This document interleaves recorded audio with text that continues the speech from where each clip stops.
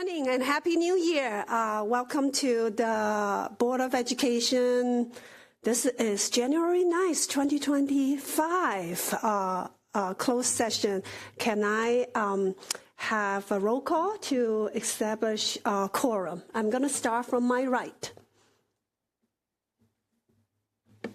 Laura Stewart, District 4, Happy New Year.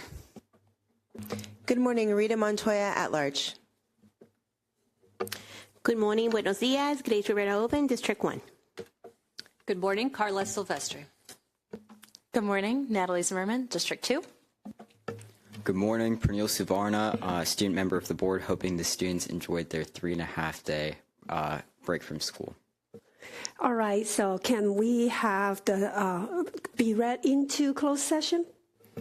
I move that the board meet in closed session to address the topics listed in the posted revised resolution for today's closed session and for the reasons and on the basis stated therein. I second the motion. All in favor? That's unanimous. Thank you, everyone.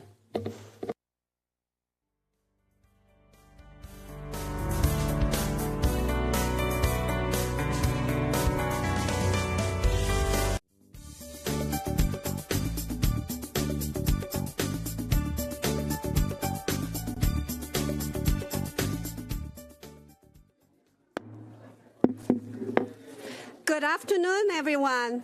Welcome to the January 9th, 2025 Board Business Meeting. It's our first meeting of the calendar year and after a 3-day snowstorm break. All right. Welcome to my board colleagues and welcome to MCPS staff and community members. We have some little ones joining us today, both in the room and online. Okay, so let's first all stand for the Pledge of Allegiance. I pledge allegiance to the flag of the United States of America and to the republic for which it stands, one nation, under God, indivisible, with liberty and justice for all. Thank you. Now I will do the roll call to recognize board members to establish that we have a quorum. I'm going to start from this side. Pranil Suvarna, student member of the board, hoping all the students enjoyed their 3.5-day extra long weekend. Happy New Year, Natalie Zimmerman, District 2. Good afternoon, everyone. Buenas tardes. I'm Carla Silvestri, school board member at large. Good afternoon, buenas tardes, Grace Rivera Oven, representing District 1.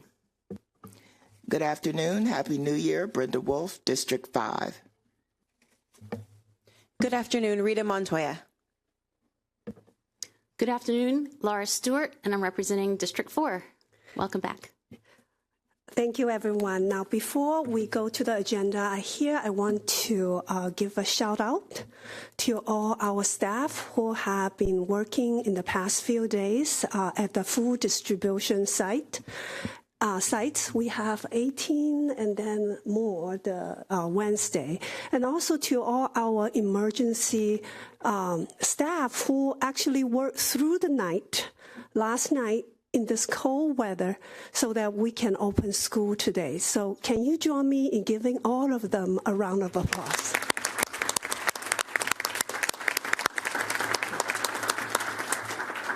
So now we are going to begin the meeting with the approval of the agenda. Move approval. Do I have a second? Second. All in favor?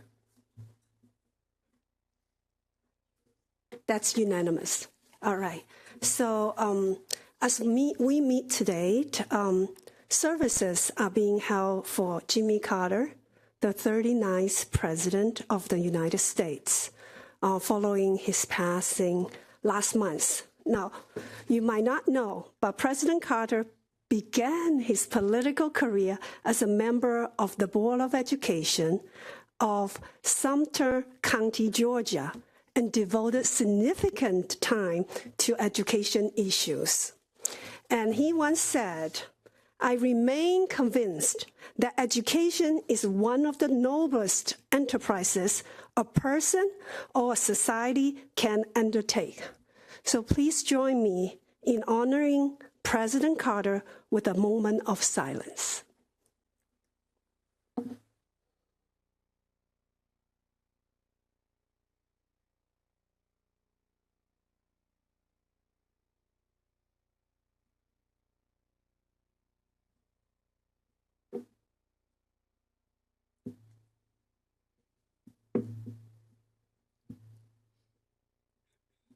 Thank you. All right. We are going to move to through our agenda. This next one is Dr. Taylor. Do we have appointments today? Thank you, Madam President. I have two recommended appointments for the board's consideration today.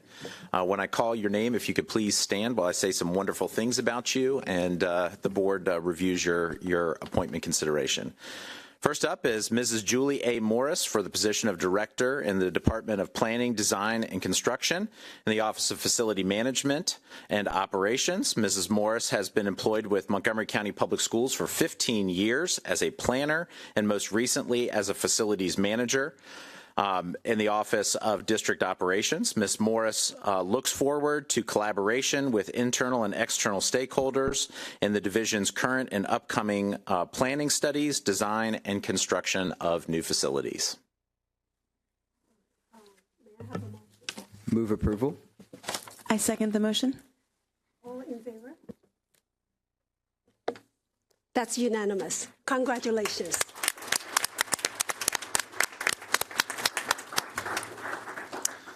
Thank you, Madam President. Our next and final person being recommended for appointment this evening is Mrs. Brooks P. Kemp for the position of Principal of Bradley Hills Elementary School.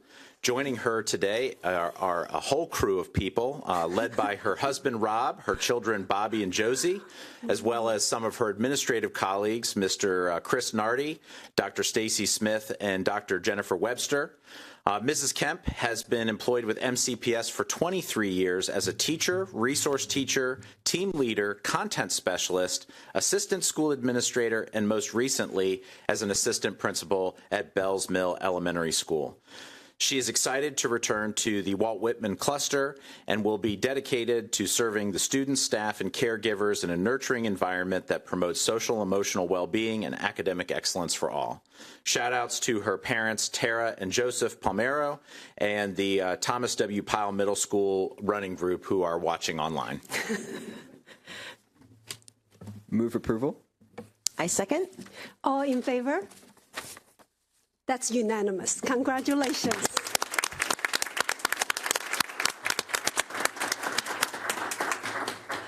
We also have some special recognitions today. Yes, thank you, Madam President. I have two resolutions that I'd like for the board's consideration, and I'm going to be reading a truncated version of both resolutions for the board's consideration. The first one is a resolution recognizing Teen Dating Violence Awareness and Prevention Month. And it goes to this measure. Whereas the National Resource Center on Domestic Violence has designated the month of February 2025 as Teen Dating Violence Awareness and Prevention Month to raise community awareness about teen dating violence. And whereas teen dating violence is also called dating violence, is an adverse childhood experience that affects millions of young people in the United States and is preventable. Resources are available for teens, families, schools, and communities, and therefore be it resolved that the Montgomery County Board of Education and the Superintendent of Schools hereby proclaim the month of February 2025 as Teen Dating Violence Awareness and Prevention Month and support the Choose Respect Montgomery Respect Fest to be held on April 6, 2025. Through continued education in health classes and promotion of public service announcements, at a public service announcement contest, Montgomery County Public Schools continues to work towards ending teen dating violence by empowering young people to develop healthier relationships, assist students and families in accessing information and resources, and engage in discussions with family members and peers to promote awareness and prevention of teen dating violence. May I have a motion? Move approval. I second the motion. All in favor? Unanimous. Thank you. Thank you, Madam President. My second and last recommended resolution recognizes National School Counseling Week. And I'll read a truncated version of this resolution as well.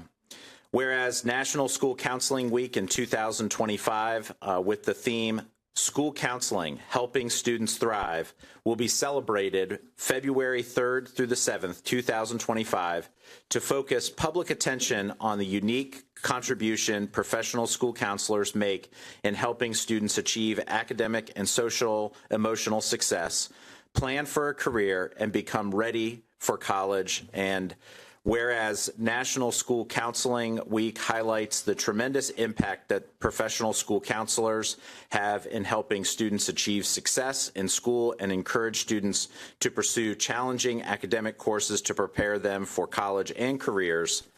Therefore, be it resolved that the Montgomery County Board of Education and the Superintendent of Schools hereby proclaim February 3rd through the 7th, 2025 as National School Counseling Week in Montgomery County Public Schools and recommend the observance in all of our school communities. Move approval. I second. All in favor? That's unanimous. Thank you. Our next item is public comments. I think that's why we see so many little ones in our ballroom today. And before we start that, I have a standard, pretty long passage to read, so please bear with me. Public comments is one of our opportunities to hear the views and receive the advice of community members. Board members will take your comments into consideration, but it is not our practice to take action at this time on issues that are raised. We encourage public input on policy, program, and practices. This is not the proper avenue to address specific student or employee matters, so we encourage everyone to utilize existing avenues of redress for complaints. This is a public meeting, and we expect the conduct of all speakers and members of the audience to be within the bounds of proper etiquette. Inappropriate personal remarks, rude retorts, or other such behavior is out of order and will not be tolerated. Those who demonstrate disruptive or disrespectful behavior during public comments may be asked to leave the room. Please check our website for information about upcoming board meetings, hearings, and work sessions, including any changes to our meeting start time. So today, we have 14 people sign up to provide in-person testimony. Each speaker will receive 2 minutes for comments. When your name is called, please approach the table, speak clearly and directly into the microphone. 30 seconds prior to the expiration of a speaker's time, a yellow light will go on accompanied by a beep. A red light and a buzzer signals that your time has expired. Please push the flat button below the microphone to turn it on and begin speaking. Push the same button once more at the sound of buzzer to turn it off. We also have 3 people sign up to provide audio and video testimony. We will play these submissions once the in-person testimonies have concluded. Copies of the testimonies can be found on board docs where they are posted with the other materials for this meeting. So I'm going to invite the first 6 speakers to come to the front, and they are Anuva Mulu, Amando Grandi Gomes, Lauren Kildia, Jennifer Brackbill, Victoria Hill, and Aaron Berger. Please proceed to the table.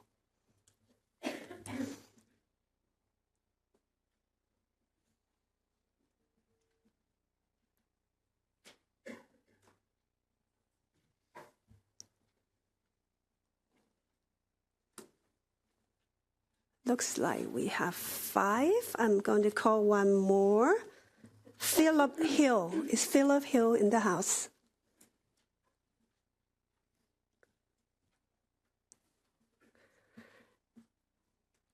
Aluva, you may begin. Good afternoon, Dr. Taylor, members of the board, and my fellow students. My name is Anuva Malu, and I am a junior at Montgomery Blair High School. In October 2023, the Montgomery County Police Department identified the student responsible for sending bomb threats to Paint Branch High School. Earlier that year, Montgomery Blair High School had experienced 3 bomb threats in a single month. In September 2024, MCPS police were dispatched at Walt Whitman High School due to a bomb threat. In the spring of 2024, Wooten High School was put into shelter-in-place mode, and Einstein High School's administration evacuated students while police searched the area. It wasn't until the fall of 2024 that MCPS decided to implement the ID policy. And although this policy was an important step in the right direction, from a student's perspective, this ID policy is still not enough. Depending on the school, IDs may be checked every day, or the policy may be ignored altogether. While the idea of an ID policy is great in theory, its implementation is ineffective because there's little motivation for students to consistently wear their IDs without an incentive. Yes, you may explain that the ID policy is for safety, but simply telling students that it's for their own good, from my own perspective, is not enough to make them want to wear it. In addition to IDs serving as a safety measure, I want to propose a secondary function to them, which will incentivize students to wear them regularly. At Blair, we already scan the barcodes on our IDs to print passes or check out books. If MCPS could build on this system and expand it to all high schools in the county by creating a checkout system containing free hygiene products, Narcan, and school supplies. With this system, students would have an additional reason to ensure they have their IDs with them. This would allow students to discreetly access products they need to treat drug overdoses and hygiene issues, while also motivating students to wear their IDs consistently and encourage others to do the same. Thank you. Thank you. You may proceed. Is Amanda here? No. So then is Lauren Kildia. Hello, my name's Lauren Kilday. My daughter is a student at Seven Locks Elementary School. Last month, a 3rd grader with a documented record of assaulting girls in his grade threatened to bring a gun to school in his backpack and kill everyone. I've been shocked at the lack of response from MCPS since that happened. I graduated from Virginia Tech, and I've seen firsthand what one deranged person can do to a community. Thanks to restorative justice practices, this student received no consequences for his threat. He could bring a gun to school and still not be expelled or even removed from the classroom. Even if the student could not get his hands on a gun, I'm sure there are items like knives in his home that could be weaponized. Yet our school is refusing to perform even a search of his backpack going forward. It's bad enough that MCPS holds disruptive kids as accountable as Hollywood in the 1950s. Our girls are being forced to accept fake apologies and rationalize the behavior of the person who assaulted them. I should not have to tell my daughter to tiptoe around a boy in her class in order to stay safe. If you're going to remove consequences for threats of violence and force my daughter to be in class with kids who make these types of threats, then I implore you to spend our tax dollars on safety measures that will keep her safe. I know you are aware of the security gaps. Mrs. Hill has brought them to your attention repeatedly. I'm here to reiterate her demand for the ability to call 911, mandated infrastructure security assessments, security buttons, and school resource officers. While younger children are less likely to engage in criminal behavior, elementary schools still face the possibility of external threats such as intruders or targeted violence. The presence of an SRO in elementary schools would ensure a rapid response to any potential danger. Would I rather have an extra teacher and smaller class sizes? Sure, in a perfect world I would, but our world is far from perfect, and the reality is you can't teach dead kids. You've chosen to send the message that these kids can do and say anything and get away with it. At least have the integrity and honor to protect the rest of the students who are being forced to sit in classrooms next to the person that assaulted them. Perhaps in the meantime, you can invite these violent children to come sit in your offices for a day while you work. Make sure no one checks their bags on the way in, fire your security officers, and leave your cell phone at the door. Then you'll have the experience that our teachers and children have every day. You work for us, and these policies have done nothing but make schools more dangerous. Thank you for your time. Thank you. Jennifer Brackbill. Thank you. And thank you for the opportunity to speak. According to Everytown for Gun Safety, in 2024, there were at least 205 incidents of gunfire on U.S. school grounds. And the K-12 school shooting database reports that about 20% of those school shootings last year happened at elementary schools. Given these statistics, it's irrational to think that a school shooting couldn't happen here in Montgomery County, or that it won't happen. And I know you can't change the culture of guns in this country, but you do have the power to make a difference. And you can allocate resources for some very simple safety measures. In particular, We need an appropriate crisis communication system with emergency alert buttons available to elementary school teachers and administrators.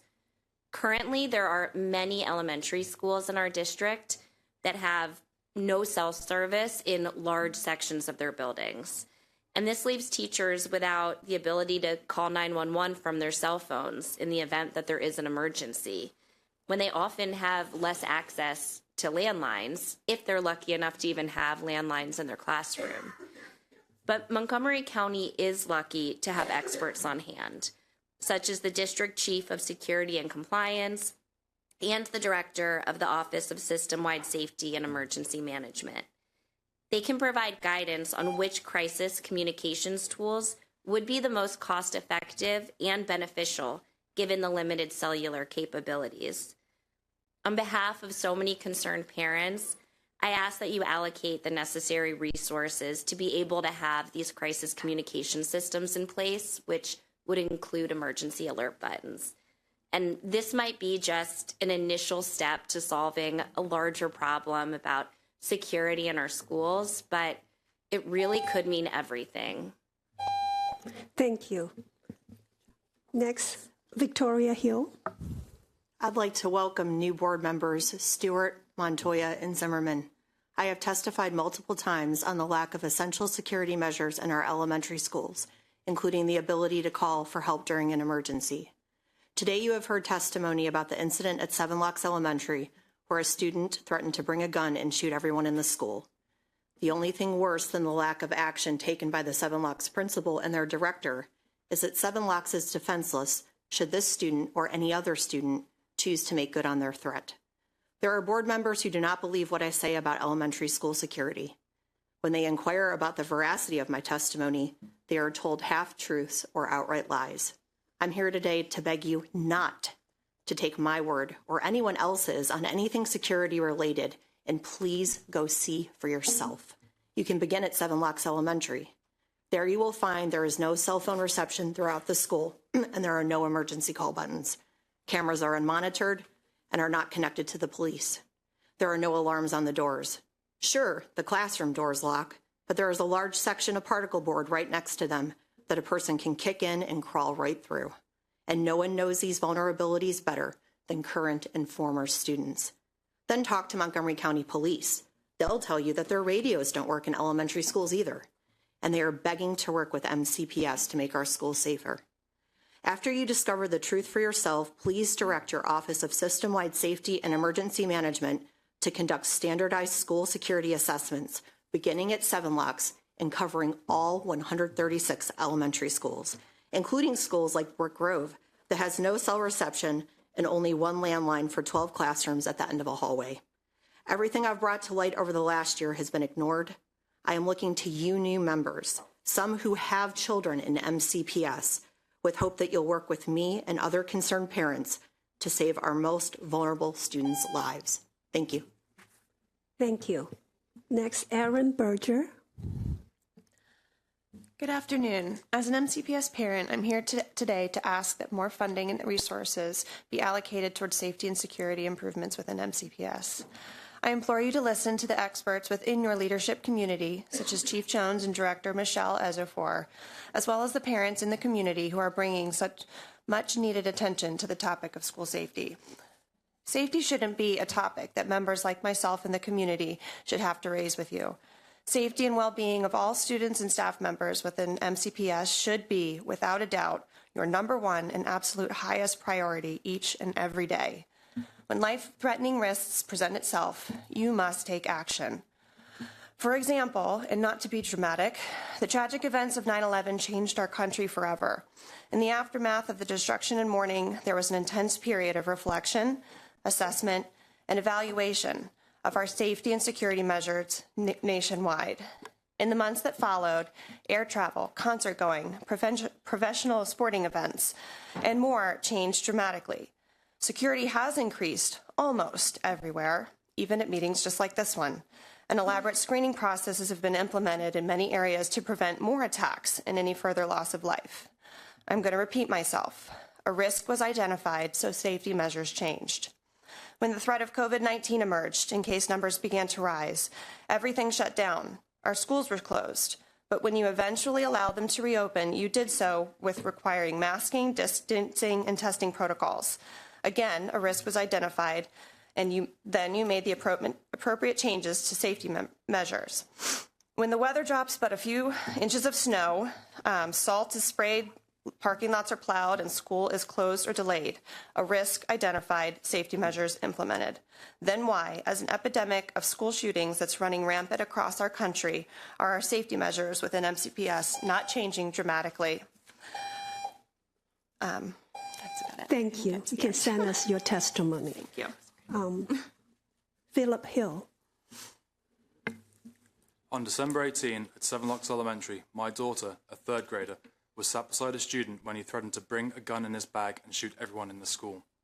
This student has a documented history of violence towards his peers, yet it took until the following evening for a message to be sent by a principal that only went to parents in the class.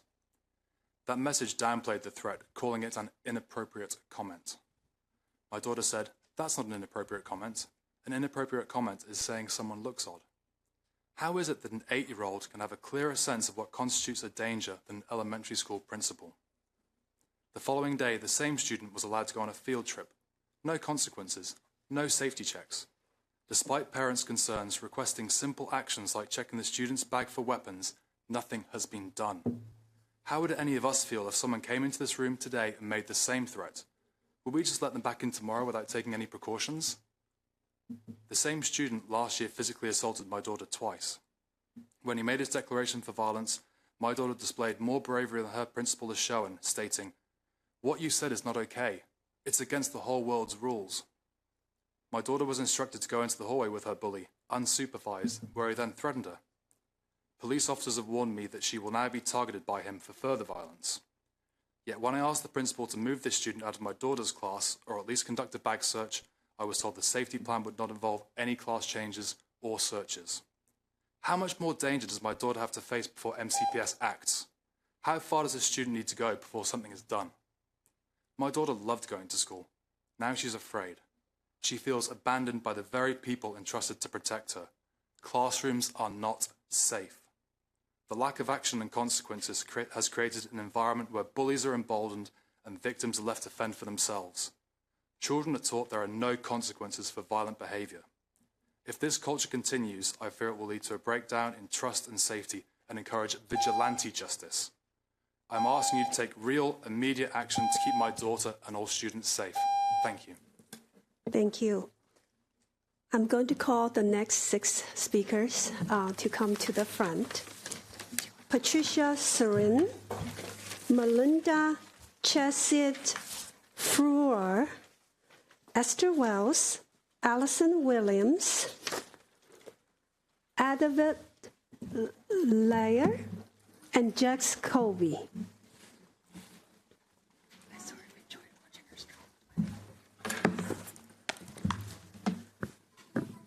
Patricia, you may begin.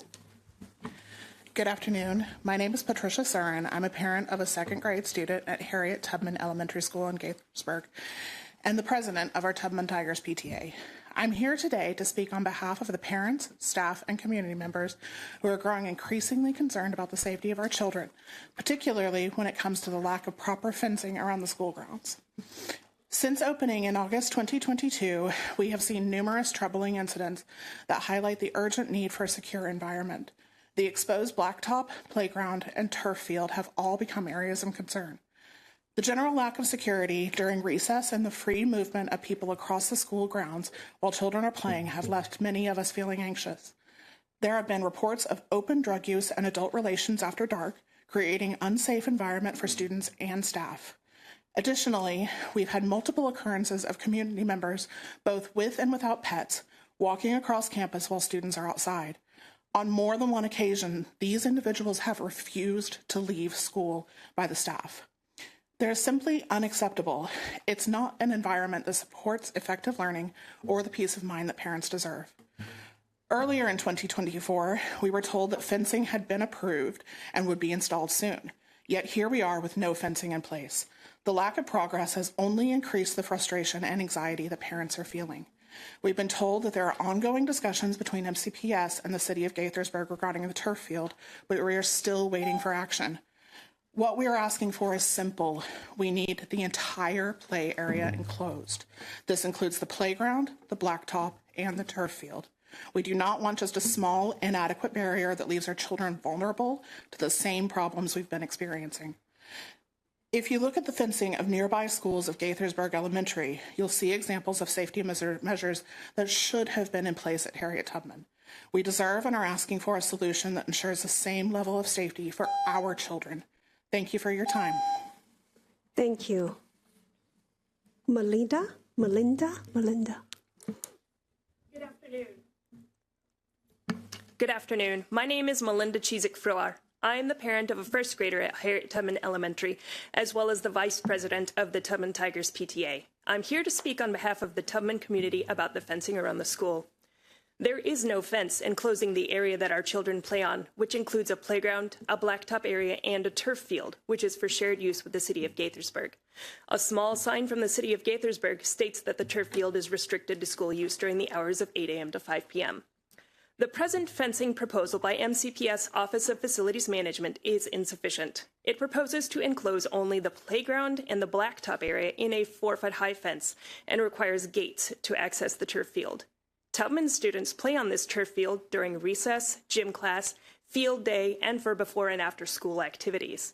We feel strongly that placing a fence between the blacktop playground area and the turf field will restrict its use rather than encourage it.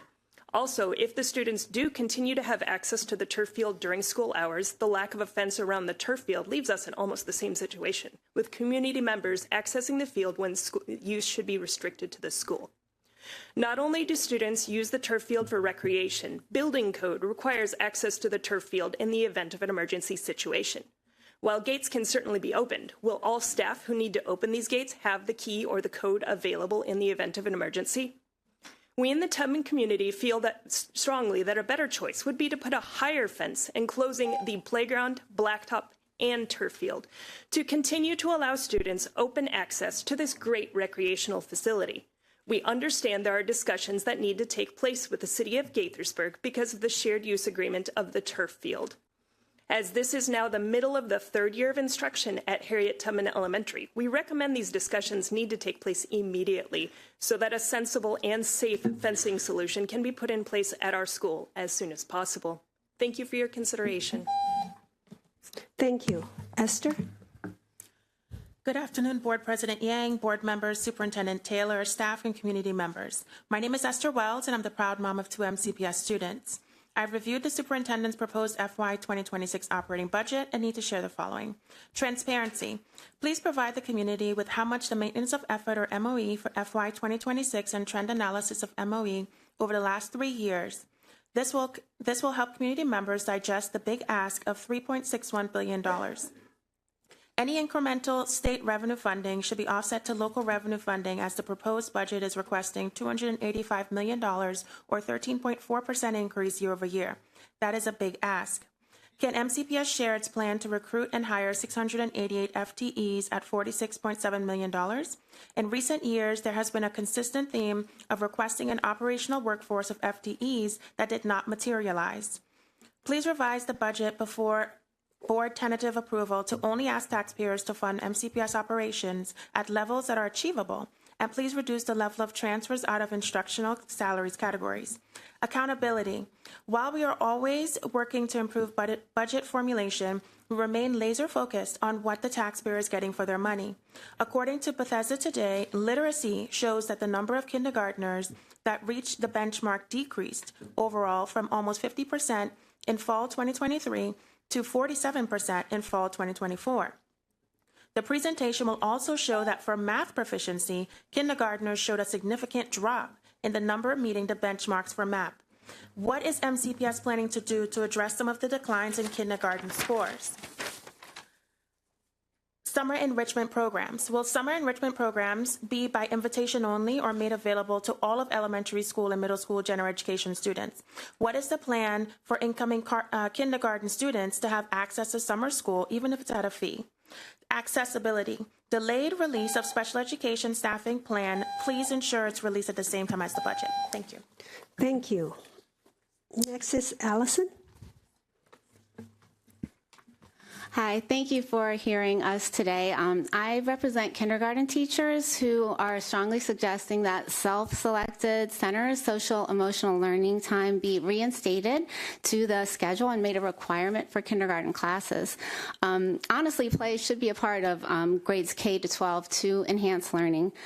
Once children stop liking school, it is hard to get them to like it again. And once they do not like school, their learning rate is adversely affected.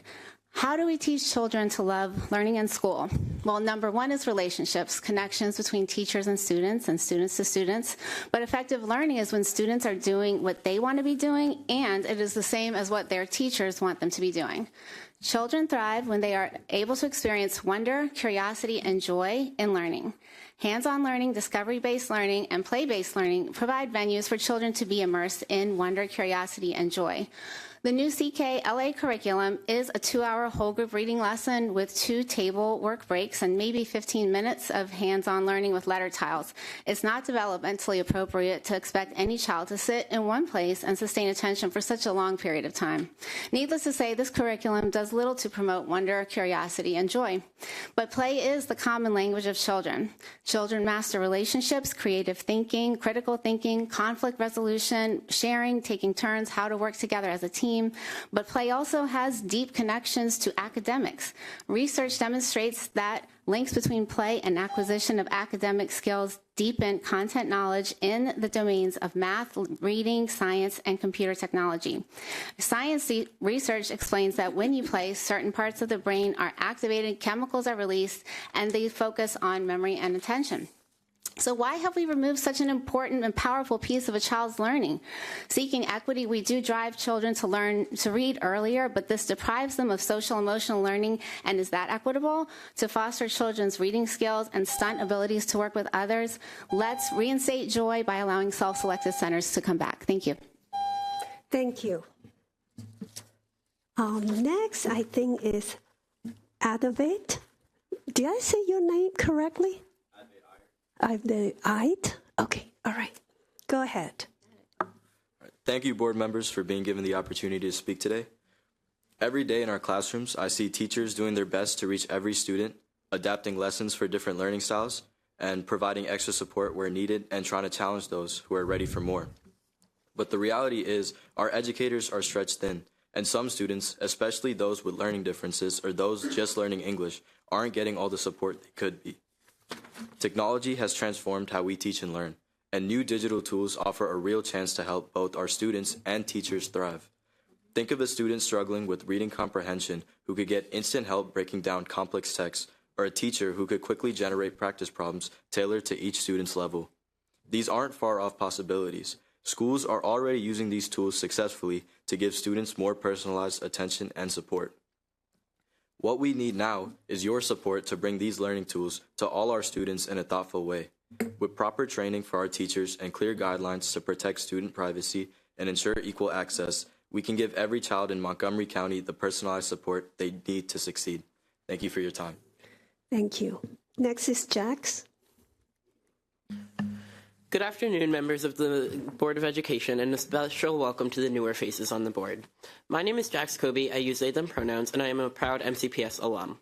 As a graduate from Wooten, I've always valued the education I received, but it's important to acknowledge that not all students have access to the same resources or opportunities. Looking at the school profiles and data dashboard, I found major discrepancies that raised serious concerns about equity across our schools. Specifically, after using GIS to display school data geographically, I've been able to see the large extent to which a student's geography impacts their opportunity.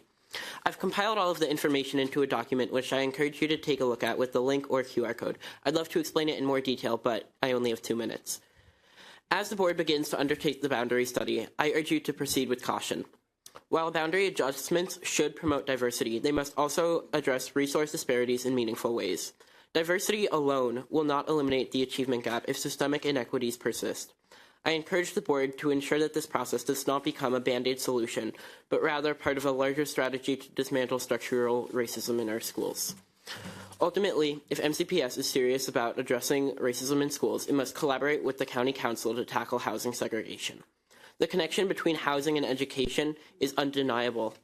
Where students live largely determines the resources they can access, but breaking this cycle requires bold action, policies that promote affordable housing, equitable school funding, and inclusive zoning policies. The legacy of segregation is not just history, it's a living reality that affects students today. By addressing these issues head-on, MCPS has the opportunity to lead the way in creating a truly equitable education system, one that gives every student, regardless of their race or zip code, an equal chance to succeed. Thank you. Thank you.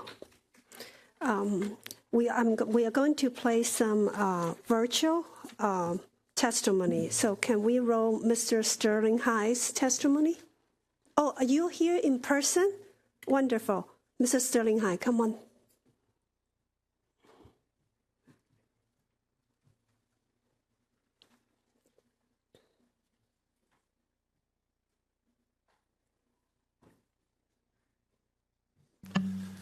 Good afternoon, President Yang, Dr. Taylor, and members of the board. I'm here as an MVA parent, now with 2 BLP students, and as an advocate for students and teachers who need access to public virtual school in Montgomery County. I'm deeply concerned that a budget claiming to be zero-based and focused on meeting students' basic needs does not include a virtual school. With more than $300 million in additional funding requested, including $2 million for a program with the same flaws as HHT, how is there no room to ensure every child has access to a school? Not just coursework, but a school that benefits the entire system and will not be dismissed on a whim. You already have the per-pupil allocation to make this happen. Leveraging them will satisfy the need and attract more students and more funding in future years. One of your legislative priorities is advocating for a statewide virtual school, but we know from our own advocacy that is not realistic. The state lacks the authority, funding, and the appetite to create one. However, Maryland law already allows local districts to establish virtual schools, alone or in consortium, funded by the same per-pupil allocations as any other school. The power to act is in your hands, not Annapolis. And in this budget proposal, MCPS is leaving kids behind. MCPS is already using virtual learning for enrichment, for advancement, but not for baseline access. To reference Dr. Taylor's popcorn analogy, there are students who can't even get into the popcorn bag without a virtual school. Don't they matter too? Kids who can't attend brick and mortar schools because of medical, learning, or circumstantial barriers are left behind, isolated, and underserved. They jump through hoops to get scraps. Let me be clear. Kids, especially young ones, need more than piecemeal schedules. They need full-time teachers who know them, administrators who support them, and a community where they can collaborate and grow. Segregating kids into fragmented programs is not equity, it's neglect. We've seen virtual schools work, we've done it, and we've done it well. If this budget is truly about filling gaps and meeting needs, the absence of a virtual school is a fatal oversight. Let's not miss the chance to do what's right. By establishing a synchronous virtual school, we can once again ensure that every child has access to the education that they need to thrive. Thank you. Thank you. We have one last in-person testimony from Mr. Armando Grandi Gomes. Come to the front.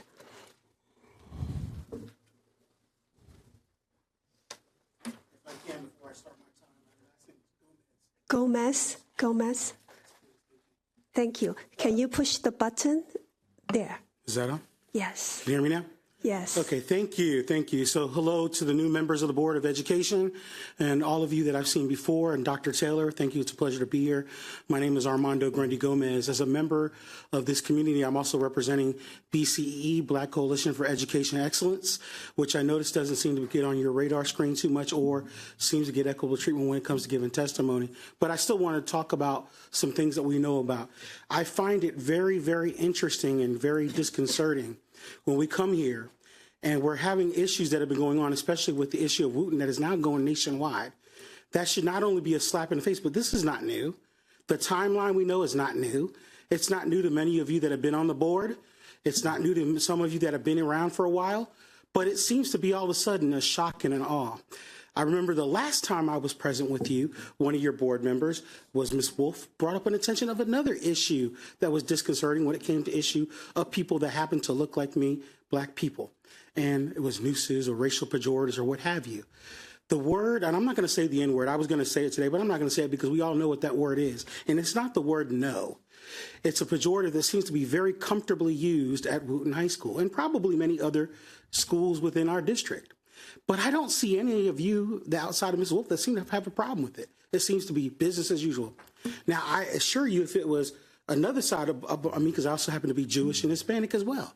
So if it was one of our other groups of people, if we were part of the AAPI, like my stepfather is, would that be an issue if racial pejoratives were used? This should not be comfortable. It should not be commonplace. And also, I want to bring up something else to your attention. When we had our SMOB representative last month had a meeting, there were hardly any black faces or hardly any Hispanic faces or students. Do you mean to tell me that they're not a part of this equation and this discussion? Why? We can't find anybody outside of Caucasian students, Asian students, or Indian identifying students? I don't believe that. We need to do better, and I encourage you to do better. Thank you. I won't go over. Thank you. Can the staff play the 3 video testimony? We'll go first to Andrea Madonna. Good afternoon, members of the school board, administrators, and community members. My name is Andrea McDonald, and I'm here to advocate for a vision that will empower every student in our district. A vision for a virtual school that serves all students, not just those who are medically fragile, but every student who can benefit from the flexibility and opportunities that online learning offers. As we continue to adapt to the evolving educational landscape, we must recognize that one size does not fit all. Students learn in diverse ways, and many may find the traditional classroom environment challenging for a variety of reasons. Whether due to health concerns, scheduling conflicts, family situations, or simply a preference for a different learning model, a virtual school can provide the personalized, flexible education that some students desperately need to thrive. Funding a virtual school is not about replacing our brick-and-mortar classrooms. It's about offering choice. It's about providing an alternative pathway for students who need a different way to engage with their studies. This model can help reduce dropout rates, improve student satisfaction, and support diverse learning needs, from students who need more time to those who need a more rigorous challenge. Moreover, a well-funded virtual school can be an invaluable resource to the district, expanding our capacity to reach students who might otherwise fall through the cracks. It can be a model of inclusivity and innovation that reflects the future of education, not just for those with specific needs, but for all students who will benefit from a more flexible, self-paced, and tailored approach. Investing in this virtual learning model is an investment in equity. It's about giving every student the opportunity to succeed regardless of their individual circumstances. I urge you to consider the potential impact of this initiative, not just on today's learners, but on the future of our entire school community. Thank you for your time and consideration. All right, let's move to Kimber Kane. Happy New Year, Dr. Taylor, President Yang, and members of the Board of Education. My name is Kimber Kane, kindergarten teacher and the Montgomery County Education Association treasurer. Before the winter break, Superintendent Taylor laid out a bold budget that called for, among other things, much-needed investments in educator recruitment and retention, special education, and emergent multilingual learning. After 2 decades of teaching in Montgomery County Public Schools, I have witnessed how attempts to minimize investment in special education affect all students at the elementary school level. This year, across the county, we see many kindergartners are making progress, but some are still demonstrating the impact of misplaced special education students that we discussed in the fall. Most affected are our multilingual learners, our students who entered kindergarten with IEPs, students without pre-K experience, and students demonstrating learning or social-emotional difficulties.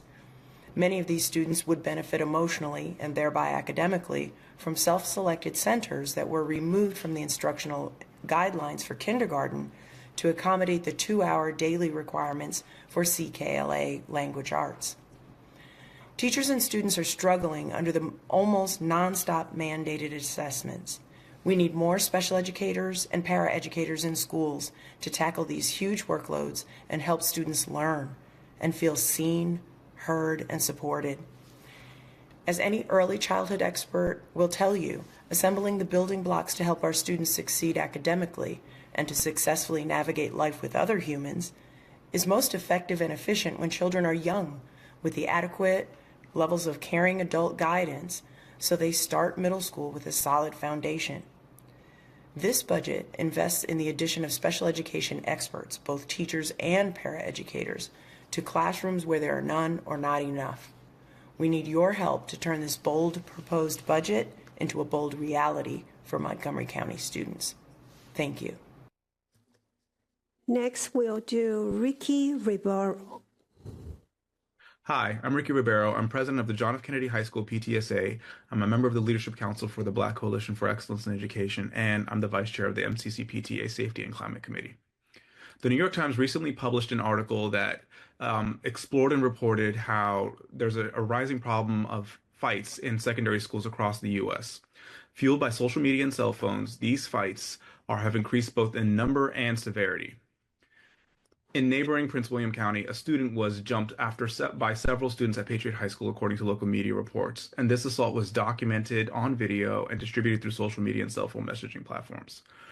Bringing it home here to MCPS, by searching on social media, I was able to find a number of active and inactive school-based fight accounts for numerous MCPS middles and high schools. The existence of these accounts is not new, and some actually date back to 2019. This behavior makes students scared to come to school and parents reluctant to entrust MCPS with the safety and well-being of their children. Just recently at my daughter's middle school, Odessa Shannon, in fact, we had a student attack another student with pepper spray. This situation brings up several things that MCPS needs to address.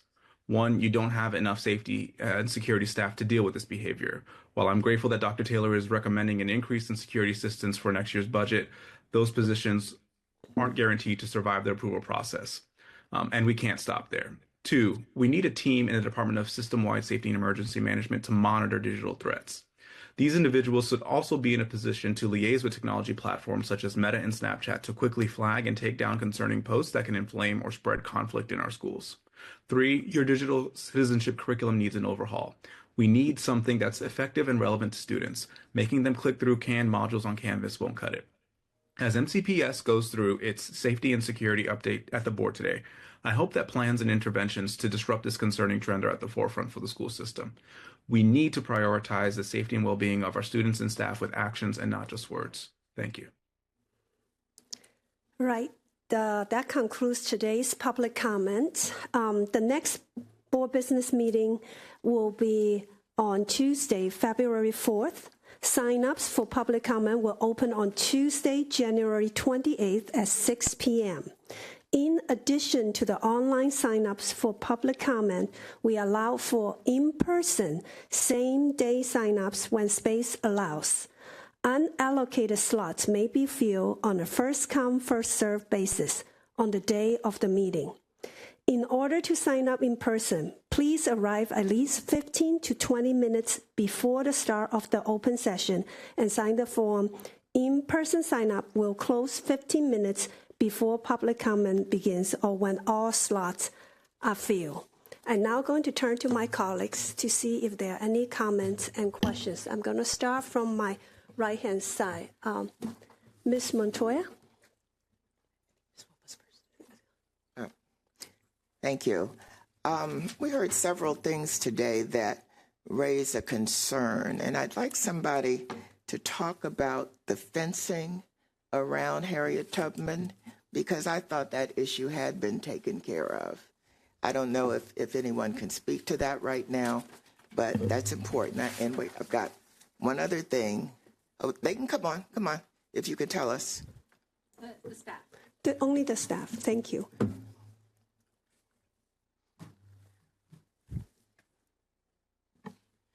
Yeah, good afternoon. First, introduce yourself. Sure. Adnan Mamoon, Deputy Chief of Facilities for MCPS. The fence at Harriet Tubman around the playgrounds is being installed currently. From the public comments, we heard the question about the height of the fence. The 4-foot fence around playgrounds is the standard. We usually use higher fence when we are at the property line, or we have to put some kind of a barrier between existing, neighboring properties between and our schools. So the fencing is going on right now. There was another comment about the gates. Those are actually required by code because there is public right-of-way that leads from the school out of those fenced areas into public right-of-ways. And per code, we do have to provide exit gates. Those are going to be equipped with exit devices that allows people in case of an emergency to be able to get out. So that's the update on Harriet Tubman. Okay, thank you. I also heard the security concerns raised today, and I'm actually offended that somebody would think that we did not take that seriously. Security is our highest priority in this system, and it didn't take new board members coming on to reflect that, because I personally have a grandson in MCPS, an elementary school. And so, yes, I am on board with the idea that security is one of our highest concerns. I also want to say that we've been dealing with the issue of access to cell phone service in our buildings now for some years. And I thought we had been working with Verizon to try to address that issue. And for some reason, they don't seem to be able to help very much. And our buildings, some of them are old. But we were working on that. And I don't know if anybody can speak to that, but it was also a concern, as you know, at Magruder with having access, with the police having access to being able to talk to each other inside our buildings. Thank you. Ms. Montoya? Thank you. I just want to thank everyone for coming today, especially our students, our parents and caregivers. Many of you took off work or time when we've already had such a challenging week, so I want to say thank you, and to all of our staff that are here as well. I also want to address the safety and security, just in the sense that I do hear you. I am a parent. My kids go to schools. These are things I worry about as well. I don't in any way think that any of my colleagues sitting at this table don't care about that. It is something that I know everyone has at the forefront of their mind, including racist incidents. I don't have to be a new board member to know that these things are happening or to care about them. I absolutely care that there's racism in our schools, and I know, without speaking for them, that all of my colleagues do as well. So I just want to be very clear that these are things that we're thinking about. These are things that are important to us, irrespective of how it may seem or how anyone actually may feel, which I do understand. But these issues are at the forefront of our mind. Thank you. Ms. Stewart?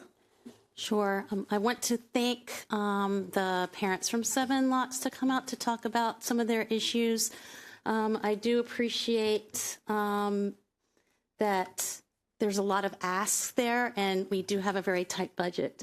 So I would like to do some analysis or ask the system to see where there could be improvements that's cost effective. So that's something I would like to follow up with in the future. And also, I want to reiterate what Ms. Montoya just said. We do take racism very seriously. And there is no instance where I think that word is appropriate in any way. So I wanted to, I think everyone here would probably agree with me. So also, I wanted to to mention the concern from the kindergarten teacher about play-based learning and the centers. I know that there is research out there that play-based learning is very effective, especially in kindergarten.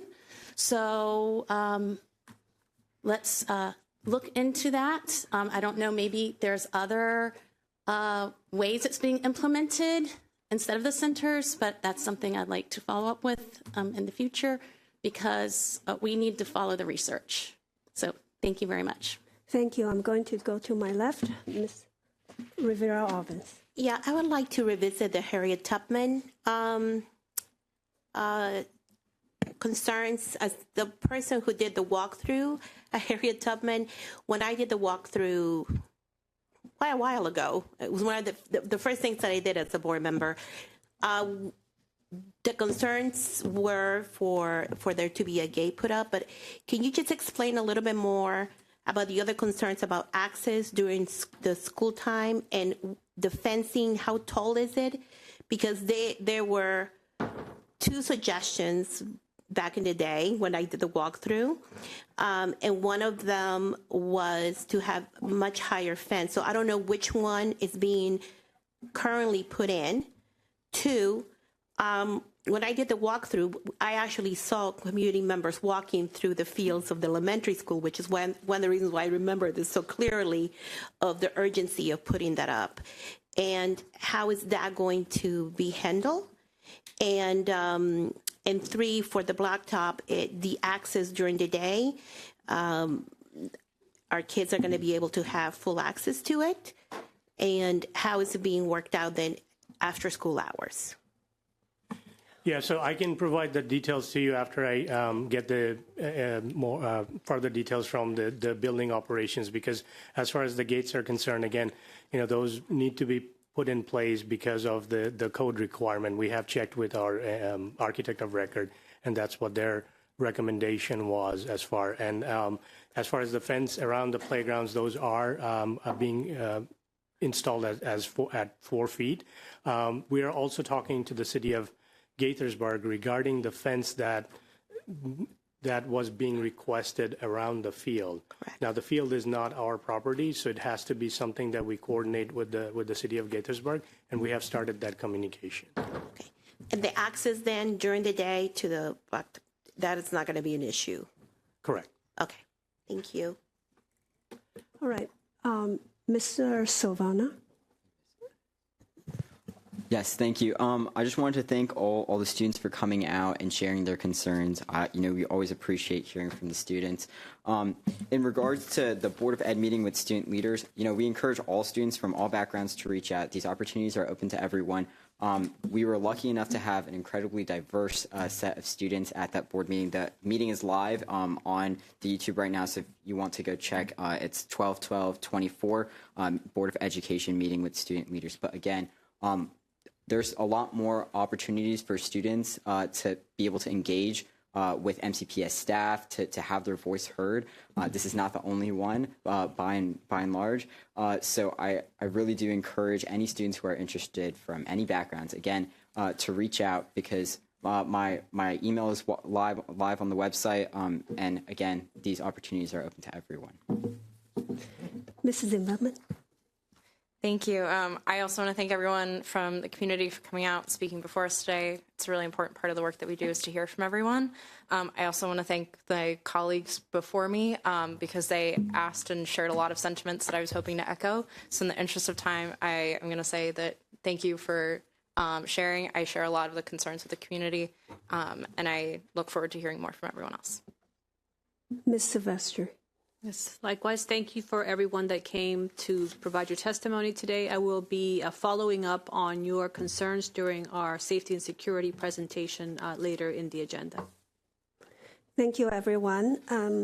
With that, we are going to move into our next agenda item, which is the tentative action on policy GAA. Right, so... Oh, did I skip the whole section? Okay, let's go back to consent items. These are important business. We can't. Okay, so we are going to do our consent items.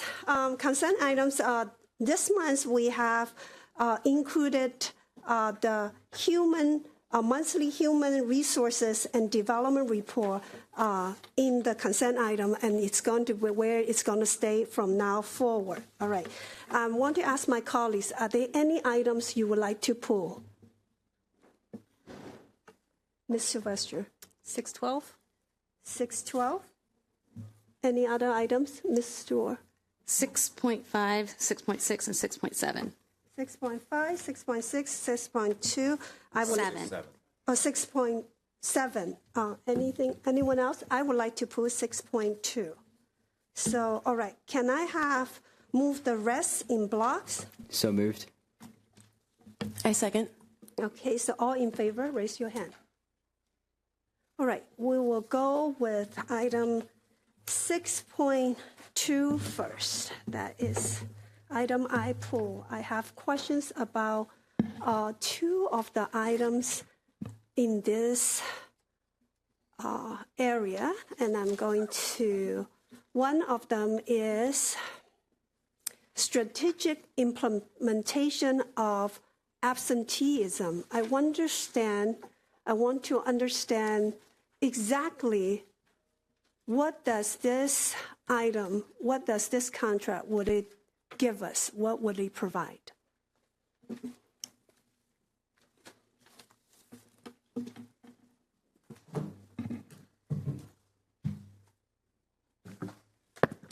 Greetings, Dr. Taylor, President Yang, Vice President Rivera-Ubben, and members of the board. I'm Damon Monteleone, Associate Superintendent in the Office of Wellbeing and Student Services. And within our office, we have the Office of International Admissions and Enrollment. Oh, excuse me, in attendance, this is the other one, attendance services. So this is actually works with our community schools as well as our Office of Pupil Personnel and Attendance Services. So just, this is for attendance works. This is something that is coming from the community schools budget, which is not part of our base budget, but from the state. And attendance works is a national leader in addressing chronic absenteeism and promoting equal opportunities to learn and advance really parent and student-centered practices.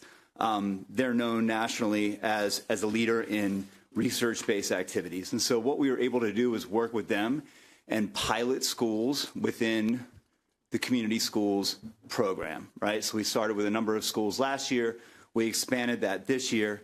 And it really was an opportunity for our principals and our pupil personnel workers and our counselors, right, and everybody who provides wraparound services, our parent community coordinators, to work with Attendance Works, along with the OSSI directors, to identify strategies, right, to communicate with parents, to create a sense of belonging for students in schools so they see themselves and they feel valued in school, to promote education for parents around why it is so important for students to attend school, certainly in the first few years, for that being able to read by third grade and then read to really understand complex texts beyond just learning to read, right, by fifth grade. So providing information on that. And so when we looked at our data in our schools, in our community schools, what we found last year was our first year really pushing out a comprehensive program to reduce chronic absenteeism.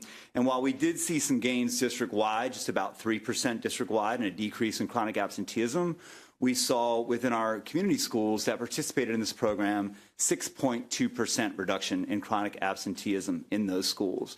So beyond that, we've taken some of their best practices, we've expanded them across the district. They're not something that can only be used, right, just for the schools that they're serving. And so we started as a district with, in 22-23 school year, like many schools around the nation and the state, at a 26% chronic absenteeism rate.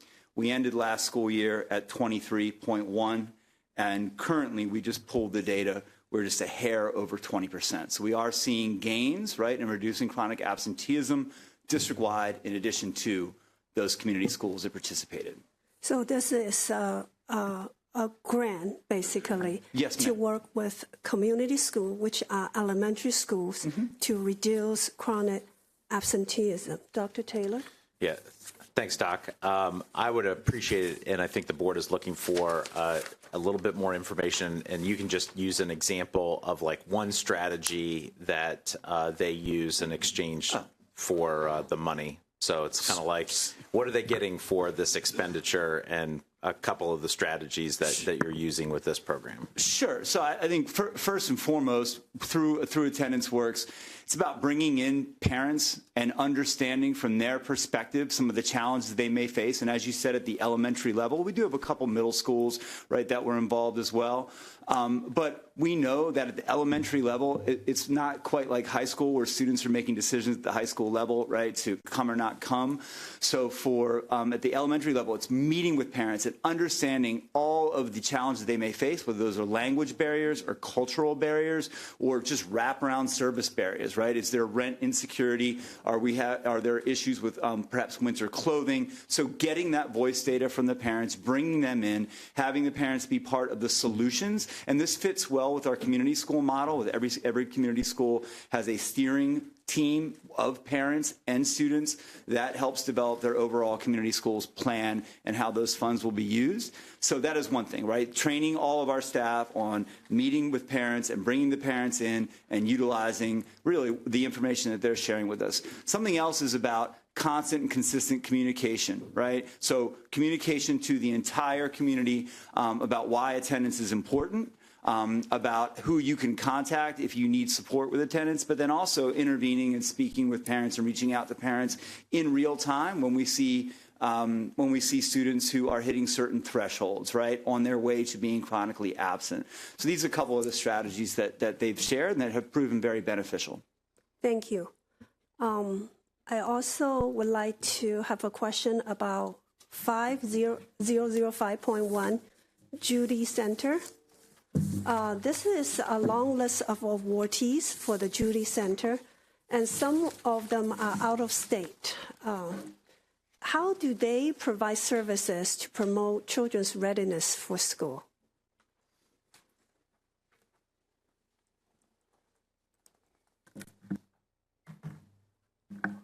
Good afternoon, Nichelle Owens, Director for the Division of Early Childhood and Title I Programs and Recovery Funds.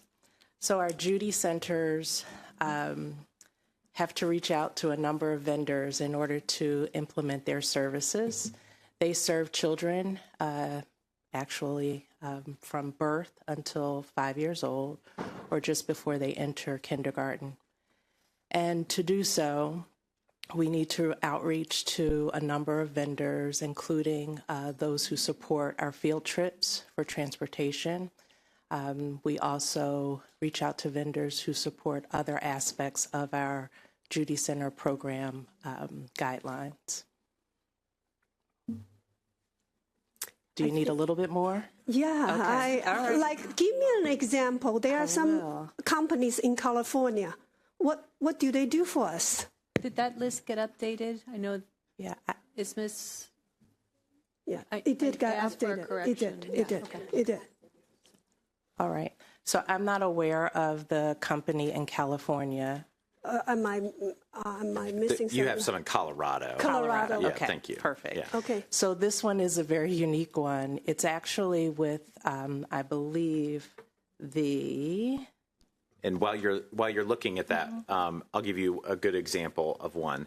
Wegmans Food Markets Incorporated, and it's noting Rochester, New York. Well, that's actually where the corporate headquarters of Wegmans is, not our local Wegmans or the future Wegmans on Rockville Pike.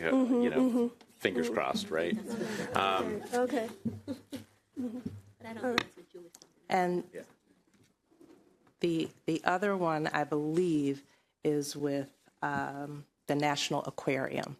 So the National Aquarium does not allow food to be brought in to its facility when we take our youngsters there.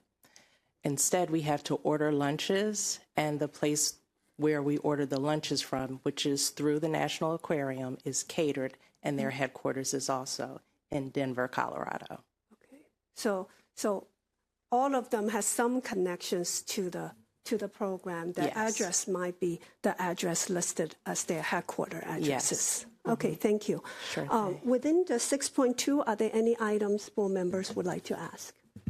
Thank you so much. I have a question about bid RFP number 1201.1, which is the La Cultura Cura and Transformational Learning by National Compadres Network Incorporated. And my question is what is the deliverable? I know this is a company perhaps incorporated, or a nonprofit incorporated out of California.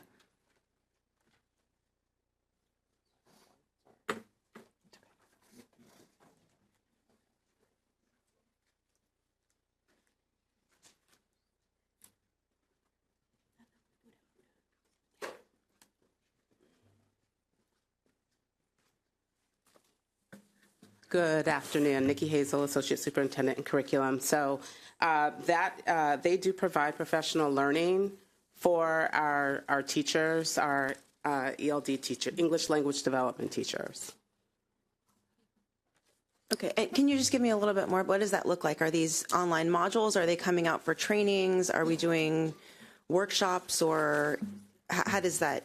I will get you more information. In the past, we have done in-person training for our ELD teachers to provide instruction on how to meet the needs of our English learners, and just to make sure that the learning is more accessible to them. But I will get you more information on specifically what the training is about for our teachers. Okay, because I did take an opportunity to review the vendor and some of their offerings, and I just need to understand better how this fits in with the needs of our students and families, because that's not very clear to me at this time. Will do. Thank you so much. Mm-hmm. Thank you. I'm going to go to item 6.5. So these will be pretty quick. First of all, I just want to point out that 6.5 replaces the HVAC at Monocacy. And this is actually really good news because it was first in an FY 2019 appropriation. And so we are now in FY 25. And it is, I believe, a $6 million project.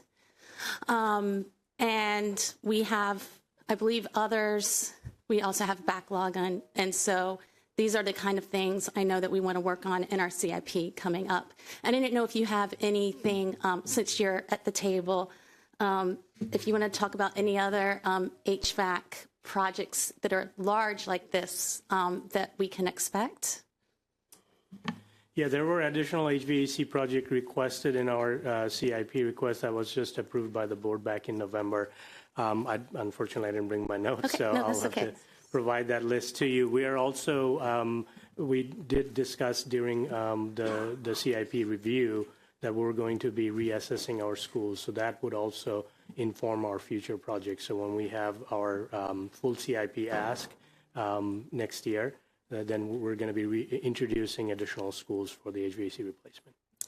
Well, I know this was long overdue, and the maintenance people have been working really hard at that school to keep that HVAC going. So that is really good news. And so that brings me to, can I go to the next one? Yes, please. 6.6, which is the Eastern Middle School design. The architects was picked. And again, that one has been on the books for a very long time. And I know that we are looking to refresh our facilities condition index to help inform us for the next project after Eastern. And so I just thought I'd bring up that that will be coming up soon. And I didn't know if you had a timeline when we're going to start the refresh of the facilities conditions index. Yeah, thanks for asking that, because we do have that RFP out on the streets right now. We're expecting to get those proposals back next week, and we will bring the recommended vendor to help us refresh those numbers in February. Excellent. And so that brings me to the last point. And this is really a personal privilege. 6.7. We were able to say that Woodland is ready to open for the public, which is very exciting. And that is something that I've personally worked on for over 10 years. And I know the community is very excited to finally have that done. And I just want to congratulate MCPS for, I know that was a long road to get that project done. So thank you. Just to piggyback on that, we both did the site visit, and I want to thank the staff and everyone involved for making such a beautiful building for our staff and students and community. Yes, we can go to your 6.12. Okay. If we could get the budget office, Mr. Riley, maybe to come talk about the fiscal report that is on the agenda for this month. Just a high-level overview as the chair of the Fiscal Management Committee. What do we need to know on the state of our budget as of November 30th, 2024? High level. Before Mr. Riley speaks, I do want to point out something absolutely critical and joyful, is that this is not a negative number in this report anymore. And we are very thrilled by that. And Mr. Riley can illuminate some of the details that have helped lead to that. Yes, Dr. Taylor, you pointed out some measures that we've taken to correct the course. So I wanted to make sure that we took some time to highlight that today. Yes, good afternoon, board members. Rob Riley, Deputy Chief of Finance. At a high level, this is the monthly financial report that we present every month to give you the financial status of where we're at. So as Dr. Taylor mentioned, we are out of the red, we're into the black, and slowly but surely we're trying to build up that number on page 2, or unassigned fund balance. Some of the ways that we're doing it is that we are tasking departments and divisions to not spend over budget. You would think that would be an easy accomplishment, but it's not, because in some cases for years we have been spending over budget because we had the luxury of having a fund balance. Mm-hmm. So at the end of the year, some of that overage covered those negatives. But now we are tasking everybody with looking at your budget line by line. For FY26, we went into our zero-based budgeting. So along those same lines, we're looking at every line item, and everybody in the system is doing that. We're also looking at hiring and our HLAs and our because we're getting special approval because we're looking to see if there's a definite dire need to make that higher in this year, because HLAs, as you can see, we are very tight. HLAs higher level assignments. So when somebody retires or leaves the system, oftentimes we'll have a higher level assignment to, and I think you guys have seen these as well too, because it's if it's a long-term HLA, we're looking for approval from the board. Okay. But those are some of the areas, as well as the individual line items throughout the system. Okay, thank you. Dr. Taylor, anything you wanted to highlight yourself? Just very excited that it's working and that we're moving in the right direction. And I have to give high praise to the central services team and to our school fiscal managers, who really have taken it very seriously. The board and the fiscal management committee have given us some clear guidance and some direction. And I'm just glad that we're following through with some internal controls that have taken root and have found some meaning, and it sets a clear path for the course that we need to stay ahead. One of the changes we are doing too, once we identify savings, or the system leaders, once they identify savings, we're actually segregating them, putting in a separate account to address any shortages or throughout the year. So that's new. We've never really done that before. Thank you. All right, thank you. That's all the items for discussion. May I have a motion to move them in block? So moved. Second. All in favor, raise your hand. That's unanimous with those present. Thank you, everyone. Now we have spent all this money. Let's move on to our policy items. All right, so the next is policy GAA. Now, MCPS has faced significant challenges in workplace culture environment over the past few years, underscoring the urgent need for transformative action. The board is resolute in its commitment to cultivating a workforce that's highly effective, deeply engaged, and fully supported. We have two priorities for the 24-25 school year. First, the board will hold MCPS accountable for establishing a safe, inclusive, and welcoming environment where every student and staff member experience both physical safety and emotional well-being. Second, the board will support the system to fortify the educator pipeline by advancing the Grow Your Own initiatives, driving innovative recruitment and retention strategies, and ensuring equity in staffing decisions. These priorities represent a collective pledge to build a stronger, more resilient future for our schools and our community.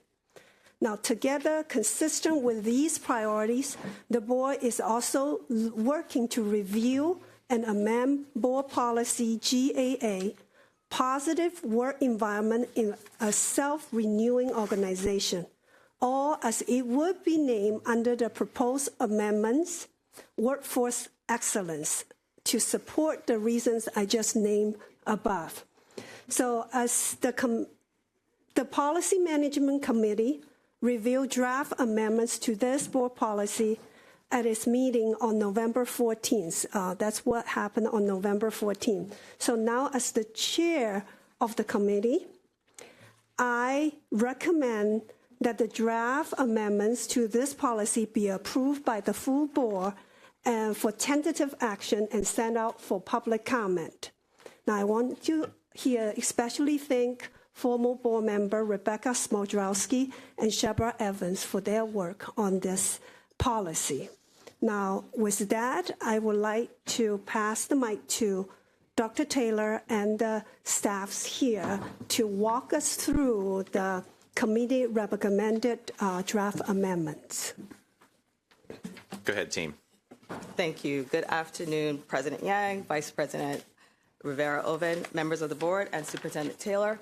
My name is Leslie Turner Percival. I'm a legal director in the Office of General Counsel. With me is Sally Davis. And of course, we also have the chief of OHRD, who will lead off the presentation. Next slide, please.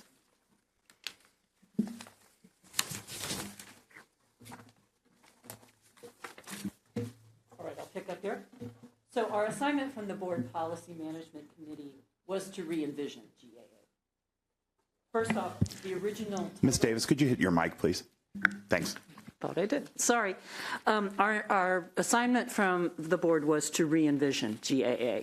And first off, you likely agree that the title was a mouthful. And our read of the 2005 policy, that it was diffuse in its objectives. It needed a clearer focus to achieve thoughtful, strategic, and continuous professional growth processes for MCPS employees. And so based on our review of GAA, the writing group recommended keeping its original commitment to professional growth, but building out what that should look like. And so let's go to the next slide. The board's stated purpose is to prepare all students to thrive. And we think GAA should recognize that all MCPS employees are essential for making this happen, whether they are directly engaged with students in the classroom and other school places, or among the many employees whose contributions are more indirect, who keep the schools running and running well. We're all mindful today about getting our schools open when there were miles of sidewalks to be plowed. So who support our families, who keep us in compliance with various requirements, and who keep the resources flowing to support the work. So our first objective for policy GAA was to emphasize workforce excellence as a requisite for student success, and simultaneously to recognize all employees play some important role in student successes. Secondly, we wanted GAA to see the life cycle of an employee as continuous, from recruiting and onboarding to keeping employees' skills sharp, and to looking ahead to the many ways employees move into greater areas of responsibility and leadership. And when needed, it also supports employees who are struggling to intervene effectively when performance improvement is needed. I'll turn to Ms. Key, and can we have the next slide, please? Good afternoon, President Yang, Vice President Rivera-Oven, Dr. Taylor, and members of the board. We know we are a student-centered organization, but something we struggle with is consistently recognizing and supporting how all employees contribute to the mission. Next slide.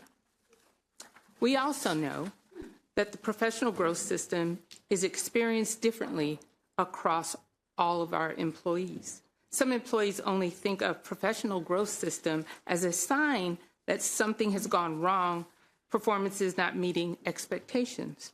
While this is one function of professional growth, it is only one of several. And let's be clear, if the two other components of professional growth are working and an employee never never ever needs to experience it as a sign that something has gone wrong.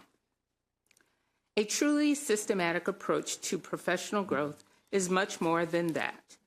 It is as much about onboarding and skill development for an employee's current position as it is for encouraging employees to think ahead to where their careers in MCPS might take them. A truly resilient organization draws out and retains talent, nurtures employees to respond imaginatively to unfamiliar or challenging situations, to persevere and to collaborate. When we grow our own, we return the investment we make in our employees many times over. Next slide, please. Our writing group put these issues before focus groups, and here's what kept coming up. Our professional growth systems should live out our values of being anti-racist, supportive, responsive, collaborative. But what does that mean? And so we pushed the discussion to ask, what makes a professional growth system anti-racist, supportive, responsive, and collaborative? And this is where we think we've improved this draft over the previous version. If we really want to see the values lived out in our workplaces, we need to articulate guiding principles and strategies for a professional growth system that gets us to the values that we hold. Next slide. We know that an employee's immediate supervisor has a bigger day-to-day role in getting the best from everyday employee actions, for cultivating work environments that inspire us all towards excellence. And so the implementation strategies of this policy on our routine, support, learning-focused supervision, and comprehensive professional learning to raise awareness of identifiable patterns of implicit bias in evaluation processes and disrupt such conduct within MCPS. We also know that the individual professional learning plans are more routine for licensed employees than learning plans are for other employees. For licensed employees, learning plans are even required in state regulations. But employees in all spheres of MCPS need to be encouraged to develop professional interests, develop new competencies, and seek leadership opportunities. And this isn't just how we live out our commitment to equity, it's how we build a resilient organization. I'll turn it back to Ms. Davis. Okay, next slide, please. So in short, here's what you'll see in the revised draft. A new title that we think captures what we want for MCPS, a clear emphasis on students as the center of our work, a clear articulation of our values with respect to professional growth system, and a professional growth structure with 3 connected spheres: onboarding, training, and keeping employees' skills sharp for the jobs they have now, career advancement to draw out professional interests and leadership potential to retain talent, and yes, should we need it, a structure that fairly and effectively responds when employee performance falls short. The new draft has a clear statement that supervisors are forefront in employees' daily lives, where employees and supervisors alike share responsibility for workforce excellence. So we have 2 recommendations today. Can we move forward on the slide, please? Okay, and then one more, please. We would like to revise and retitle GAA to emphasize a systemic approach to workforce excellence, and we would like to take tentative action to send it out for public comment. I'm happy to take you through the draft and highlight, but otherwise we're ready for your discussion. Next slide, please. Does any board member need us to go through the highlights, or we can proceed to your questions and comments? Okay, I'm going to start from this side. Miss, okay, no? Okay, Miss Silvestri. Yeah, I was remembering the climate survey, the last climate survey, and in it, it shared that staff want to get more feedback on their performance, more. So I just wanted to make sure that this policy captures that spirit, that feedback that we've gotten from our staff directly in the climate survey. Just wanted you to speak to that. I can point out one more time. Lines 90 and 91. Microphone. I don't know what it is today. I'm so sorry. It's cold. Okay, if I can take you to page 3. So this is where we want to focus on this point number 1 and the subpoints that follow. That it is a shared responsibility among leaders, and providing I'll jump down to 90 and 91, providing learning-focused supervision that includes routine support and ongoing feedback for staff. And then 98, 99, and 100, evaluate employees and provide actionable feedback in a timely manner, consistent with established timelines and required core competencies. That's an elaborate structure of timelines as employees are new and move through those various levels, and I wouldn't begin to push it further than what I know there, but just to point out that that's what that 1D is highlighting. There is a process. We just need to raise it up and say this process is extremely important, that employees do want that actionable feedback, regular learning-supported feedback, that we move forward. Great. Thank you. Ms. Rivera-Ovens. Thank you. On that same page, in lines 101 through 104, which really E, which is create and implement comprehensive, culturally responsive professional learning to promote awareness of potential sources, the rest of it. It all sounds really, really great. I'm just trying to understand how that's going to be accomplished. I'm going to begin that, and then I'm going to turn it over to April. All supervisors have been through a lot of training recently to focus on these kinds of processes. I think putting it in the policy says keep doing it. So I don't know if, April, you have anything you want to add to some of the training that we've all experienced? Yes. I think it is important that it is in there, and we value being culturally responsive. And I think that is important in every aspect of our jobs and with our employees. I think it's great, and I'm just wondering how we're going to evaluate that that's actually working with our employees. Like, is there, because, when you go to the feedback that Sylvester was talking about of our employees, I'm just wondering then how you're going to evaluate some of these items to ensure that it actually is well received, or that the employees might say, actually, this needs to be, there needs to be a little bit more meat on this. So I'm just wondering if that needs to. The exciting part about this is the new HCM system will have evaluations as part of the system. And so we'll be able to pull reports and look at data points that will either verify that we are doing the work or confirm that we aren't, and we need to be elevating the work. Thank you. To speak directly to your question, and using cultural competency as a good example, and being something that we should evaluate, there are actually states that require cultural competency in an employee appraisal system. And some best practice involves having portfolios where educators or staff members can showcase either lessons or activities or things that they've been involved in that demonstrate their cultural competency beyond just training, how they're really applying cultural competency in their work. And this really provides an opportunity to showcase that as a point of pride, as well as a point for something to be in our appraisal system. Ms. Wolf?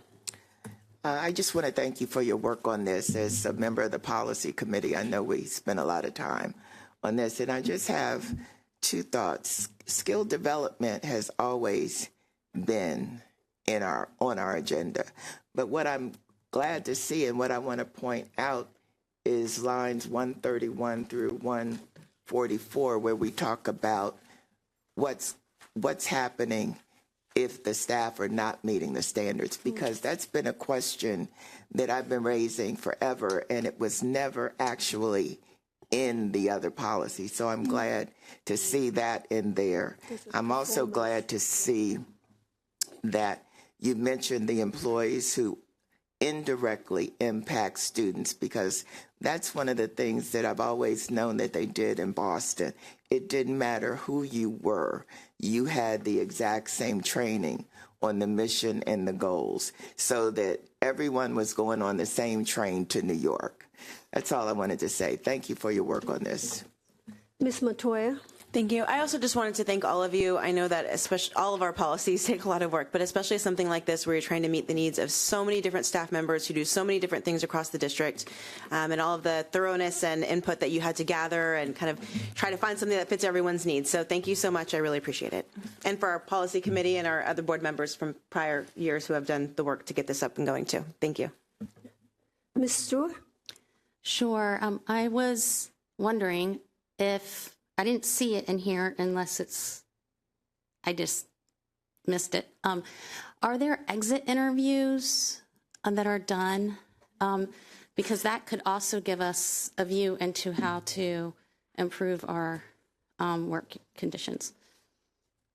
An exit interview is provided through the Office of Strategic Initiatives.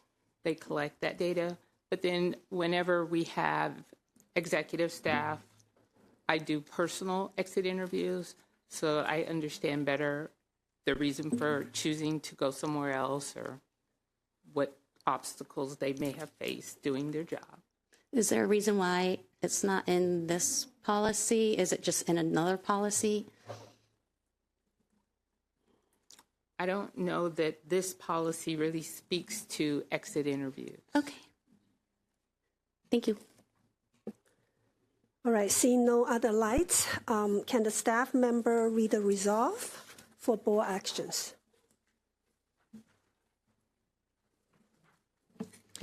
Thank you. Resolved that the Board of Education take tentative action on committee recommended draft board policy GAA, positive work environment in a self-renewing organization, and be it further resolved that committee recommended draft board policy GAA, positive work environment in a self-renewing organization, be sent out for public comment. Okay. I don't think this takes a vote. It will just go up for the public comment. Thank you so much for your work. Move approval. We do have to take a vote. Oh, okay. Okay. All right. All in favor, please raise your hand. Right. Thank you so much, everyone. Thank you to staff.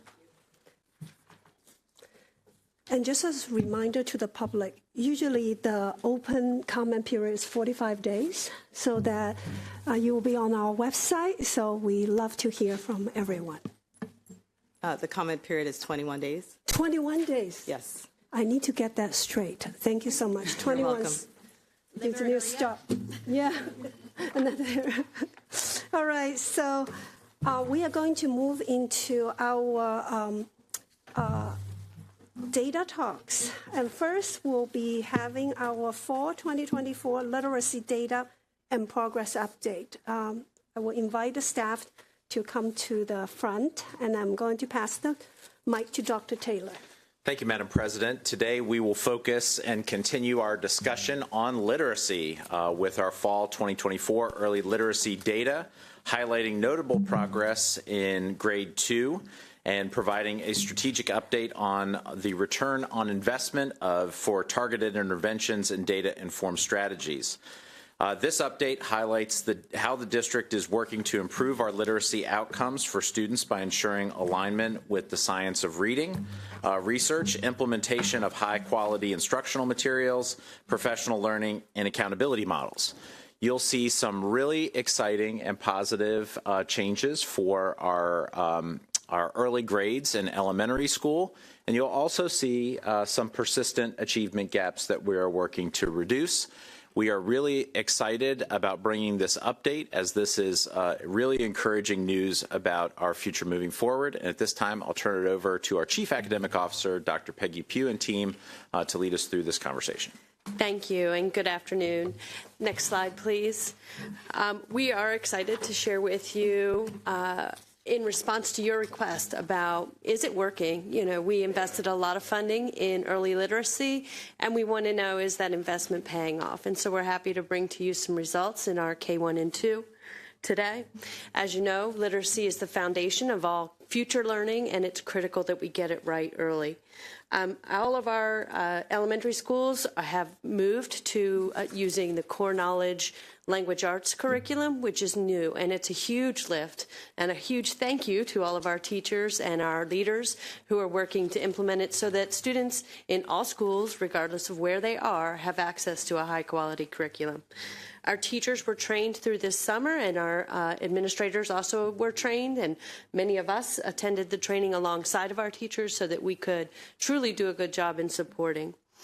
We are working together across offices and having teams of content experts go out to each of the schools and to coach and to give ongoing feedback, because we know one-time summer learning isn't going to be enough to help implement a brand new curriculum. They need ongoing support.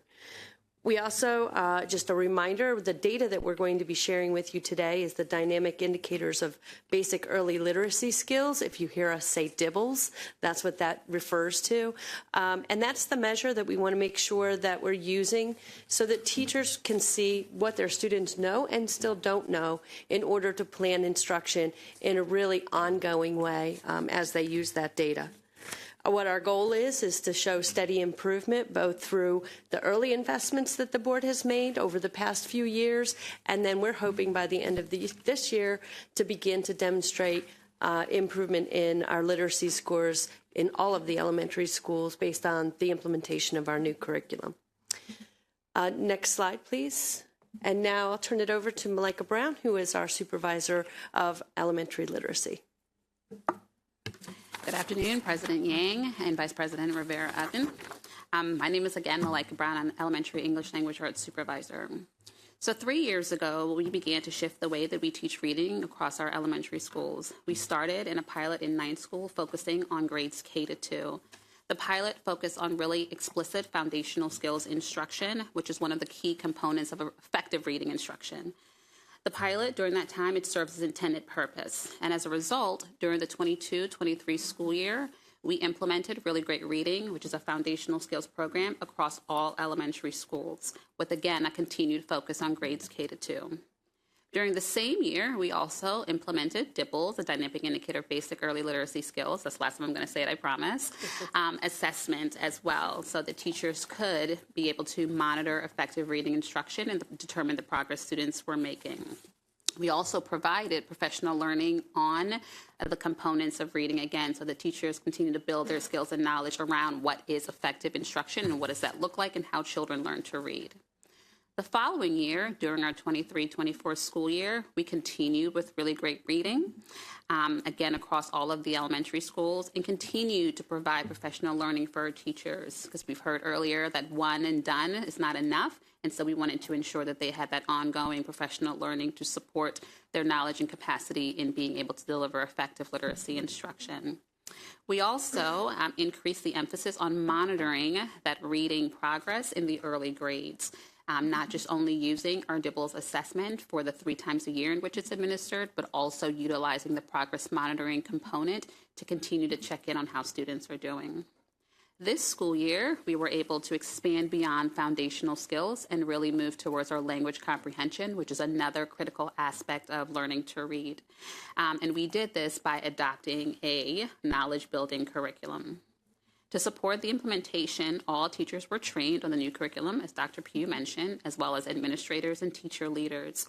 We also increased the accountability with our DIBELS assessment, and so we expanded beyond K to 2, but also utilizing the assessment for students in grades 3 to 5, so that we can continue to gain additional information around those explicit skills and areas of growth for our students in 3 to 5. And finally, in true collaborative fashion and partnership, we work closely with the Office of School Support and Improvement to provide that direct aligned support to schools through a school support team model, which we're going to expand into the upcoming school year. Next slide, please. And so today I wanted to share the impact of these changes over the past 3 years as reflected in our DIBELS data, the alignment to the new Maryland Comprehensive Literacy Policy, and our current literacy field test project. One more time as a refresher, we do administer the DIBELS 3 times a year. Students take it in the fall, they take it again in the winter, and then one final time in the spring. And that's, again, for all students in K-2, and then for selected students in K-3. Our ultimate goal is to have students reach that grade level proficiency by the end of the year and or demonstrate at least 1 year's worth of growth. Next slide. To start, we're going to take a look at our overall K-2 data. To orient you to the slides, you'll see the grade levels as well as the number of students that were assessed and the percentage of students demonstrating at or above proficiency. One thing to note is that these are not cohorts of students. So these are different students from that fall to fall 22, 23, 24 school year, and then fall 24, 25, the current school year. And so the blue bar that represents last fall, and then the green bar that represents this fall for this school year. We can go to the next slide.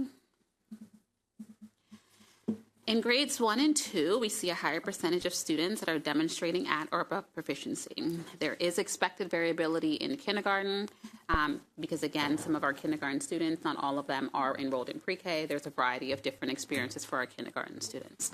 And so similar here you see to our second grade, similar to first grade, from students are demonstrating a higher percentage of proficiency from students, second grade students last year than they are to this year.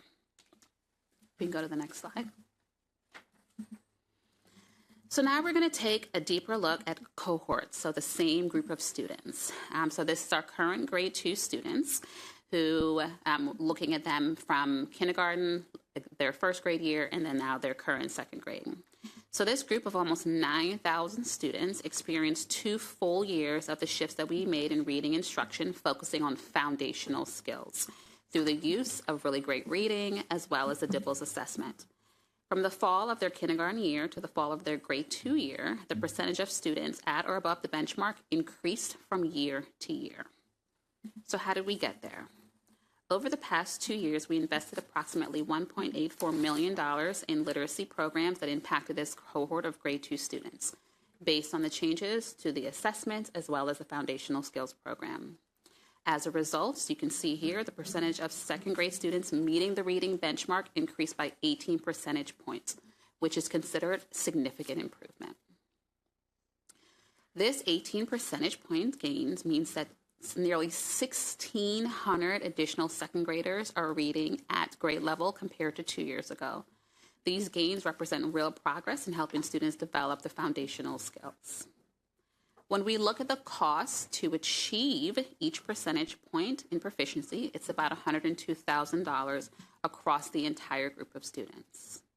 Because we know that helping students meet those grade level benchmarks in second grade is critical because it sets them up for reading proficiently in third grade and beyond. We are proud of this improvement, but recognize that there's still more work that needs to be done. And we will continue to monitor these investments to ensure they provide the best value for our students. Next slide. We also see the gains across our racial and service groups, including our Black and African American students, and with the highest gains for Hispanic Latino students. Take a moment to pause here. Next slide. And we also see a high percentage increase for our emergent multilingual learners as well. Again, the same group of students, their kindergarten year, their first grade year, and their second grade year. Not yet. For every dollar spent, we've achieved measurable improvements in reading proficiency, positively impacting thousands of students. This represents a meaningful return on our investment. Next slide. Looking ahead, we know that, again, there's still a lot of work for us, and as we continue with our foundational skills and begin to enhance our reading instruction by building knowledge in support of language comprehension, which is essential for developing skilled readers. This is also supported, again, what we've heard earlier, around the implementation of our new elementary ELA curriculum. In October, the state of Maryland adopted a new comprehensive pre-K to 3 policy. The policy focuses on 4 critical standards. Support for our teachers, which includes that ongoing professional learning in literacy and effective literacy instruction. Reading instruction, assessment, and intervention through a multi-tier system of supports, the framework, and also utilizing, implementing high-quality instructional materials. Parent and guardian notification, creating a meaningful partnership with our families and our communities. A process for demonstrating readiness for promotion, including adequate reading proficiency and providing that intensive reading intervention as needed. I will now turn it over to Dr. Moran to share an update on the K-3 policy. It says pre-K, it should be K-3 policy, and the connections to the steps that we've taken and that we will continue to take to improve our literacy outcomes for our students. Thank you, Ms. Brown. I guess we're still in afternoon. Good afternoon, President Yang, Vice President Rivera-Oven, and a warm welcome to our new board members. My name is Peter Moran. I'm the Chief of Schools. I'm very happy to be here with you this afternoon. So as mentioned, monitoring and accountability will be key. And I do want to, as we talked about cross-office collaboration, I also wanted just to recognize the collaboration that we've also had with the Black and Brown Coalition throughout this process with the field test. It has been extremely beneficial in enhancing this work. The field test supported the full system alignment to the MSD literacy policy that Ms. Brown just talked about. Part of that policy per COMAR is that each pre-K through grade 3 student who exhibits difficulties in reading shall receive supplemental instruction aligned to their identified needs through the MTSS, or the multi-tiered system of support. Historically, MCPS educators are very used to using this system to document and plan for behavior interventions, and we are now requiring all academic interventions to be documented and monitored. Through this field test, the 5 schools helped us to identify barriers to successful implementation, identify opportunities for enhanced parent engagement and partnership using this system, and leveraging the Synergy MTSS platform for streamlined tracking and support. Through this implementation, we are collaborating with the team in the Office of Strategic Initiatives on a few deliverables that will include monthly data chats and progress reports sent to families, Synergy-generated parent reports showing student progress. Each school in the field test, and this goes back to a conversation that we had with Ms. Wolf at a previous meeting, each school in the field test was found to have solid processes in place for the following. Evaluating data as a team to determine needs and place students in interventions, scheduling intervention groups, communicating with caregivers about entry and exit into interventions. At the conclusion of the field test, or a component of the field test, was a community meeting was held with each school with caregivers of students receiving interventions. Additionally, caregivers were surveyed to provide additional information if they could not attend. Just a couple of results from that survey that I wanted to highlight. 70% reported that they knew how their child was doing in reading. 30% had some idea or no idea how their child was doing in reading at the field test schools. 59% of the caregivers reported to receive frequent emails about progress. 61% reported to have conferences about intervention progress. As a result of the surveys and conversations with families, it's clear that we need to continue to enhance family communication. Part of that will be ensuring clarity and messaging and usability of tools like Dibbles through the parent view reports and align parent communication with MTSS reporting. I do want to just highlight from the data that Ms. Brown was sharing, an analysis of the Q1 data demonstrates a correlation between the efficient and effective use of the intervention system and gains that we're seeing at specific schools.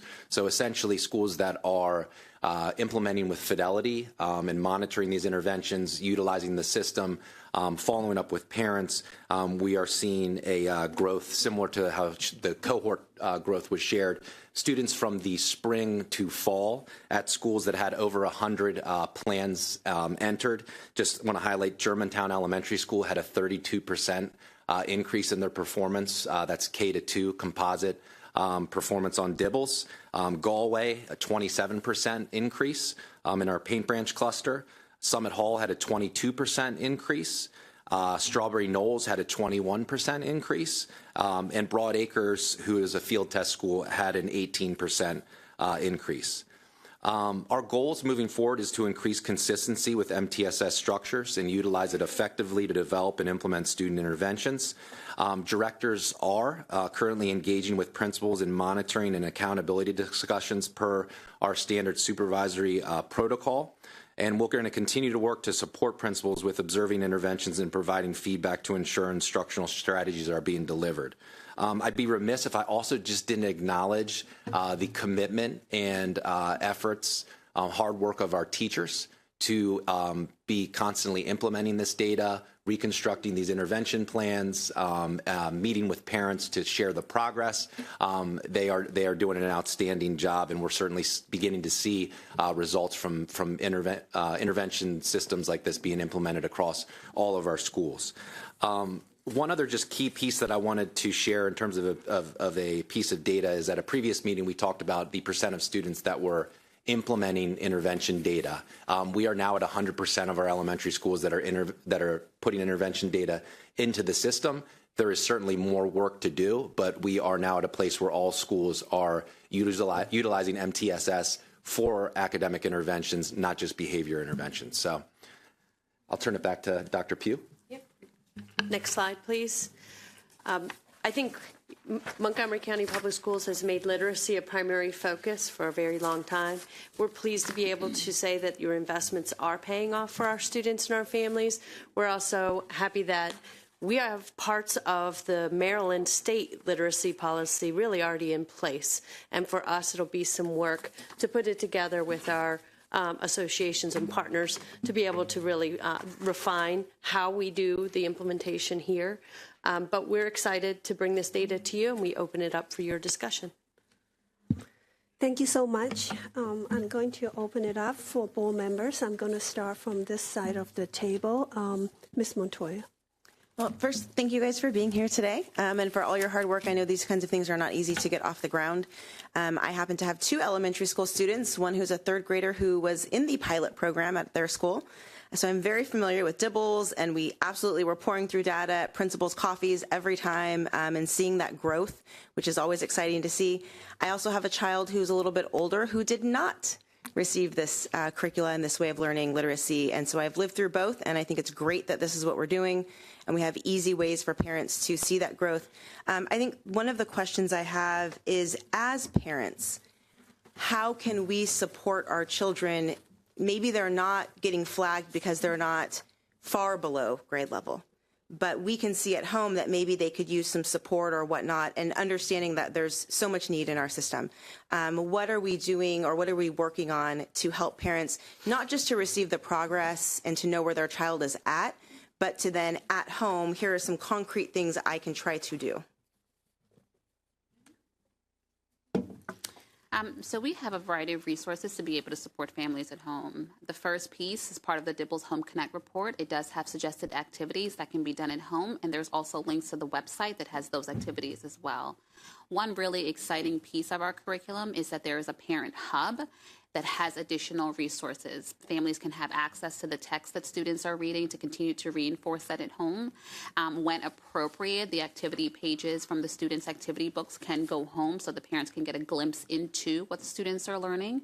There are also parent letters at the beginning of each unit that we expect teachers to share. So again, that families can see and have some examples of what students are doing in the classroom as well. Okay. And are those resources available in languages other than English? So they are available in English and Spanish. We are continuing to get the letters translated across all languages. We have them already translated in pre-K, and we're working to build up. There are a lot of letters because of the number of units and the number of grade levels, but it's something that we're putting in place to ensure. The website, the Amplify Parent Resource Hub, that's also available in English and in Spanish. Okay, and I'm very familiar with the letters. We get those as well, and they're helpful. It helps to be able to have conversations with my kids during the week. I am concerned, one, that MCPS is having to translate all of these letters, and that the company has not provided this in the very multilingual environment that we all live in here in this country. That was something that we looked into, but the timeline for them to be able to translate versus the timeline that we would be able to do it faster, and so that's something that we took on. Okay. Thank you so much, and thank you for that work as well. Thank you. Ms. Wolf. Yes, I also want to thank you for your work on this. I have a question about implementation. I think you said that you could see great improvement where there was fidelity of implementation. Am I correct about that? Okay, well, what I want to know is, are you able to identify those schools that need support with this because their data is not showing the kind of improvement that we would expect to see? And if so, what exactly are you doing? So absolutely. And one of the things we just conducted a quarter one analysis of all of our data and compared that same correlation to schools that are not seeing that level of improvement or growth in reading. Some of it is related to or could be connected to the intervention system not being implemented properly. Directors have gone out to those schools, had conversations with principals, and one of the things that I'm really excited that we're doing is we're networking schools, and we had talked about this previously at another meeting, is schools that are implementing things with fidelity, them coming together, those principals of schools that may not be implementing them the same way, to spread best practices so that we're building those networks so that we can have some social accountability structure so that people can see great work that's happening in one school and just duplicate it, maybe even just right across the street. So, absolutely. Okay, I guess I'm just trying to figure out how long we give a school, how much time we're going to allow a school to continue to not make improvement, and what happens? What do we expect to happen if they don't make improvement? What's going to happen?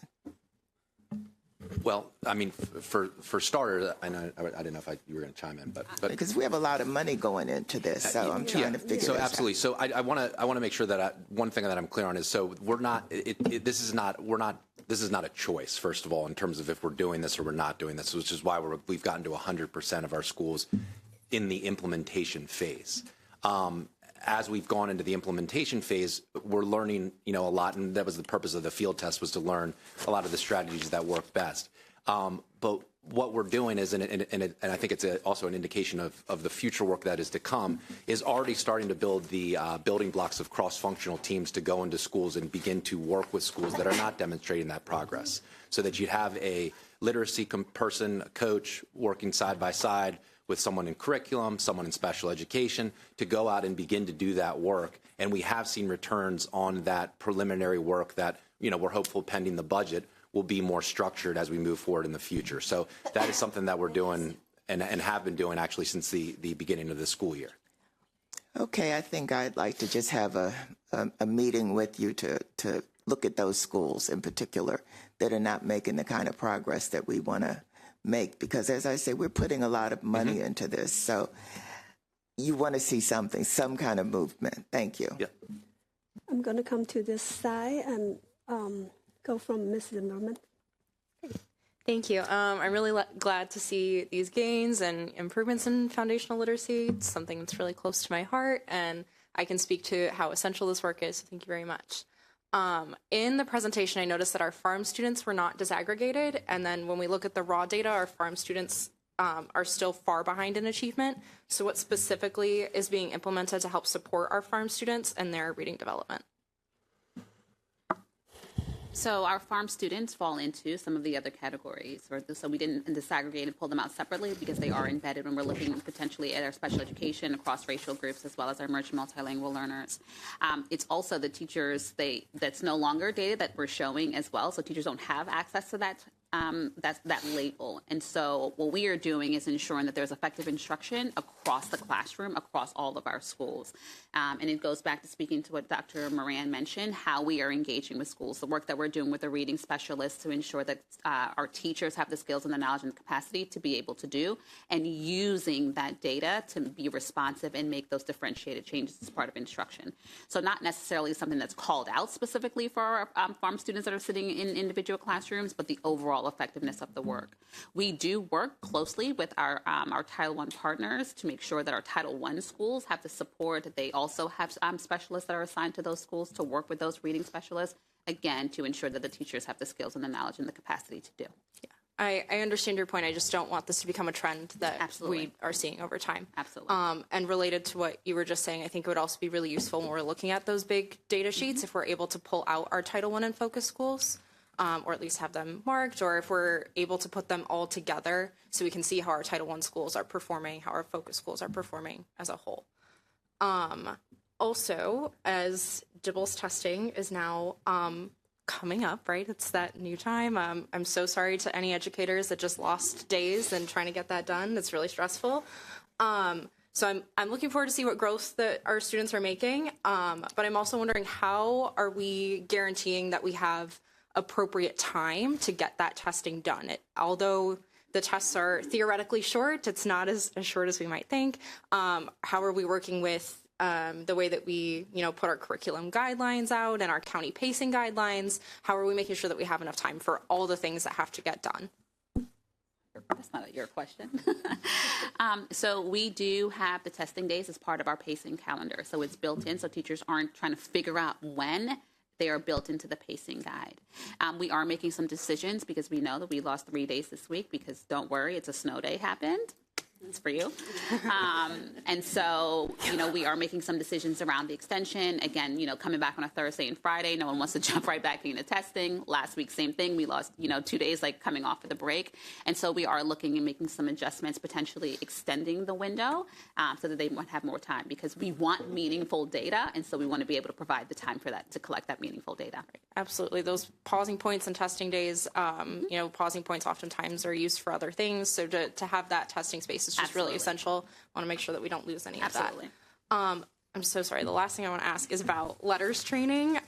It is extremely difficult to get into that. So I'm wondering, do we know what percentage of our educators have taken it? How are we planning to expand it? Because I see it in, in our roadmap, but, if it's a great training, I want to make sure a lot of people can have access to it.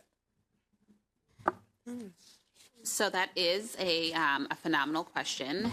It is very difficult to get into letters, language essentials for teachers of reading and spelling. It's a comprehensive training.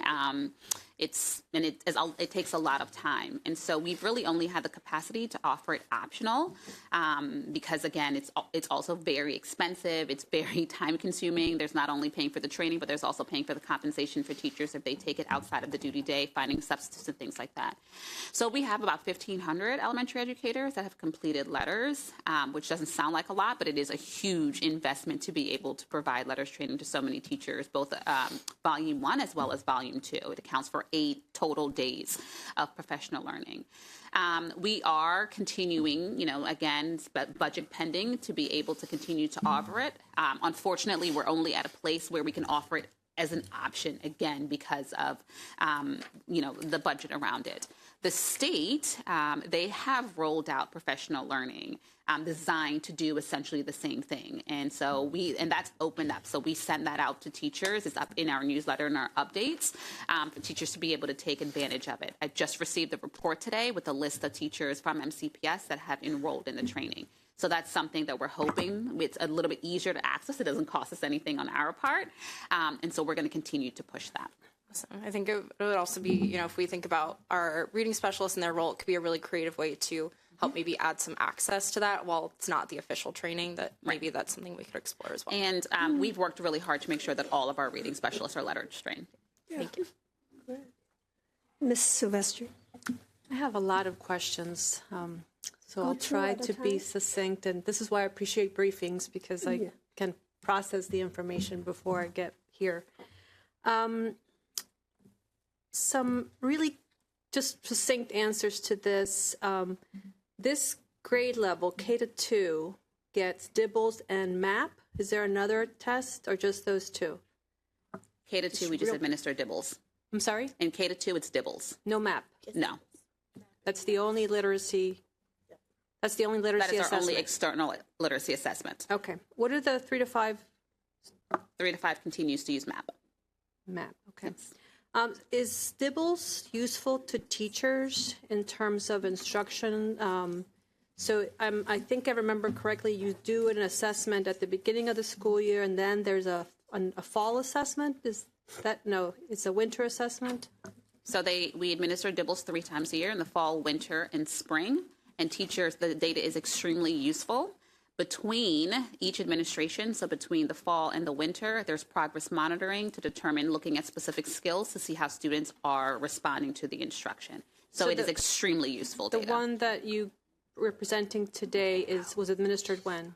It was administered this fall.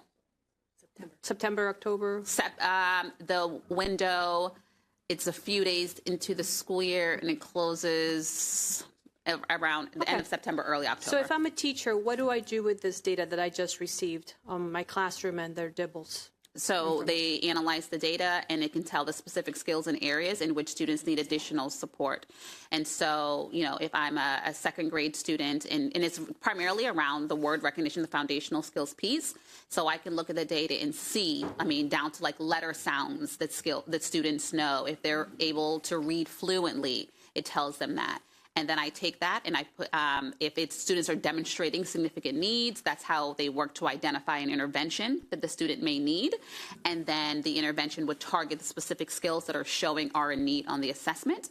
And then there's a progress monitoring component. So as students are engaging in instruction, teachers can continue, there's pieces of the DIBELS assessment that they can continue to administer based on the guidance that we provide to see, are you learning what I'm teaching? Dr. Moran, when do teachers get to do this, and what support do they get, and accountability? How do we know that they are utilizing this data to modify interventions or instruction? So that would take place during what some schools call collaborative planning, other schools call curriculum study, where they engage and look at data to plan for specific individual students. It also would be a component of the intervention piece of planning for interventions. So that would take place during monthly or even sometimes weekly data chats, depending upon the school and the level of needs. So K through 5, really pre-K through 5, each has that structure built into their master schedule, where all those teachers come together with the support of a reading specialist, sometimes a staff development teacher, to support with the facilitation of that, provide them with the data on the front end, so they're not trying to organize all of that data to have those meaningful conversations. Thank you. I have more questions, but I'll wait. Welcome back. Okay, Ms. Rivera. Thank you, Ashley. Thank you for asking those questions. So now I have less questions, but I do have. I want to follow up on my colleague's comment from Mrs. Wolf about how we monitor progress. So from looking at the data, it looks great. Even with the farm students, because I'm looking from 2023, it was in the, I think it was 38%.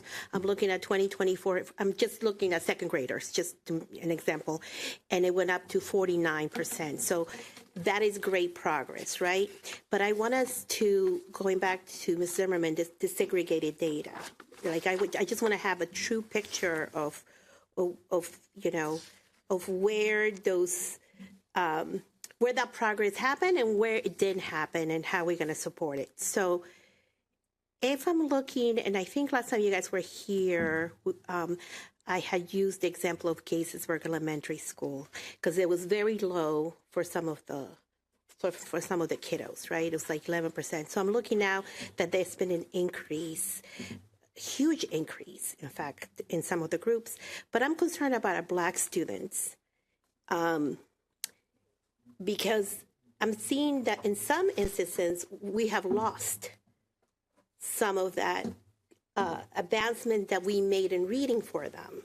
And I'm trying to understand why, in a sense, and how we can remedy that, and how we as a system are monitoring that to make sure that we're not losing ground on reading, but we should be moving right the other way. So can you help me out?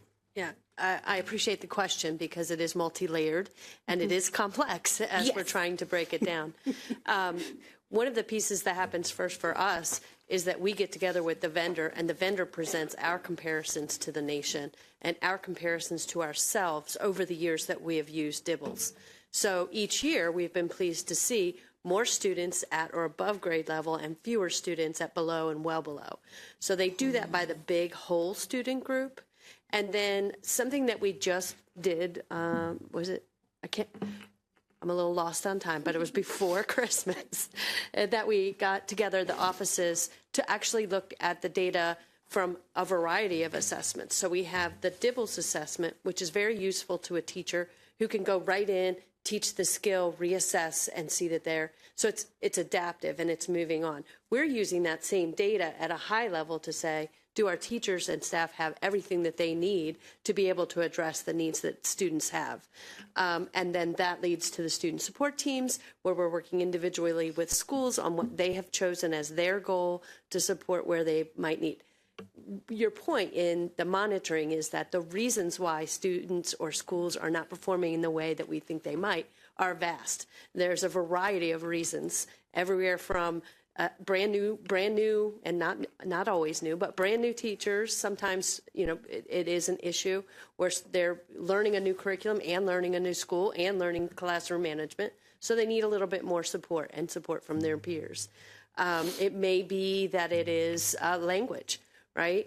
If we saw even our language learners, they are making great progress because they're early in their career, right? They're learning their second language, and we're seeing those gaps actually close because they're learning it at an early age. So the system is that we look at it as a larger system. We look at it as a cross-office group by school and by cluster, and then the individual work that happens in the school. So progress monitoring happens in a variety of places and spaces.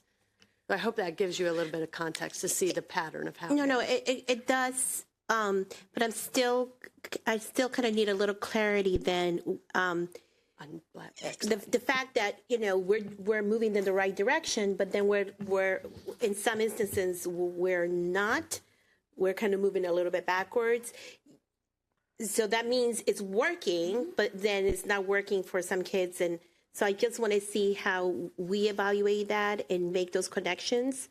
And we give the support to these individual schools, because I'm sure you're monitoring, right?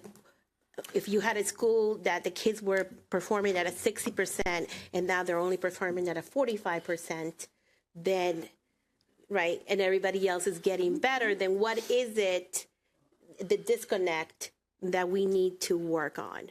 So I'd love to just give a specific example, because this is one we actually just had a conversation about, and it is about Little Bennett Elementary School. So Little Bennett Elementary School has the most significant growth for Black and African American students in the entire system for elementary school students K through 2. And so I'm a big believer that if you can do it at one school, you can do it at all schools. So finding out specifically, working with that principal, that team, around what it is that they did to get that level of growth from spring to fall. One of the things that we're finding out is putting race and having conversations about what we're talking about right now, about how we're teaching Black students, what interventions are working across a grade level, and putting race on the table within the curriculum study, the collaborative planning process, to really have those conversations in terms of the planning for how we're teaching students, based off of race and what it is that they need culturally, but also just based off of the individual needs of a child. And I think that's the power of curriculum study, is you can get to the place where you're talking about individual students, not necessarily the packaged curriculum so much, but teachers sharing what they're doing and what has worked with individual students, and then applying that across a grade level. So again, I think it's about finding where we're seeing significant progress, and then just duplicating those things that have been proven to work. And just a quick add, it speaks to the work that, that was elevated in the equity audit, right? As a system, we need to ensure that we have culturally responsive practices and they're utilizing it in the classroom. And so there are places where, teachers need support with that, leaders need support with that, and that's something that's ongoing. We're also, that's the other piece of our curriculum, right? Our curriculum is culturally responsive. It does promote engagement. And so the goal, ideally, is to be able to see the gains just coming out of the curriculum, but then also continuing to be responsive to what was elevated in the audit. Thank you. I have some questions. First of all, I want to say thank you. These graphs are really easy to read. The N number is on it. Wow, it's really wonderful. Now, as we are looking at the grade gains that second graders made, and also look at the graph for kindergarten, which one of our public comments referred to a slight dip. So my questions are, one, what are the exact things you contribute to the second graders' gain that you can pinpoint? And what do you contribute to the slight dip of our kindergarteners' performance? So I think what we could contribute to our second grade is explicit foundational skills instruction. That cohort of students that you're seeing, they received it for 2 years in kindergarten and first grade, and now getting some more of it is in their second grade year. So I think that's a huge factor in the increase. Kindergarten's a little tricky, right? Because that's kindergarten's fall data. So those students were in school, some of them maybe a couple of weeks before they were assessed. And, you know, there's, again, a variety of experiences for our pre-K students. And so we have students that are in MCPS pre-K. We're also rolling out new curriculum with pre-K, but then we have students that are in private care. So the kindergarten, it's a little bit different because their experiences in pre-K, it varies. Okay. And so we can't really look at the kindergarten in that way because they don't have a history of receiving explicit instruction in MCPS as a whole. Okay. So it is our change of our practice and investment in the instruction. Okay. Then I want to ask, this data is for DIBELS, right? But we have invested in the core knowledge language art, which is assessment-rich curriculum. It comes with a lot of assessment. Are teachers and school district looking at those data, and how does that inform your practice? So that's another great question. We actually, with the reading specialist, went through the curriculum assessments today and how to look at that data to be able to inform instruction. And so looking at how students are doing from unit to unit or domain to domain, considering the practices, the content that was learned, the strategies to then be able to make informed decisions. So when we're looking at students, for example, who are demonstrating that they're doing very well on those knowledge assessments, you know, teachers could sort of make some shifts. Instead of when they're engaging in those whole group lessons, they can have the students read and respond to things individually and be able to utilize smaller groups to be able to provide targeted instruction. And so we went through a process with our reading specialist this afternoon on a protocol that they can use to analyze the data, and then different steps that they could take to be able to support their teachers directly with their practice. So DIBELS happens how many times a year? 3 times a year, in the fall, winter, and spring. Right. But the ongoing curriculum assessment happens every day, right? So not every day, like ongoing yes, all the time when they teach in the classroom. Our theory of action, I think sometimes say we invest greatly in a curriculum and we provide teacher support, and then we should see improvement. But I think in the middle there is a big area of implementation. Absolutely. And then an ongoing realignment of our practices addressing the needs in the students. So I'm glad to hear that we are looking at our curriculum built-in assessments. Okay, then one last question about this, then I'll go for my colleagues' questions is, DIBELS or even the built-in curriculum assessments are assessments for progress monitoring. What are we doing for accountability monitoring? What assessment do we use for accountability purposes?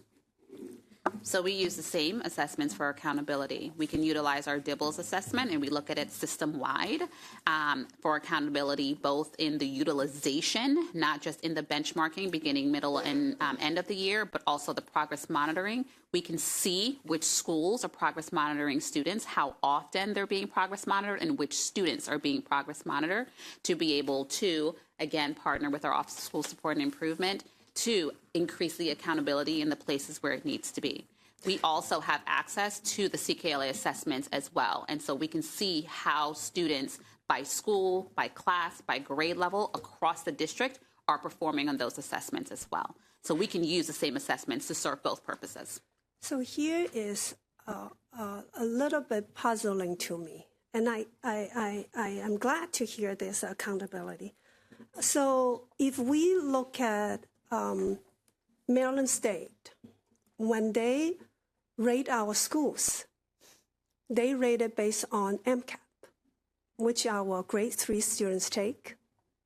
Grade 5 students take MCAP too for reading, right? Mm-hmm. And in your budget presentation, you mentioned that in 2035, 4 or more. Are we ever going to talk about those data? Because that's what we're holding ourselves accountable for. And that's how the whole world look at our schools. I'm wondering. So I'm just going to start really on it. So what MCAT measure, it's around standards, right? It's our literacy standards. Students are reading and responding to texts. I'm not going to get on a soapbox about the assessment because it is an assessment that's used to measure, schools and districts. The challenge with an MCAP assessment is that the content of it is agnostic. So it's not necessarily tied to the content that students are learning. And that's the way that students demonstrate comprehension, right? If they utilize their background knowledge, vocabulary, they're immersed and engaged in the content, they read a passage, and they're much more able to demonstrate their comprehension and understanding. That being said, our curriculum, it does have standards, right? So the learning is embedded in the standards. And so, again, part of what we're doing is how do we look at the CKLA assessments? How do we look at the content as well as the skills that students are expected to know and be able to do to give us a glimpse potentially into, well, if I'm presented with a literacy assessment and I have to read and be able to respond to it, how may I potentially show up? So not necessarily teaching to the standards, because that's not how we teach reading, but how do I use that data to then think about what change in practice, how do I continue to monitor, what are the potential factors that students may be demonstrating areas of needs, to then think about, well, what other preparedness can I do for the state assessment, because we know that there's a heavy weight around the state assessment. Yeah, I hear you, and I agree. If we teach our students solidly and they gain skills, they should perform well, no matter what skill is. By the same token, Mat M, Mat R, Mat B, they're not aligned with our whatever happening in our classroom every single day, right? That's not what we teach in our classroom. Are being assessed in those which we use. We just didn't discuss it today, but this is what we use to evaluate our 4th and 5th grade. But however, as a system, I do think it's important for us to look at alignment of what we teach and what we are being evaluated at. I think it's an important thing for us to look at. Ms. Silvestri, do you have furthermore questions? Sure. You guys had so many great questions. I only have a little follow-up. So you mentioned Little Bennett, and I would love to see have that as a case study and have you come back and review what you found worked well there. And also, I would love for the families to be engaged as well, because they might have other insights from the home perspective and not just in the classroom. Because they, as you know, families want that engagement anyway, so it'll be a good way to have a full circle there.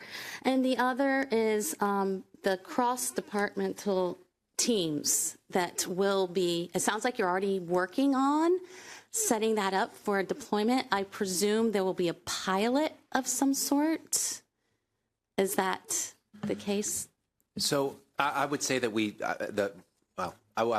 trying to get away from pilots. Sure. We got a lot of planes in the air, right? So I would say that we have we are building the foundation for the cross-functional teams right now. They are already deployed to about 20 schools that we're working collaboratively with their principals. Couple of those schools were named around the growth. We're building the infrastructure to be prepared so that come July 1, that we are ready to do that work in a very collaborative way with our schools. So I'm having a hard picture. I have a hard time myself picturing exactly what that looks like and how it works in the school. And I think I heard that from a couple colleagues. I would love to have, again, a presentation at some point showing us actually how that works in the school. And then what's the takeaways on the ones that worked well. So we can really highlight and try to multiply that through the system. Thank you. At a very basic level, I can see that currently we're working hard to make this work because we see the value in it. The numbers are not the same. So like I have one Malaika. I don't have 15 Malaikas. So it's a matter of making sure that we have people that can really fully dedicate themselves to a cluster model to provide that ongoing, consistent support and not a numbers game. So in the very rudimentary, it's about getting enough people who have expertise in both special education, English language development, content, and then that they can work together as a team very, very consistently. They're trying very hard to work together as a team, but we have the same team member in many of those areas. So that would be the alignment, but of course, more to come on how that's to work. Okay, great. I look forward to learning more. Thank you. Yeah, Ms. Matoya. Yeah, and just very briefly, I just wanted to emphasize the point that Ms. Yang made about the various assessments. It's also just really confusing for families. I don't know what I'm supposed to look at. Am I supposed to care? Am I not supposed to care? My hope would be that for all of our kids, that when they're going to school at whatever grade level they're in, that they're gaining the skill sets they need so that it shouldn't matter if the content of the assessment is in alignment with whatever curricula we've chosen for that particular grade and content. That would be my hope. I understand that's very oversimplified, but I do appreciate all the work that you're doing. Thank you. I do try to simplify it in my head this way because we do have multiple data points and they all have different metrics and values. If our goal is that we have outcomes on our state assessments, each of the other things are just indicators along the way of our progress towards that. So we can take MAP and get some information from that because it is correlated to the MCAP, the state assessment. We can take these small pieces of information that we're getting in the curriculum where the students are taking quick formative assessments to say how we're doing along the way. So those are, in my head, in order to simplify it, state assessment's a priority. All of these other pieces are additional pieces of information, some in the DIBELS, which the teacher can use immediately to adjust instruction, some which give us an indicator as a district of areas that all schools may need support, if that helps. But are we seeing that progress, I guess, is what, because again, as a parent, I get all these home, and I'm just wondering on the whole, or even school to school or demographic by demographic, are we seeing what you're hoping is happening, that these these other assessments are translating into progress on the statewide assessment? And I'm not sure if I feel that we are seeing that. I would say at this point, two things. One, K-2, when you're teaching foundational literacy skills, there is not a state assessment on foundational literacy skills. As soon as you switch into grade 3, those are reading standards that the child's able to read and respond. So there isn't a way to see a match between the K-2 and the state. In the other areas, I would say we absolutely have work to do because some of these are new in terms of the CKLA assessments to determine whether or not we see progress along the way. The thing to think of is the state assessment is a one point in time assessment. Each of these assessments over time collectively should give us a sense of how a student is doing, but each one individually probably won't correlate to a state assessment. Okay. Yeah, no, and I agree. I like that we're looking at the progress and the growth, and I agree that the MCAP is one point in time, but unfortunately that one point in time is what everyone focuses on. So thank you. And I think I can answer your question a little bit more directly. If you could go back a few slides to the year-by-year comparison. See if we can go back a couple slides.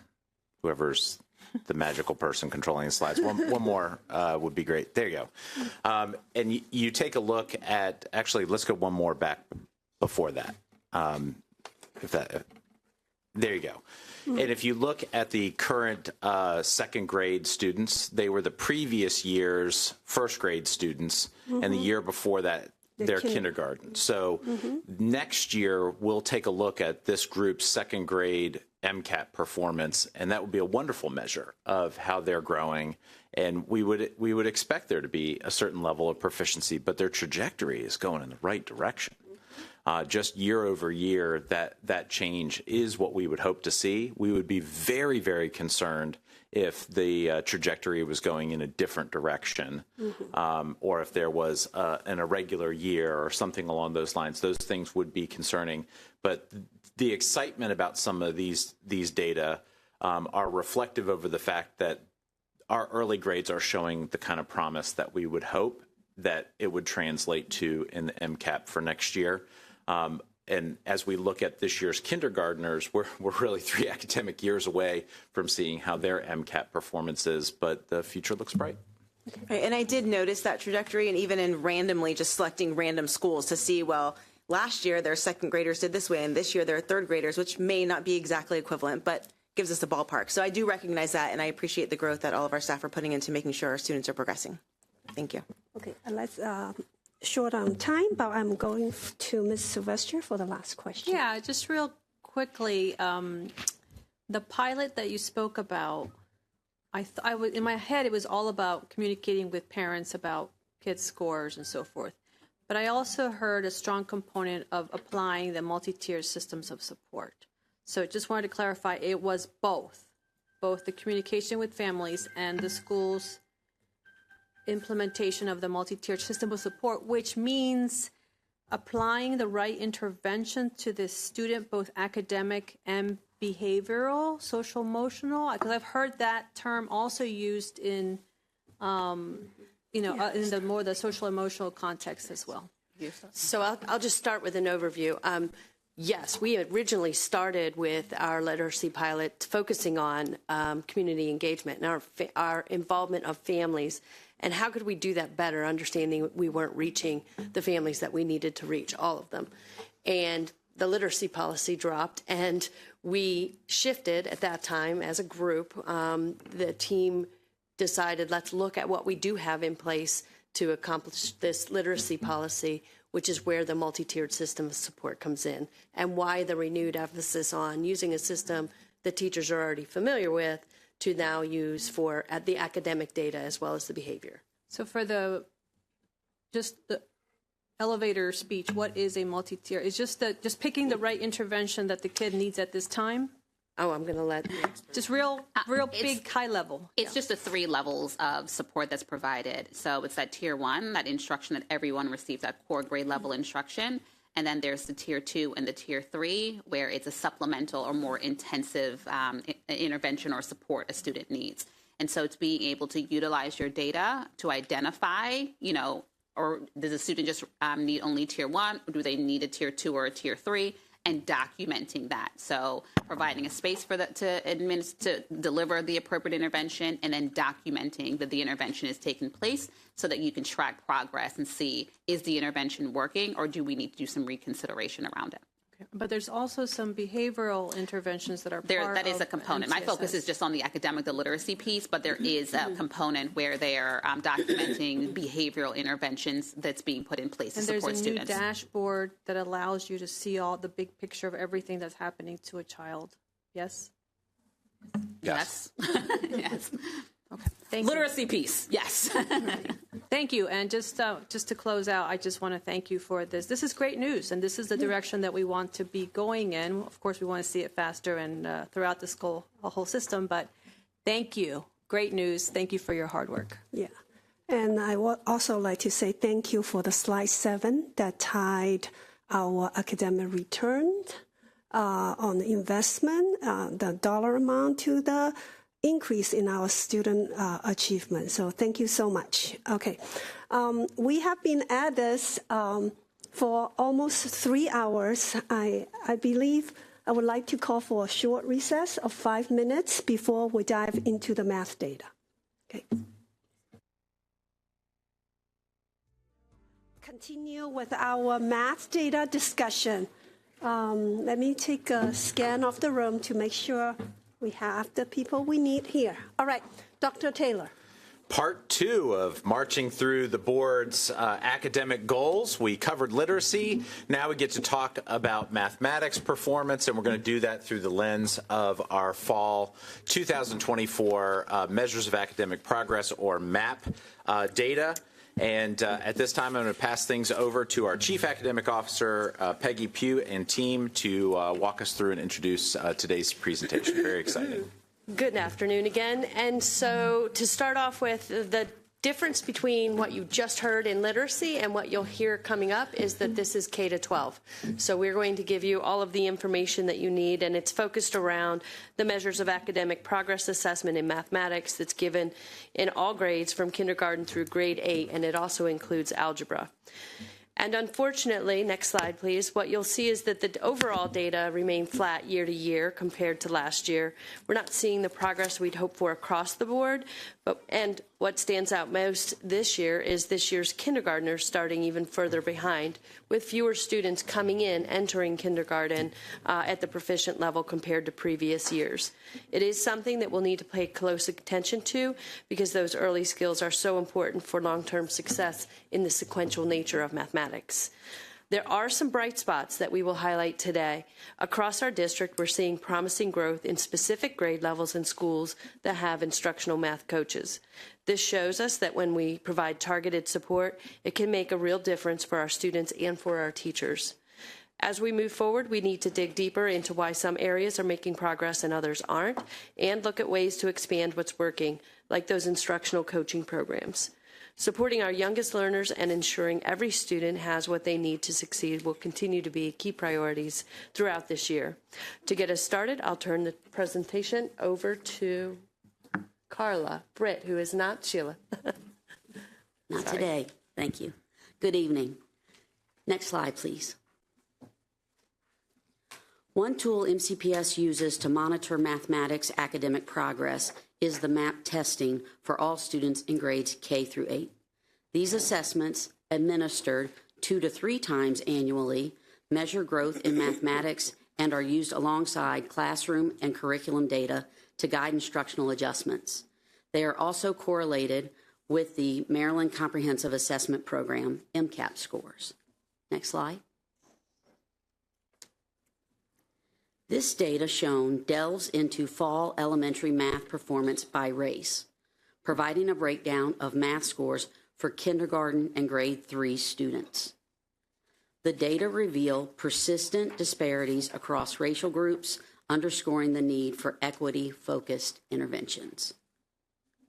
I will now turn the presentation over to Jennifer Losnack, co-supervisor of secondary mathematics, to briefly highlight fall data for secondary mathematics.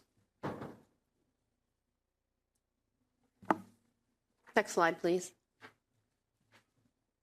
The data here shows fall grade 6 math performance by race, highlighting both areas of progress and the ongoing challenge of achieving equity in student outcomes. Next slide, please. These data focus on fall Algebra 1 math performance by race and level. On the left, we see middle school, and on the right, high school. This presents trends showing improvement and disparities. This slide also emphasizes the need to increase support to high school Algebra 1. I'd like to introduce to you one of our amazing centrally assigned elementary instructional math coaches, Kylene Toomey. She will share about her multi-year partnership with one of her schools and their joint success. Next slide, please. I would like to begin by thanking the Board of Education for funding the instructional math coach position. I am one of 8 centrally assigned elementary math coaches who directly work with teachers in their grade level team structure in 35 elementary schools. Each year, instructional math coaches work directly with each school principal to identify the grade level team we will provide real-time job-embedded professional learning to. I'm excited to briefly highlight my work with both the first grade and second grade teams at Strawberry Knoll Elementary School. Last year, I coached the grade 1 team, and this year I was able to loop with the same student cohort and follow them to second grade. We are finding the student cohort experience allows us to continue to raise the bar for planning and instruction, while also allowing us to track student progress over time with the same group of students. You will notice on the slide the percentage of Strawberry Knoll students meeting proficiency in MAP-P as first graders last fall in blue, and next to it in green, we see the percentage of these same students meeting proficiency this fall as second graders. We celebrate this success with both the first and second grade teams of teachers because we recognize that every student deserves high-quality instruction every year, and our teachers deserve high-quality, real-time professional support to accomplish this. And when both are in place consistently, planning and instruction improve, which in turn helps improve student achievement. While this is just one school example and one data point, we are seeing a clear return on this investment. We also have centrally assigned instructional math coaches supporting identified middle schools. I will now turn the presentation over to Patty Swift, one of the secondary math instructional coaches. She will speak about her successful partnership with math teachers at Dr. Martin Luther King Jr. Middle School. Good afternoon, Superintendent Taylor and members of the Board of Education. Next slide, please. I am one of 4 middle school instructional math coaches. As a team of coaches, we support 15 schools, and we primarily support teachers that are teaching Math 6, Math 7, and Math 8 with their planning, instruction, and data monitoring. While proficiency is one way to examine return on investment, we must acknowledge that many of our students need to make more than a typical year's growth to meet that benchmark. I'd like to highlight how the secondary instructional math coaches are using growth percentiles to indicate student progress towards proficiency. When looking at the NWEA MAP-M growth percentiles, we see that Dr. Martin Luther King Jr. Middle School is making gains as a result of the work with the instructional math coach. For clarity, a student with a growth percentile of 50 is staying on pace with their peers. We can see that our grade 8 Black or African American students are in the 72nd percentile, meaning they are growing faster than their peers. This growth is essential for students to move towards proficiency. I would attribute these gains to the conditions that have been established in collaboration with the math team and the school administration led by Principal Ms. Brandy Overton and Content Specialist Ms. Valerie Kobnitsky. At MLK Junior Middle School, teachers come to planning with an openness for the curriculum implementation coaching.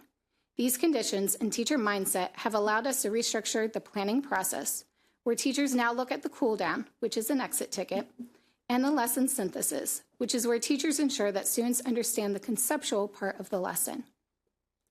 Next, the teachers choose the activity that best aligns to how students will be assessed at the end of the lesson.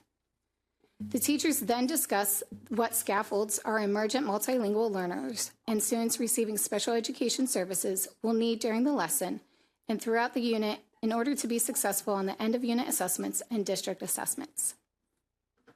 Teachers then reviewed the math language routine that is suggested for the lesson.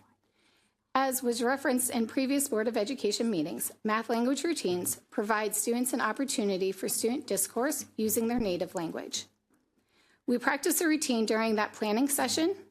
We talk about what students need for the language routine, and we also discuss the teacher's comfort level with implementing the routine within the classroom. These conversations have led to either me modeling the routine within their class period or co-teaching the routine with the teacher. Finally, the teachers discuss next steps if students are not successful on the cool down prior to instruction, so that teachers are prepared to implement any adjustments to their lessons. Collaborative planning time is also protected from emergency class coverage when I'm in the building to support them. This gives the teachers that much needed time in order to study the curriculum in preparation for effective first instruction. I will now turn the presentation back over to Carla Britt. Next slide, please. Thank you, Patty and Kylene. They're awesome, aren't they? Dr. Taylor talked a lot about at the budget presentation about the broccoli. I see our instructional math coaches as the farmers who make sure that our broccoli is an excellent crop. The two schools highlighted today demonstrated success through following the cycle shown on this slide. With your funding and support, the math department has been able to provide some dedicated expert math staffing that elementary would otherwise not have had. This is in contrast to the elementary reading specialist allocation available at every elementary school. In order for this cycle to occur, schools must establish the conditions and expectations for consistent curriculum study through planning, implementation of those plans, inclusive of curricular routines and strategies, and progress monitoring to make adjustments during instruction and for future lessons. This was the explicit focus of last summer's professional learning for all elementary schools, and our team has been supporting schools with this shift all year. Historically, any support provided was limited to just planning, and many years of data show that's insufficient. The data show it's equally crucial to ensure the person supporting teachers as they follow this cycle is, again, a content expert. The instructional math coach brings expertise to support teachers in understanding the complexities of the math, as well as differentiating and scaffolding lessons while maintaining rigor and pacing. During instruction, instructional math coaches are able to model and co-teach instructional routines, to implement them with fidelity, and give teams specific feedback in real time to improve effective, independent instruction. Finally, through data analysis, the instructional math coach can guide teachers through making integral instructional decisions related to the following day's lesson. Ultimately, the goal of any job-embedded professional learning is to change practices, and in this instance, release the teachers to be able to plan collaboratively and teach effectively and independently. Making sure the planned content and strategies are carried out properly is just as important as the planning itself. When we establish and maintain effective central services and school-based partnerships, we create the conditions for our teachers and students to thrive. The central office guidance and oversight ensures that the integrity of the position and the support is maintained. Ensuring teachers are secure with the math content is essential. Jennifer Losnack will now share with you some MSD updates that will impact both elementary and secondary math. Next slide, please. As we review first quarter data, reflect on the impact the coaches have had on student achievement, and determine how to foster and continue improved math achievement, it's important to keep in mind that the Maryland State Department of Education is evaluating what it means to be college and career ready. MSDE is making significant changes to the secondary math course sequencing in the coming years. Rather than offering 3 distinct courses, Algebra 1, Geometry, and Algebra 2, Maryland Public Schools will transition to an integrated math course sequence, Integrated Algebra 1, and then Integrated Algebra 2. Through this shift, it will be imperative to continue direct support to teachers from coaches and specialists as they unpack the new standards from MSDE and study a new curriculum. Currently, MSDE is determining the major content for each grade level and course. Next year, the Maryland State Department of Education will communicate and begin professional learning on the revised pre-K through integrated algebra standards.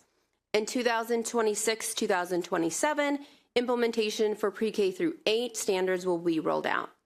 In the following year, integrated algebra 1 will begin and will be followed by the integrated algebra 2 for the school year 2028-2029.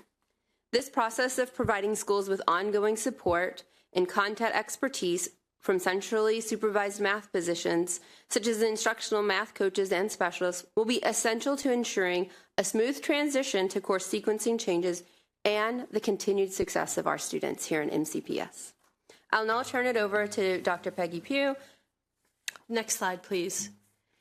I think in closing our portion of the presentation and getting ready to turn back to you for discussion, it's important to know that there is a lot of work that needs to happen in mathematics. And I think that what we have seen is typically when you have a new standard or set of standards that schools and systems don't do great on it, but over time they learn the ins and outs of the content, learn the ins and outs of the assessment, and you see things start to improve. What we have not seen in Maryland is improvement year over year. And so it's important to know that the state is looking at those standards, and really instead of having multiple standards assessed in multiple years with lack of clarity about when students solidly have to know it, hopefully what it's developed is much more clean, much more clear, and we're able to help our teachers understand exactly how students will be measured for their understanding.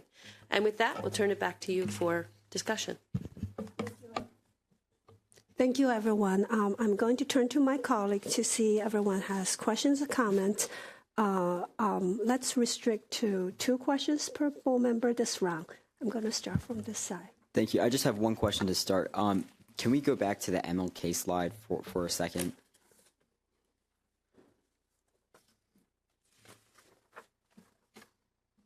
I think it was a couple slides back. That's slide 8. Slide 8, yes. But so when we're looking at this growth percentile evaluation, were magnet students disaggregated from this data, or is this the entire school including magnet students as well? No, the magnet students were not disaggregated out of this data. All right, thank you. Mrs. Zimmerman? Thank you.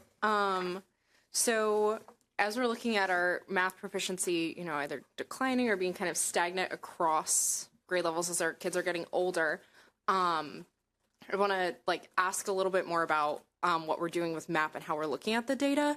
I'm going to, for the sake of the public, explain a little bit. I'm not trying to talk at you. I know you know. So, right, measured academic progress, MAP tests, they change actually at each juncture that we're looking at, right? That with NWEA, that their tests, right, their MAP tests, they each change for kindergarten, right, that they're being tested on pre-K to 3 skills. And actually that test is read to students, that MAP-P test is read to them. Then it changes in 3rd grade and they're being tested on 2nd through 6th grade skills. So at each juncture that we're looking at kids changing the entire assessment, right? That it's not just MAP is not the same across from K to 12, it changes at each point. My question is, have we considered looking at changes in data from kindergarten to 2nd grade within the same test? And are we seeing improvement there? Same with 3rd grade, look at 3rd grade and 5th grade, that's the same test that they're taking. Have we considered looking at it that way to see if we're seeing improvements across each test as we're changing each one each time? I wonder if we're just spinning our wheels. We're looking at different things. We're comparing apples and oranges. So I'll speak to particularly the slide on MLK. So when we looked at the data for MLK, Patty worked closely with the Math 8 team last year. And so what we did is we looked at the cohort of students from 7th grade into 8th grade, because it would be the same MAP test. Mm-hmm. And more students were proficient from the same set of cohort of students from 7th to 8th grade. And so we're like, that's wonderful. That helps to understand, the kids are growing and doing better. And we also just decided, well, what does it look like when we look at one year's 8th graders to the next year's 8th graders? And we also noticed growth there. And so that's one of the things that we were looking at when we were looking at some of this MAP growth for MLK. And I think Patty spoke really wonderfully about the conditions and the expectations the principal set up in order to allow for Patty to coach the teachers on a regular basis. There's no, hey, there's a sub out, can you come and cover this class? This is curriculum study, it's important, we're dedicated to this, and this is the outcome of that dedication and support. So it sounds like this is something that maybe we are seeing improvements across that. So maybe it's something we should look at as a whole, right? That if we're not seeing improvement, maybe where can we find that improvement to help us better understand what we need to do? So speaking to that, what do we need to do? What do you all believe is the barrier that's making it difficult for us to see greater improvement in our math proficiency for students? Well, at the elementary level, many schools may feel like they've had the math curriculum for 5 years. It was across the pandemic, and now they're being asked to learn a new ELA curriculum as well. And so our elementary teachers are now being asked to become content experts. And you heard that phrase at least 5 times as we were presenting. And so, again, having our math leaders in the building is one tool, but we know at the elementary level, over 60% of our named math leaders are serve dual roles. They're actually the staff development teacher as well. And so when we look at having our instructional math coaches there, again, they block out the noise. They are there in team planning consistently and following up with instruction as well. That's where we've seen that needle move is, again, we find that teachers are able to agree and find common understanding in planning, but then it takes more time to see those agreements transition into instruction. And so by having our instructional math coaches in classrooms, seeing instruction happen in real time, modeling in real time with them, building that job-embedded professional partner, not someone just saying, do it this way, but let's talk about this. How do we make this work for the children that are in my room at this time on this day?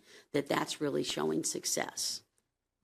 And so now that we've seen that, can we have those conditions and expectations for agreed upon curriculum study time, the frequency, where that we not only have the grade level team there, but we also have those staff members supporting special education, our EML students as well, that are part of that conversation as well, so that we see that these are integral pieces to improving our craft and improving the outcomes for our students. Okay. So I feel like that spoke to where we're seeing success. I don't feel like I've heard, like, where do we think the barriers might be? Well, and because of this, because we are in our second year, after our first year with this implementation, we saw such good return on this investment that we actually planned our entire summer learning for schools around this model. And so, again, shifting that, looking at curriculum study and instruction along with data monitoring, that it can't be that math leader is only at planning, that we have to see them focusing in on maybe the top 2 grade levels in that building that need that most support. And the principal is key in identifying those 2 or 3 grade levels so that math leader or the coach, if they're assigned, can follow up with instruction as well. So again, we're seeing that this is a model that is showing improvement. And I'll just add to address the barriers, right? What the part of it about the work that they're doing, one of the biggest barriers is understanding and knowledge of the actual content. What does this standard mean? What does it assess? How is it being measured? Well, when doing this work, sometimes we find that we're not even giving students access to a full grade level content question, or we're giving it to them but giving so many scaffolds that we're not building them towards independence of being able to meet that math skill or standard. So at the elementary level, lots of times, because elementary teachers are generalists and we are asking them to know deep level of content, the math content is how the team is actually supporting them in looking at the data. So I would say content knowledge is sometimes a barrier. Understanding of the standards is sometimes a barrier at that level. I don't know if you want to talk a second. Yeah. I think at times the barrier comes in the opportunity for unit planning and curriculum study. And so Patty talked about the teachers choosing the best activities that are going to support students attaining what they need in order to answer the exit ticket at the end of the day. And sometimes when we don't give teachers the opportunity to really study the curriculum, they aren't always able to see the big picture. And so those little decisions that they make every single day sometimes take you a little further off of where you need to go. And so sometimes it's about protected planning time. It's about the principal partnership with us around, there's a math coach in the building. Is there a way to, not have them do coverage around the building, or What's the expectation for planning in the building, and having a really great partnership with them. All right. I'm going to move on from here. Ms. Sylvester. Thank you. The last time you presented on math data, I think I asked the same question. What are we going to do differently to have a different outcome? And I believe the answer was to continue to do professional development, as I'm hearing today. And I'm happy to hear you're having success with the math coaches, but there's only how many in the whole system? 6, 8? Something like that. So 12. 12? 12. Okay, thank you. So what's our strategy to reach?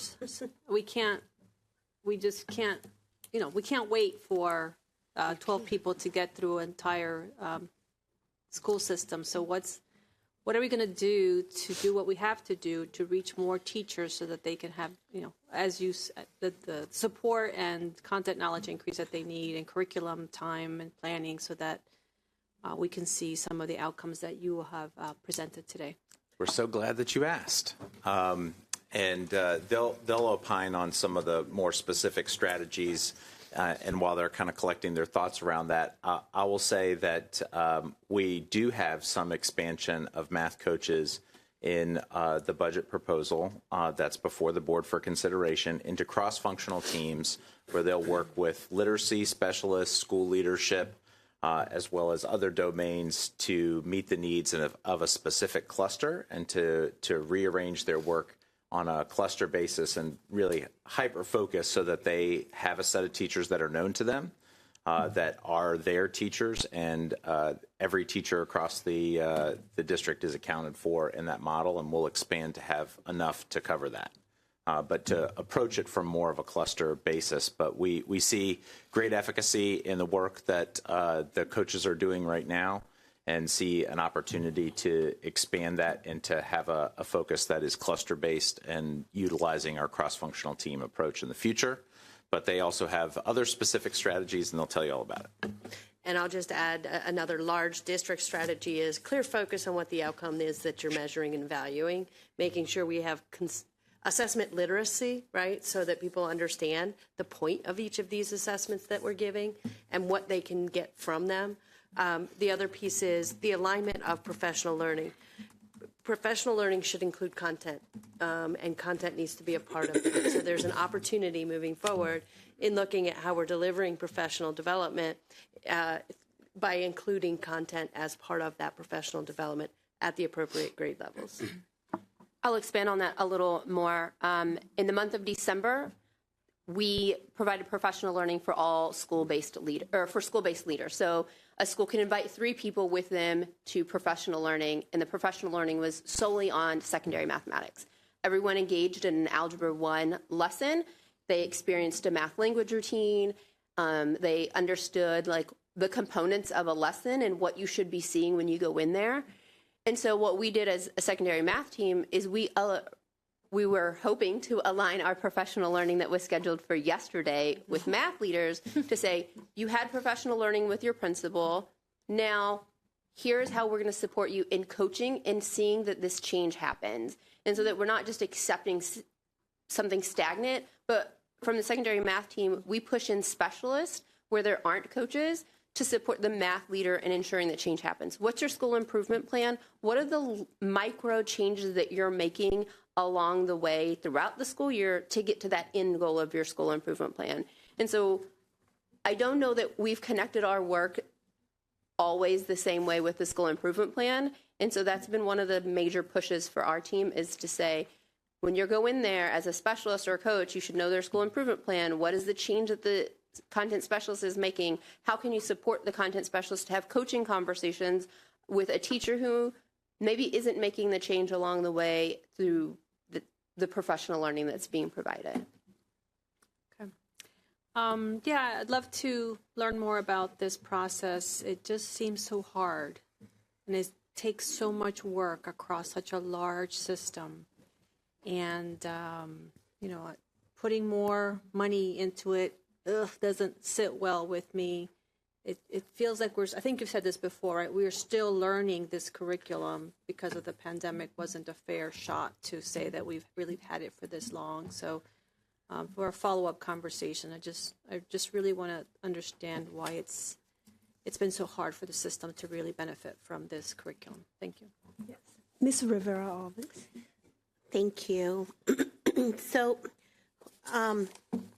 going by the example of Dr. Martin, by the way, I love the math coaches. I see them in practice. I think they're great. But I do have a couple of questions on the Dr. Martin Luther King slide. So, that is from 2022 to 2023 to spring of 2023 to 2024, correct? And then the latest data that we have for the NWEA that I have here is 2024 to 2025. So if I look at Martin Luther King for the sixth graders for this year, am I wrong that there's been a significant decrease? So we looked at, we were thinking, Patty worked with them during the 2023-2024 school year. And so we wanted to know, how did they end the school year? And the way NWEA looks at growth, you should look at growth from the same administration.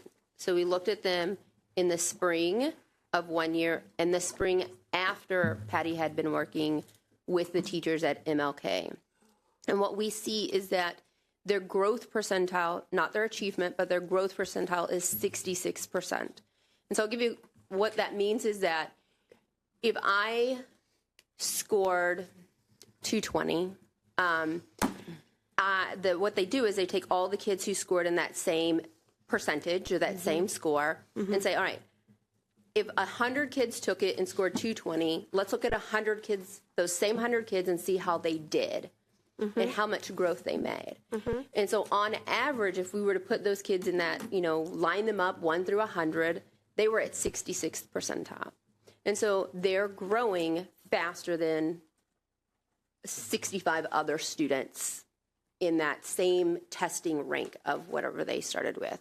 And so that's what we're looking at here, growth, because when we look at some of the achievement with the schools where there's a coach needed, there's a lot of need to get the students to proficiency. And so sometimes we look at growth to find celebrations and to see that the needle is moving for the students, even though we aren't yet seeing the needle move at proficiency. So you're saying that since they just took, the new sixth graders at MLK just took the test this fall, that the next time they take the test, we should see a significant increase compared to the numbers, or even more than what we're seeing as the final test takers of these sixth graders, just to make it clear. Okay, so then that goes to the point of the need of math coaches in elementary school. And this is maybe an if question. If these kids would have had that kind of support in elementary school, the kids who went into MLK, where their scores be better taking it than this fall, and we will see an increase. But then I look, these kids go into Seneca Valley, correct? Okay.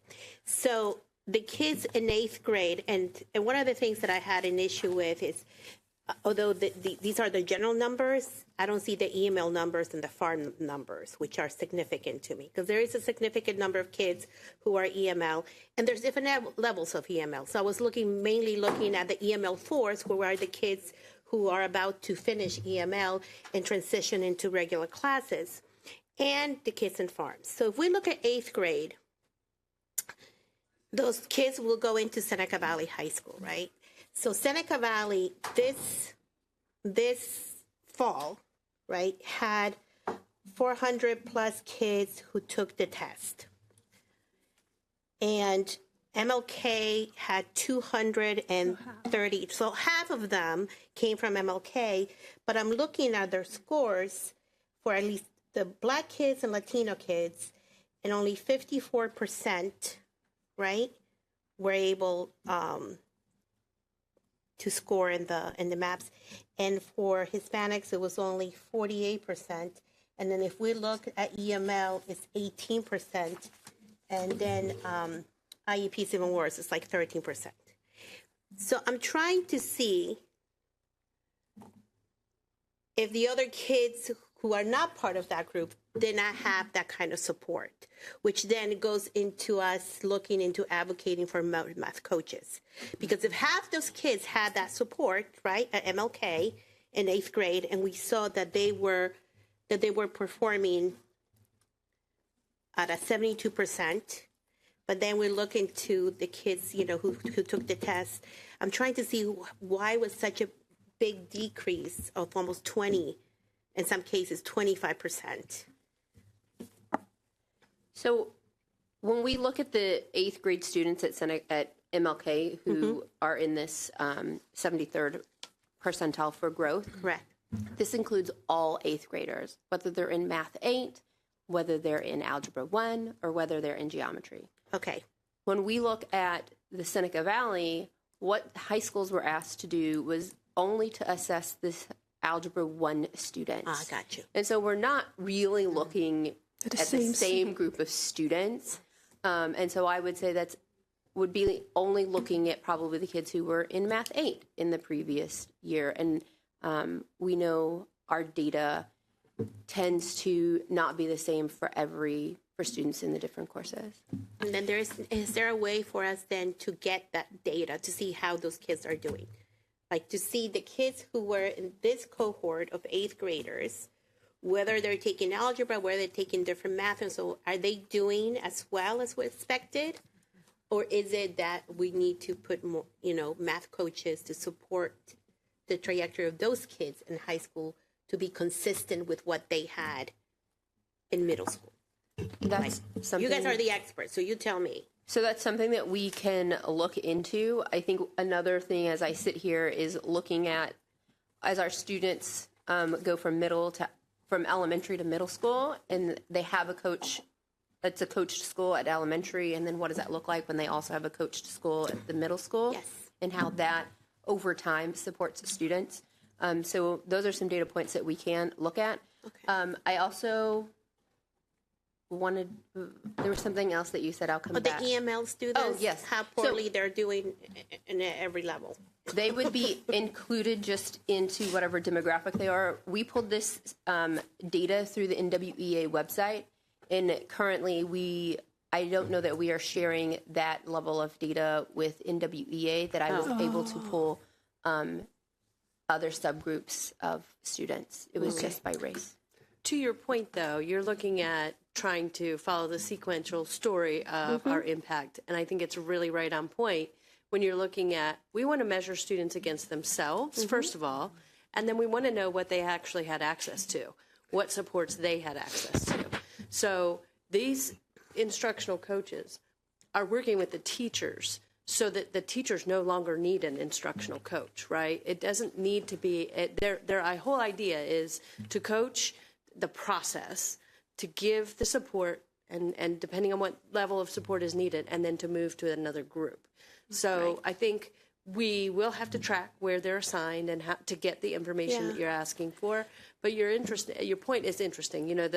We want to prove what is working for these students, and what will work for these students is our teachers all having solid understanding of the content, the time to plan together and collaborate, the time to react and respond to the data that they see in planning what's next. And I think that's really important, because how sad would it be that we're making such great gains with having these coaches, and then when they go to high school, we lose all that ground, right, that we're supposed to be building on. And I think I used this example very quickly when I was actually in one of the classrooms. I went to when they did the whole, they were like teaching the teachers pretty much, and there was all of these about fractions. And the way they did it, it made so much sense to me that I wish somebody had taught me that way when I was in 7th grade, because I would have gotten it. So it makes such a difference. But my concern is that by the time we spend all this funding and so on, right, we get it, and then when they transition into high school, and then there's nothing, right? Thank you, Ms. Rivera-Oven. Ms. Wolf. I think my question has already been answered, but I'm getting a little brain dead, so maybe not. I think it's the same as Ms. Silvestri's question. The math coaches are making progress, but we can't afford but so many math coaches. So what are we going to do? And I heard you say cross-functional teams, but I'm not even sure that I understand why that would work if there's no math coach. I can say how that would work. That would work because we're all giving the same information to the teachers and to the leaders of the building. We all understand the context under what, let's just say, sixth grade. They're studying sixth grade and working with sixth grade. If we are addressing the needs of the students, we are all doing that as a team. The special educator is going to learn math, but they also bring an expertise with them that says, this student has an IEP goal for mathematics and they're missing this preliminary skill, and so I can work with them here on this preliminary skill.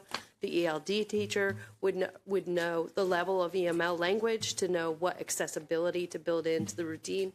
So it's rather than everybody coming in separately, only teaching what they know about ELD support or only special ed support or only math support. This is an opportunity for everybody to learn what each other does and actually synthesize it so that it's clear. And can you imagine being a sixth grade teacher hearing from 5 experts?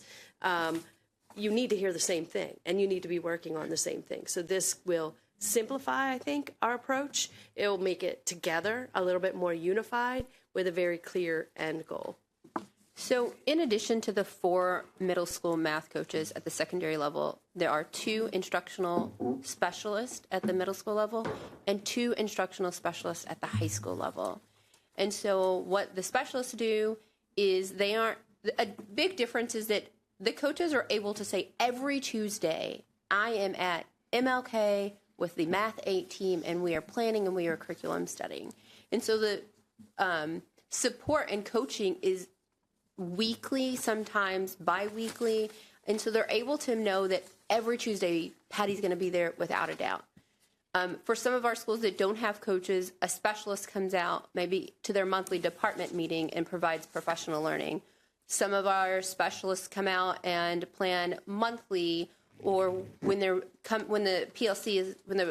planning team is coming up on a unit, they might say, hey, I'm going to come in and I'm going to do unit planning with you. And we're going to talk about what's necessary for kids to get out of the next 6 weeks of learning. And so there are coaches, and they're being effective. We also have instructional math specialists who are supporting the other schools who don't have coaches. It's just that they're not able to consistently be there every Tuesday. And it's a difference in not every school needs the same level of support. And so we have to determine these are schools that need intense support. They have a coach. These are schools that don't need as much intense support, and they would get the support of a specialist. Thank you. And if I could add, I hear what you're saying. I'll have to wait for the result because I'm not exactly seeing that, because I thought the math coaches also have the ability to go into the classroom and observe and model, and I think that is a key element of it. So, but there is one request that I have. The charts by school that you gave out don't always have the N in it. I need the N. Yeah. Okay? If somebody could say, because it's missing a lot. It has the data, but it doesn't have the N. Okay. Ms. Matoya? Thank you. That was actually one of my requests as well. I think just this year's data doesn't have the N, but last year's did, so maybe it just got left off. I have 2 questions, and one is, first, thank you for all the work that you're doing, especially with such low levels of staffing. I know that this is challenging, especially with a new curricula, so I do appreciate it. While we don't see the gains that we want, I mean, at least looking at, grade 6, we do see some slight gains, so hopefully, we stay that path. My question is, given how little staff that you have, and there's only so many hours in the day, what's happening with schools where maybe on the whole, it looks like everything's okay-ish, or it's not bad. But then when you break down certain demographics, there are still demographics that, quite frankly, year after year, we see the same pattern of not quite reaching the levels of proficiency that we would like. How, if in any way, are we able to address that? And then the second question is similar to with literacy. What can we do at home? Because I can say as a parent, when I've asked, and I've heard from many, many parents, from parents who have ridiculous numbers of degrees in education to parents who don't speak English, the homework helper just isn't helpful. So what can we do at home?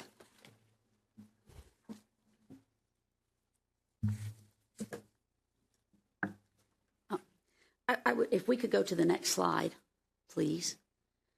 One thing I'd like to address is when we're talking about breaking down the subgroups, if we look, when we had our summer training with all elementary schools, we had our school teams that were represented choose one area that they were going to focus on. So again, that way they could see what is their need. And they also prioritize 1, maybe 2 grade levels to focus in on.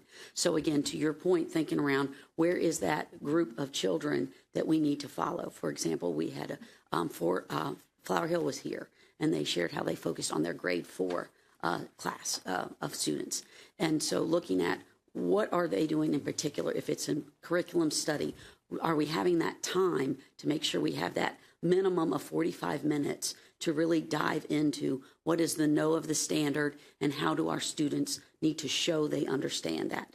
And then having that time to look at by those different groups, how are we performing? What are the shifts we need to make in instruction so that we can be sure that our students are able to demonstrate their knowledge in multiple ways so that we are not over scaffolding as well. So we want to make sure that we're doing that.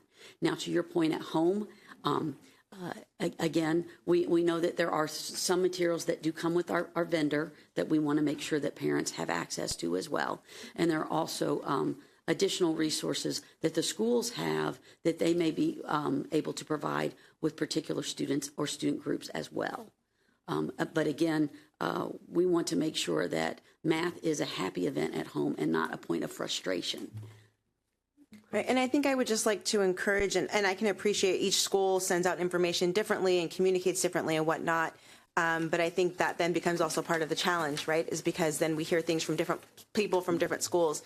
And so maybe similar to the way we have the resource hub they mentioned on literacy, is there something there where parents can know where it is independent of their school? I can just say, the curricula provided resources and helpful, they're just not that helpful, right? We didn't learn this math either, just like you guys didn't. So, okay, thank you. At the secondary level, we also have IXL from Math 6 through Algebra 2.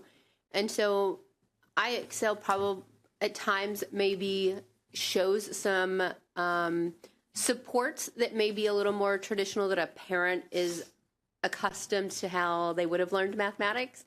And so I would always encourage, if there's a parent out there who is a middle school Math 6 through Algebra 2, to jump on IXL. And IXL gives videos. It gives supports to students to help them along the way. And so I'd really elevate the support that IXL can give.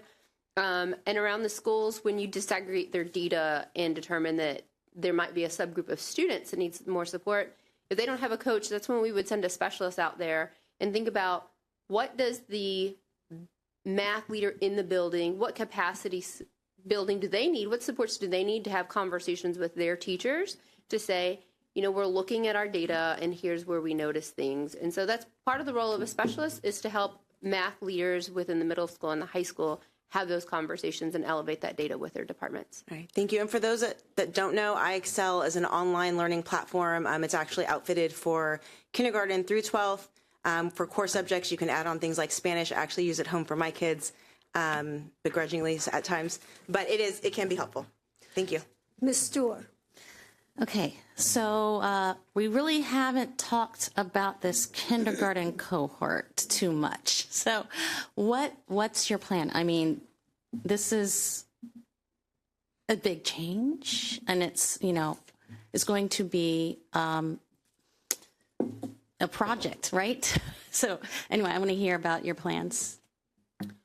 Before the math team jumps in about their plans about what to do for this kindergarten cohort, one of the other strategies is to increase the access to high-quality pre-K programs that are in alignment to what we're doing in the kindergarten program. So it's often you don't know who's coming to you as a school system when they come to you, and It's a natural entry point for school at kindergarten. They're still very young, very adaptable, very eager to learn, many of them.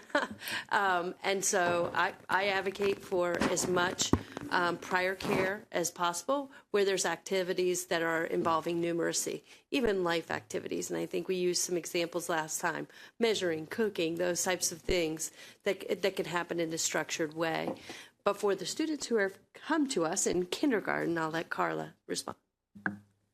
It's funny you should ask that. A gentleman who had shared out earlier in public comment was sharing how he was stressed out about trigonometry. And I said, well, if you think trigonometry is challenging, try teaching kindergarten math. And I say that in jest, but in all seriousness, as we look at when we implemented the new curriculum several years ago, kindergarten primary teachers would often say, oh, we can go faster. We can go through this much more quickly. And it was like, no, again, deeply understanding the standards. Do they understand what is the expectation when we're looking at those primary age students and the depth of understanding they need to understand? It's not simply being able to count 1 to 10. It's understanding, what does 1 mean? What does it represent?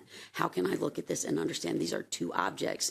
And if I take away 1, there's 1 remaining. So there's all of these different components to this. And to go back to you, Ms. Montoya, we also have Zern, which is an online free tutorial. That I love to see that you're smiling, and that's genuine smiling, right? Well, a little bit. We can okay. chat about that later. We'll take that.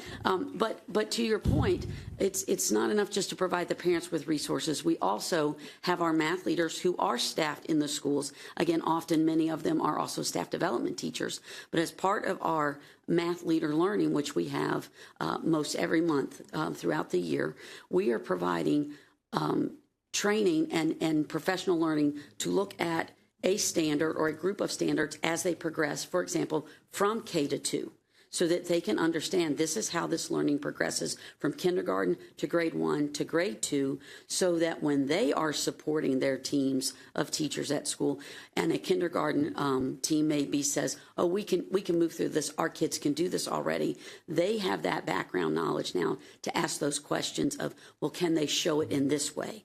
Are they understanding this? Let's really dig into the standard. Have we gotten to that depth of the standard for the children to understand? Thank you. Now, I had one more, my second question. Okay. It's not too complicated, but from this data, like, we can't wait a whole nother year, right? So what's the priority today? I mean, we only have so many math coaches. We have these teams.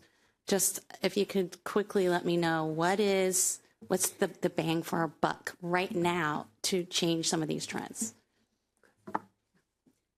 Ensuring that every student is seeing high quality instructional materials every single day in class from pre-K through Algebra 2, and that the purchased, approved Board of Ed curriculum is what students are seeing, because there is alignment between the curriculum, our MCAP, and college and career readiness. Thank you. And supporting schools so that they can develop a master schedule that allows for teachers to have that time to go in and study this. Again, this is a science and an art. It's not simply, I love children, therefore, because I love children, I can teach this. We know that our teachers are very committed to this. For an example, we had a teacher who was at a school, a coach-supported school, that moved out of the state for other reasons and emailed their coach this year to say, I so miss MCPS and the coach and the way we looked at curriculum study and unpack this, and I am teaching my team how to do it as well. So when we provide that support and we are there, not simply coming in to tell, but we are building these relationships, and it's a true partnership. These teachers see that. They'll see it in their math leader at their school as well, if we can make sure that we honor those conditions and we set those expectations. Thank you. Mr. Silvana.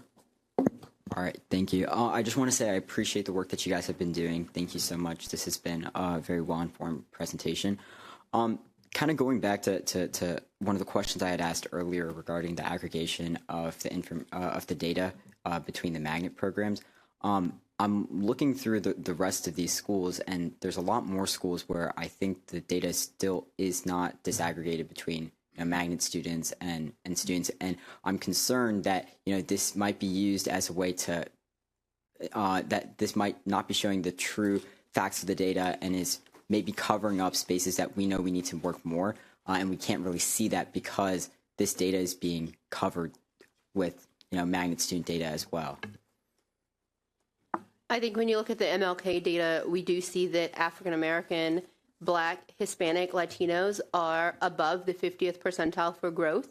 And so I think that speaks for the students in all of the school. And so we can get back to you and look at some of the data, but we tend to keep school data at times aggregate. We want to include when a school has a magnet program. We also want to include the data when a school has a special education program and not start saying, well, only these students are my students. And so that's why when we present some of this data that we don't do that. I do want to elevate that Patty is working with grade 8 math. Our coaches are working with on grade level students. And so many times the magnet students aren't the students in our on grade level courses. And so the growth that we're seeing, while it may be a magnet school, is representative of the students that's their home school. Okay, thank you. I think that pretty clearly answered my question. I appreciate that. But I think I understand the concern around, not wanting to differentiate students based on, this is my student, this is not my student. Everyone in MCPS is our student, right? But really just making sure that we're understanding where we need to, keep making progress and keep working forward, right? And not just, looking at the data at a whole and then missing out, pieces from the back because we're not, really digging deep into this. That's kind of my general point. That's all I have to say. Thank you. I have a question or more of comment. So it's wonderful. It's showing that the math coaches, the investment of the system is working, right? It's clearly demonstrated by the data of these schools. However, our system also have other investment we made. On secondary level, I believe every school have a content specialist that are released for 2 periods of the day or 1 period of the day. Okay. They get they're released 2 periods, this just the same as all teachers, and then an additional period out of the day. That is an investment too. Over this many schools. We also have investment in our staff development teachers. However, when we talk about the work, I hardly, whether in reading or in math, I hardly hear what efforts, what results from these investments we have made in the system. So sometimes I'm not convinced putting more people or giving people more free period because I haven't heard the evidence that actually work. So that's my comment. So maybe in the future, in our math or literacy conversations, I can understand a bit more of what they do. Now, a second thing is we renew the curriculum. Wonderful. Everyone in agreement, we should renew the curriculum. Now, I'm sure there are math walkthroughs that happen in our buildings, okay? And then, but are we really looking at the implementation of the integrity of the implementation of the curriculum? Are they using it? Are they using it well? Are they getting better? What can that tell us? Who's supposed to do that? I can't say all the math coaches or a few of your specialists are going to do all this. So what other staff are we involved in this work? I don't think mine is really meant for a question for you to answer. Mine is meant for a comment for us to think about what existing people we use and how do we use these existing people for future discussion, given that we have time constraint. Another thing is I want to thank you for in the data that EML levels, English language proficiency levels are included school by school. I would really appreciate if we can have that data also system-wide so that it's better to understand the group as a whole. Am I missing it or is it somewhere? So that would be in the first line of each of the charts is the all total. Are you saying? Oh, okay. Thank you. That will help me to get a bigger picture. Thank you so much. Are there any closing Julie, I have a question. Oh, okay. I just have a question. When you read the sort of U.S. news, we're not the only ones struggling with math. Has anyone looked around to see if there's any district with similar demographics that's having success? And if so, what they're doing? So we've opened some conversations with other districts in Montgomery County, in the state of Maryland to kind of see, well, what are you doing at your schools and different things like that. We also are a part of a partnership with Learning Forward in which we are a part of a cohort of Montgomery County Public Schools, Nashville, and Philadelphia, and where we talk about curriculum implementations, where we learn the other best practices of the other counties that are trying to implement the illustrative math curriculum. I'll let Patty add anything she wants to that because I think that's been pretty beneficial. So I've been also a part of that network. There are 3 Montgomery County public schools that are part of that network, is Neillsville Middle School, Gaithersburg Middle School, and Shady Grove Middle School. And it's been really powerful for the teachers in those buildings to have connections outside of Montgomery County that are implementing the curriculum, to one, recognize that their struggles are also the struggles of others, but also to hear the best practices that Metro Nashville are coming out with, or the city of Philadelphia is coming out with as well. I thank you, but I'm not asking about just best practices. Is there any district that you're aware of that's actually having success? Because, there are best practices here in Montgomery County. There are best practices in Philadelphia, but their numbers are poor. Nashville's numbers are poor. You go and look at the National Assessment of Educational Progress, and you can tell they're not doing any better. I'm trying to figure out who's doing better. And if we know that, what are they doing? And if there's no one that you know, that's fine. So I first started with, we have reached out to a couple of the other counties who have been successful on their MCAP data to hear a little bit more about what they're doing, about the curriculum, about how they deploy support to schools and different things like that. You're talking about the counties here in Maryland? Yeah, correct. And I would they say don't have similar demographics to us. They do not. I'm looking for somebody that has the same I know that Fairfax demographics. has done quite an improvement on their math and reading, and I think Fairfax is pretty comparable. Fairfax. Yeah. Fairfax does somewhat, yes. Yeah, so we can look at their best practices, and I think we brought this issue up already, like a year ago, but they definitely are. And also not just with the general population, but also with EML and special education. All right. So thank you, everyone, for your presentation on math. I think my chief of staffs keep showing a message. We're 1 hour behind schedule. All right. So thank you so much. And I would like to move on now to our safety and security update. Mm-hmm. Thank you, Madam President. We are ready to move to safety and security as we switch gears from the board's academic goals and agenda to making sure that our schools are safe, welcoming, and inclusive.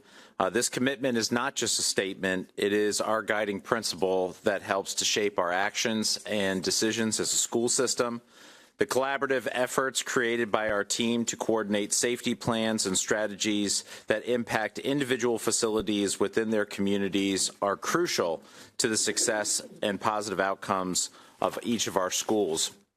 By dedicating our attention to such critical areas, we affirm our unwavering commitment to fostering a safe atmosphere where students can learn and thrive without compromise.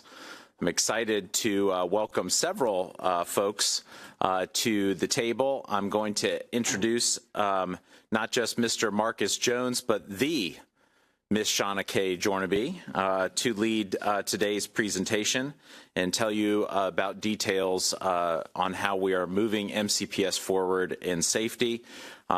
You'll also see today that this is a reflection of a couple of things. One, our multifaceted view of the safety needs in the district, and as we mentioned at the start of my time with you on as your superintendent, that we would be revisiting this topic multiple times a year, and this is the second time that we've had the chance to do that. So, Mr. Jones.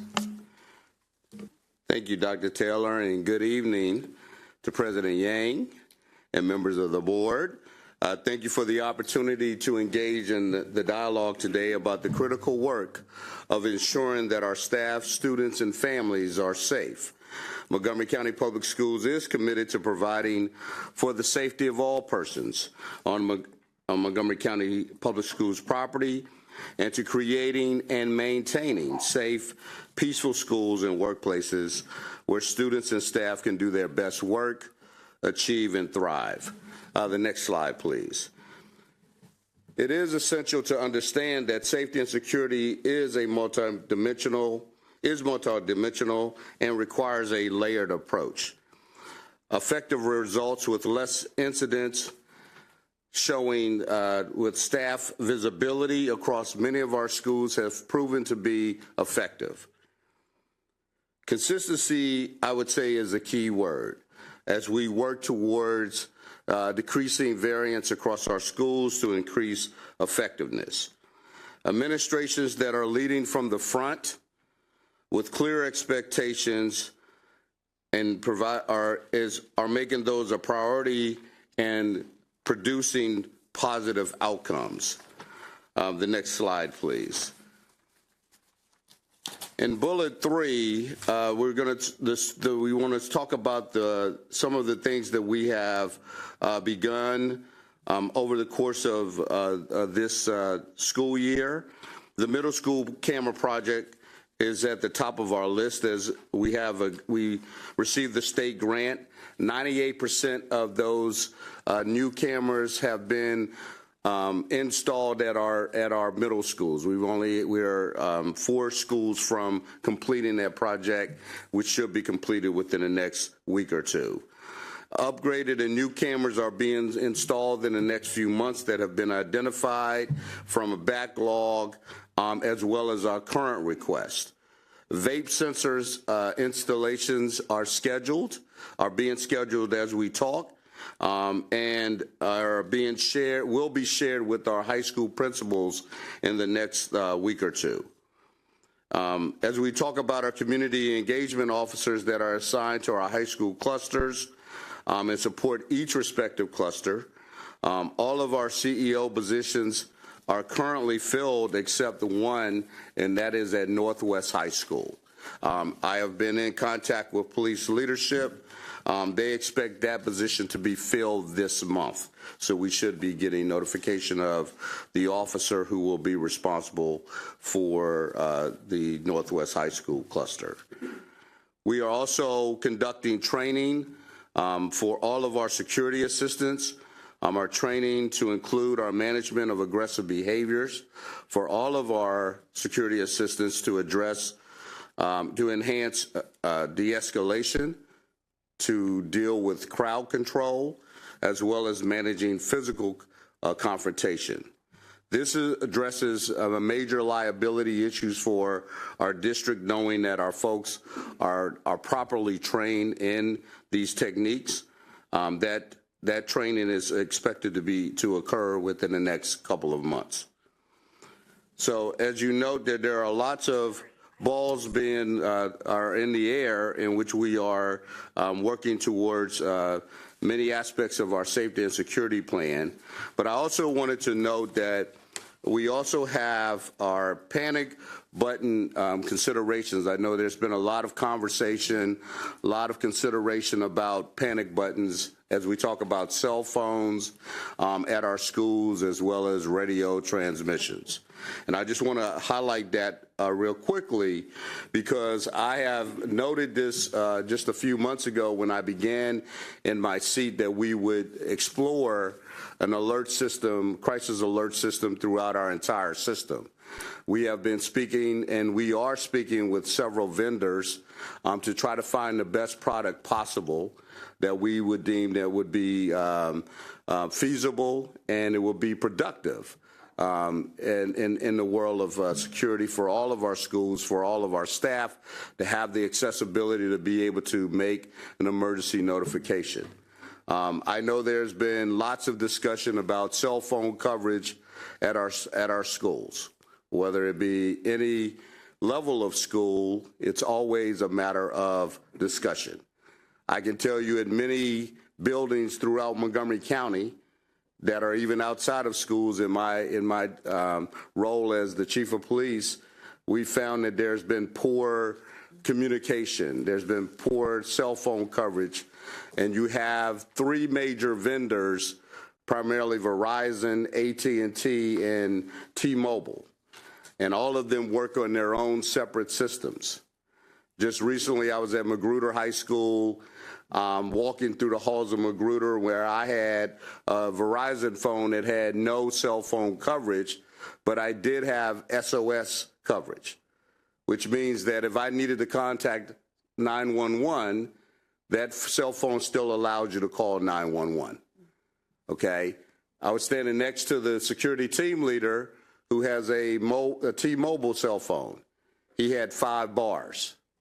Why? Because there's a T-Mobile cellular tower right next to Magruder High School. So there's a lot of dynamics that come with increasing cell phone coverage. There's a lot of costs that come with increasing cell phone coverage. But these are the things that we are examining, we are looking at as we go through and do assessments at each of our high school that we will talk about a little bit later in this presentation, as we have been working with our high school principals. We'll be working with our middle school principals and working with all of our elementary school principals to address those needs that they have when it comes to communication, as it was noted earlier today. I'll also briefly note that about communication when it comes to radios that we have in our schools. I've been in not only working with our current radio system that we have, but also talking with our other partners, such as Montgomery County Police, as well as Montgomery County government with their communications, emergency communications, to look at new technology that will assist us for emergency notifications for our schools. That we also look at for police coverage, where it has been a common practice for the police department to actually go to the different schools to actually work on putting different types of technology in order for boost signaling to be able to communicate for their CEOs and responding officers for any communications. We are currently continuing to do some assessments and work on some improvements in those areas as well. But again, that comes with funding, but we're also seeking other funding opportunities, such as grants, that may be able to assist us in improving in those systems. So at this point, I will now turn it over to Ms. Shauna Kay. Thank you. Good evening, everyone. We're going to be discussing serious incidents today, and I wanted to take a moment just to make sure that we all had a common understanding of some of the language we're going to use and why we put a greater focus or a priority on serious incidents over incidents. So I want to start with how incidents are recorded or how they're tracked. So staff enter into a system that we have called Synergy, any behavior that they think should be noted or addressed. Can we go to the next slide, Sean? Next slide, thank you. And those may include large level behaviors, which we'll talk about in a second, but they also include things like tardies or dress code. In fact, tardies account for 1 in 7 of all of our incidents. So they're noted because they need to be addressed, not necessarily because they have a direct impact on safety and security. So there will be many, many incidents, thousands of incidents. However, some incidents are noted as serious incidents. Serious incidents, according to our MCPS regulation, are ones that include a high level of risk, harm, threat to staff or students, or seriously disrupts school operations. It could also be a concern that could escalate to a community concern or could be elevated to a legal concern or a police matter. A good rule of thumb for me is I always think about, as a principal, if I have to call out for support, then it's a serious incident. So that's one way to think about it. Other serious incidents include weapons. They may include some fights, but not all fights. And non-serious incidents include things even such as academic dishonesty. So when we're looking at it, we're looking at a broad range. So when it comes to matters of safety and security, we're going to be talking mainly about serious incidents today. I do want to say, in case it comes up as a question, that trends in non-serious incidents really are also important. For example, if a school has a high incidence of tardies, when students are in unstructured time, that could lead to further serious incidents. So they do matter, they are important, but overall in safety and security, we talk about our serious incidents. Next slide, please. When a serious incident occurs, a principal or their designee makes all external calls for appropriate support and consultation. All principals and school admin receive training and guidance on incidents that are required to be called in. So in addition to these trainings, they receive regular updates about what incidents are required. For example, hate bias incidents, whether we may believe they're serious or not serious, as long as it is in that category, it is a required call. The serious incident is then directly reported to the Office of School Support and Improvement, and then it is recorded and logged in the Serious Incident Management System, also in Synergy. That incident generates an incident report number and is tracked for follow-up and support measures. And over the last 2 years, that is a particular area that we're working on, right? The second part of that, the follow-up and support measures that happen with those incidents. As of today, I can share with you that of any open serious incidents, 78.6% of those incidents are closed out, which means that they've received the appropriate follow-up and the appropriate response. One area that we're working on is incidents that may not receive, are not done by students.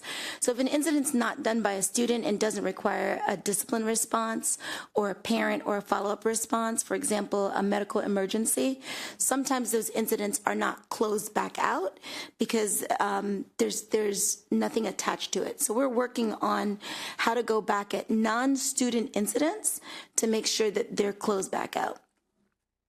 Next slide, please. So here you have a snapshot of our serious incidents for the current school year, year to date, as compared to last year's incidents year to date. And you can see they're fairly similar in terms of the amount. Where we have some of the difference is that there are less serious incidents this year. And it's not a big number, it's about 2.5%. But you can see last year we were running about 22% of our incidents as serious. And this year about 19.5% of our incidents are serious. And we're going to take a little bit of a deeper dive into that in the next slide. All right, so again, serious incidents or incidents in general are many incidents. And we're looking right now at the top incidents that are reported as serious. And if you follow the chart with me, in 2023, in terms of knives and other weapons, we had about 75 reports at this time this year. And this year, it's about similar. It's about 71. And you'll see that trend holds true in several of these categories. One that I'd like to note is in fighting an attack on others. So in terms of the number of serious fights, not in terms of the number of fights, but in terms of the number of serious fights, we're seeing a slight decrease in that category. A little bit of an increase in our drugs and controlled substances. So those are areas that we're monitoring in terms of how we're continuing to address them. Next slide, please.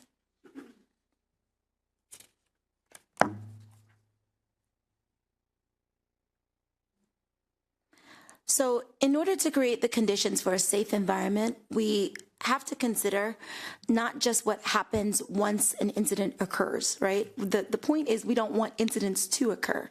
So the majority of what we focus on is how to create proactive measures to ensure that incidents do not occur. And one area that we really need to work on is our expectations for our students. And I think you've heard that again and again and again. And we've looked at that year on year on year and what that looks like. So in the past, when we're sharing expectations with students, schools do that in a variety of ways. They hold town halls with students at the start of the year and at each quarter.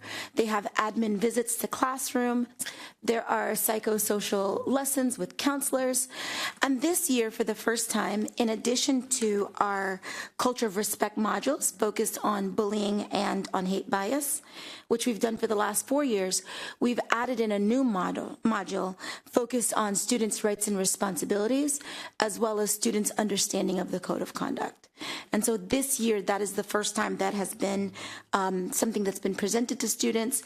It is automatically on their Canvas pages. Every secondary students have access to it, and principals have received training about how to implement that module. At this point in the year, we have about 60% completion rate across our schools, with a higher completion rate in middle school than in high school. And we are working with our directors in terms of working with schools with low response rates on how to ensure that all students complete those modules. And as much as a module is not the simple answer for expectations should be in real time, they should be consistent, they should be regular. It is a step towards making sure that we have a uniform message for all of our kiddos. Next slide, please. The final slide that I'm going to share with you before I turn it over to Mr. Monteleone is a little bit about some of our discipline data. I want to start with that we're going to be speaking a little bit more in depth about our discipline data later on at the end of this month. So we're going to address that in terms of a deep dive. But I did want to make a connection back to safety and security.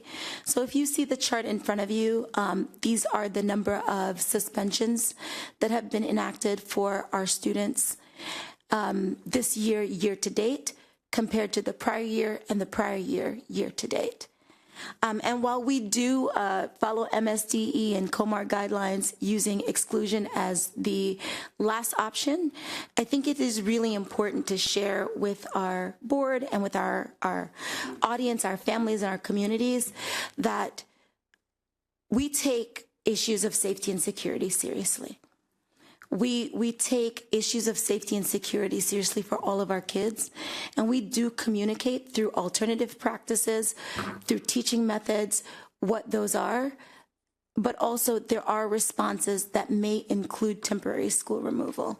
And if you take a look at this chart compared to serious incidents, you'll see a fair alignment to the amount of incidents and the amount of removals based on those categories. And next slide, please. At this time, I'm going to turn it over to Mr. Monteleone to talk a little bit more about the security assessments. Thank you very much. So we've heard a little bit about creating the conditions, right, that would preclude incidents from happening, such as identification, implementation, the vape sensors. We're having conversations about weapon detection systems. We're talking about some technical responses, ensuring there's a district-wide message to all students, right, across all of our secondary schools about what our expectations are and being very clear to them on what the process is for an investigation and possible disciplinary response. At the core of any safe school is the fundamentals of how a security team and an administrative team work together. That is at its core. So yes, our technical work is important. Yes, the new technology that we are putting in schools, the cameras, the vape sensors, are absolutely important. But the fundamentals of fostering a safe, welcome, and inclusive environment really rest upon people. We've heard from our superintendent and many others, right? We are in a people business. And so that doesn't just involve your administration and your security team. It also involves your teachers and staff. It involves your students, and it involves working and having strong relationships with your parents and your caregivers in the community, in addition to our partners in HHS and other partner organizations. So I think another example, right, previously, the board has seen the Office of Safety, Security, and Emergency Management come to the table for a safety and security presentation. So you're seeing OSSI, you're seeing the Office of Wellbeing Student Services, you're seeing security, and we also have a principal here with us today because we have really desired to take this out of a siloed approach. And as soon as Chief Jones came on board this summer, we took it upon ourselves, Dr. Moran and I and others on the associate team to come together and provide really a collaborative approach to this work. Historically in MCPS, if you speak with longtime administrators, the administrative lane is over here, and perhaps the security lane had been over there. And we've done a lot of work this year to rectify that. And a manifestation of that collaboration has been our security assessments. With a new superintendent, with a new chief security coming on board, we talk about what is the landscape of security in MCPS. And we don't know unless we go out to every single school, starting with the high schools, and then moving on to the middle school, second semester, to do that assessment, right? So over the course of the first semester, Chief Jones, myself, members of Dr. Moran's team, and others have been visiting every single high school. I think we have a few more to go, and I could get those numbers, maybe about 5 or 6 more to go.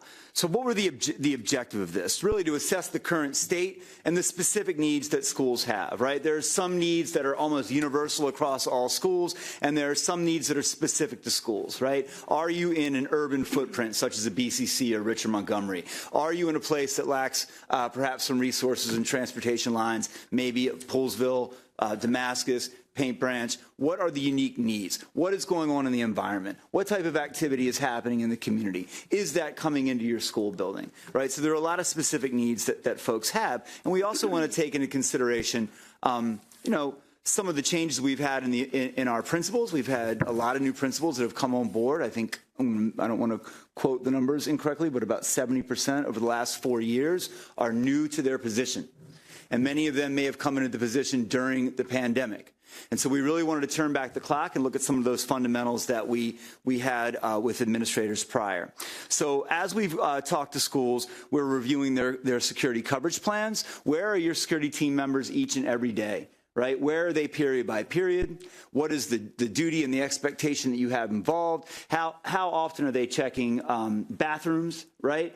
Do they have access to cameras? Are we staggering their breaks so we make sure that everybody is on the floor? Are we executing all of our emergency preparation plans, right? What is the status? Do you have the basic artifacts in place? How specific are these? And do we have accountability and monitoring systems in place to make sure that they are actually being executed, right, by not only the administrative team, the security team, but the administrators as well. We've been doing walkabouts with the principal, key administrators, security team leaders, and others to identify hotspots in the buildings, facilities that may need to be, facility requests that may need to be elevated, to look at camera needs, what have you. We've talked about staff capacity, right? How new is your staff? What type of training does staff need? And we can speak to some of this a little bit later.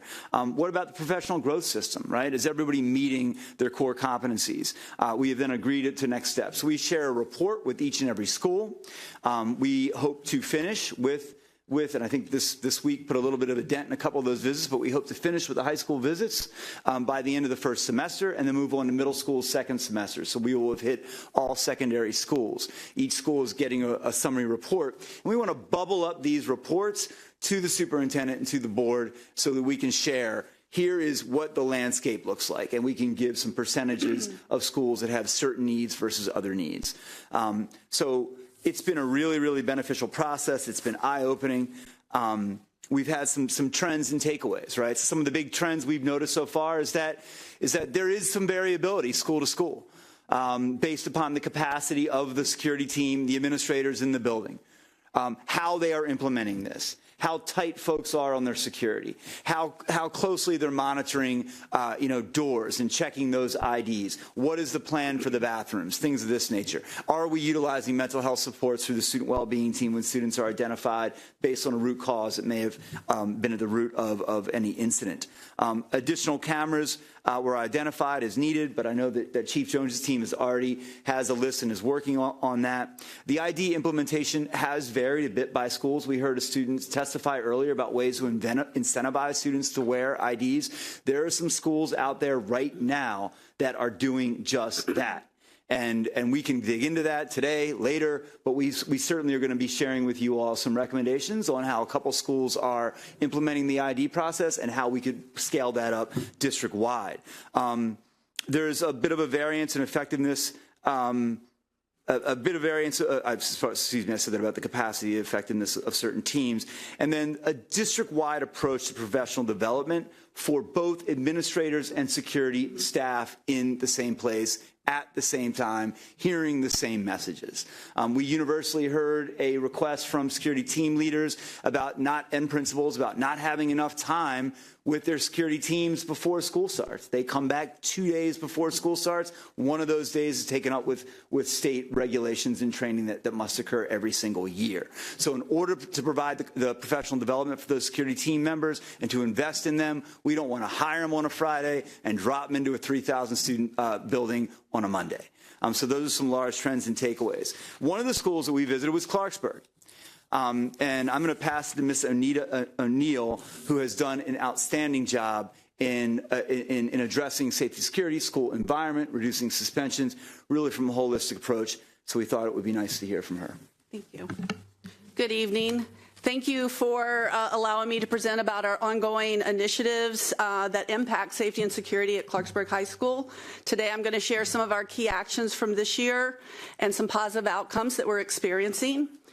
Before I dive into the details about what we're doing, I'd like to highlight 3 guiding principles for the work that we're doing at our school.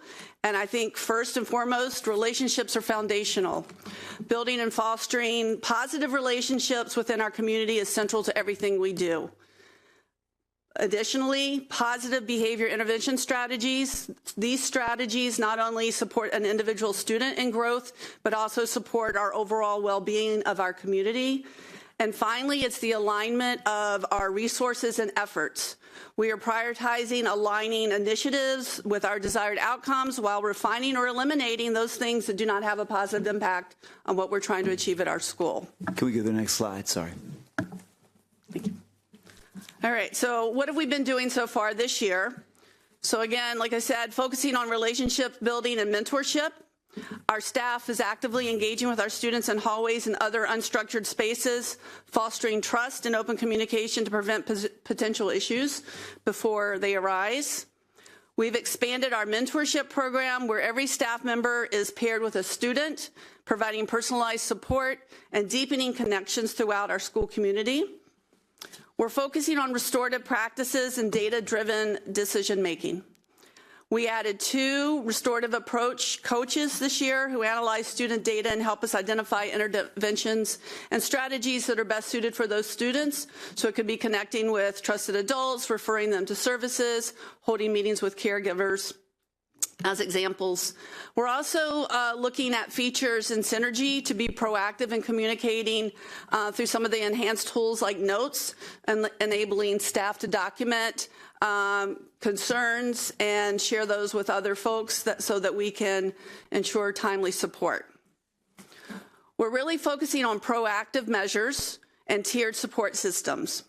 So behavioral expectations are being reinforced through advisory programs alongside regular staff training and scenario-based exercises to maintain preparedness.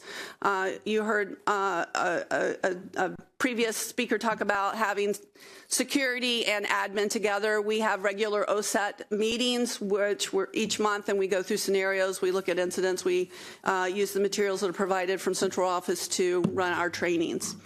Our student behavior wellness team has implemented a tiered intervention system that allows us to focus on prevention, including conflict coaching, again, mentorship, and substance counseling.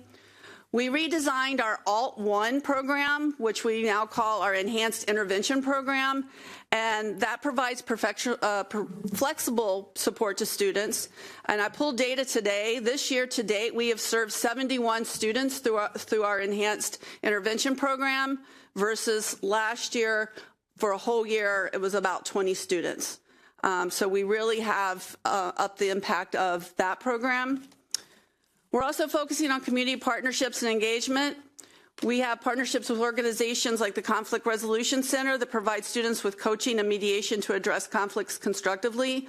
That partner is in our building every Thursday all day, and they receive referrals from us, or they see students and they'll pull them in. So that's been very instrumental in helping coach our students to have positive social interactions with others.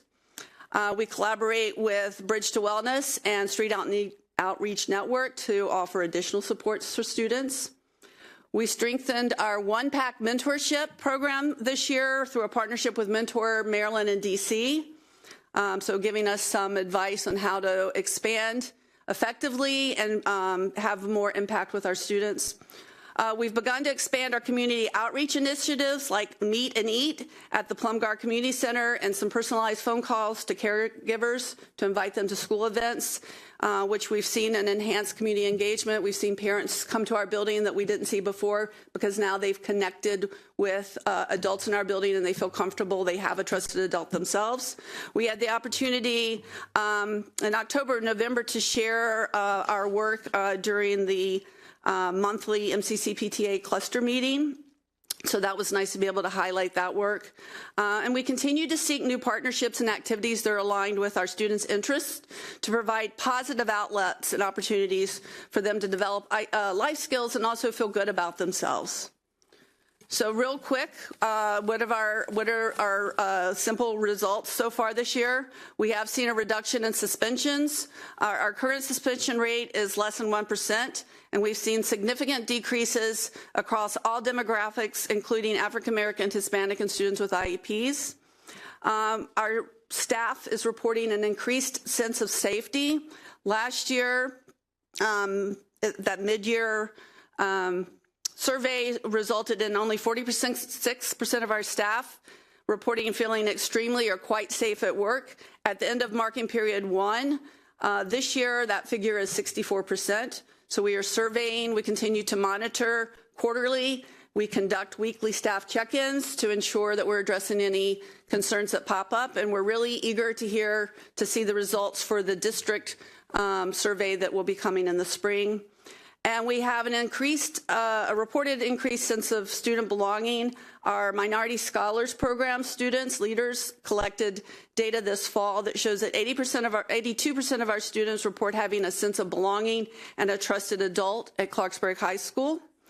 So again, I'm very proud of the work that my staff, my admin team, my security team, all of us working together. I'm very proud of our work, and we remain committed to prioritizing safety, relationships, and support systems that empower our students and staff. The results reflect the collective efforts of our team, our community partners, and our shared vision for a safer and more connected school environment.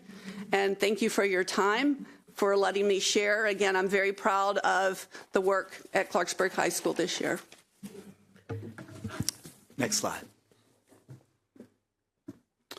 So I would like to basically close by noting that, I think there has been some progress made clearly with really identifying, and I really do appreciate the board's support along with Dr. Taylor on really identifying the need for safety and security and making that a priority for this system.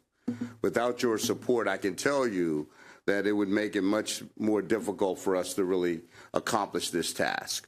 I think the sense I get from talking to not only our administrators, but many of our staff, as well as our students, that we see that there has been improvement. Are we there yet? The answer is absolutely not. We have a lot of work to do. There are lots of balls that I often say that we're juggling that are in the air. But we are committed to really coming up with solutions that are going to be effective. And one of the things that I've clearly recognized in my short tenure here at MCPS, I see a lot of great things similarly to what Principal O'Neill just noted and Mr. Montaloni just noted, as well as the numbers that have been, the data that has been placed out about decreases. But I've seen a commitment on staff to really to move forward, to be a part of the team, to just not be left up to the security assistants at our schools to create the safe environment, is that everybody's playing a role.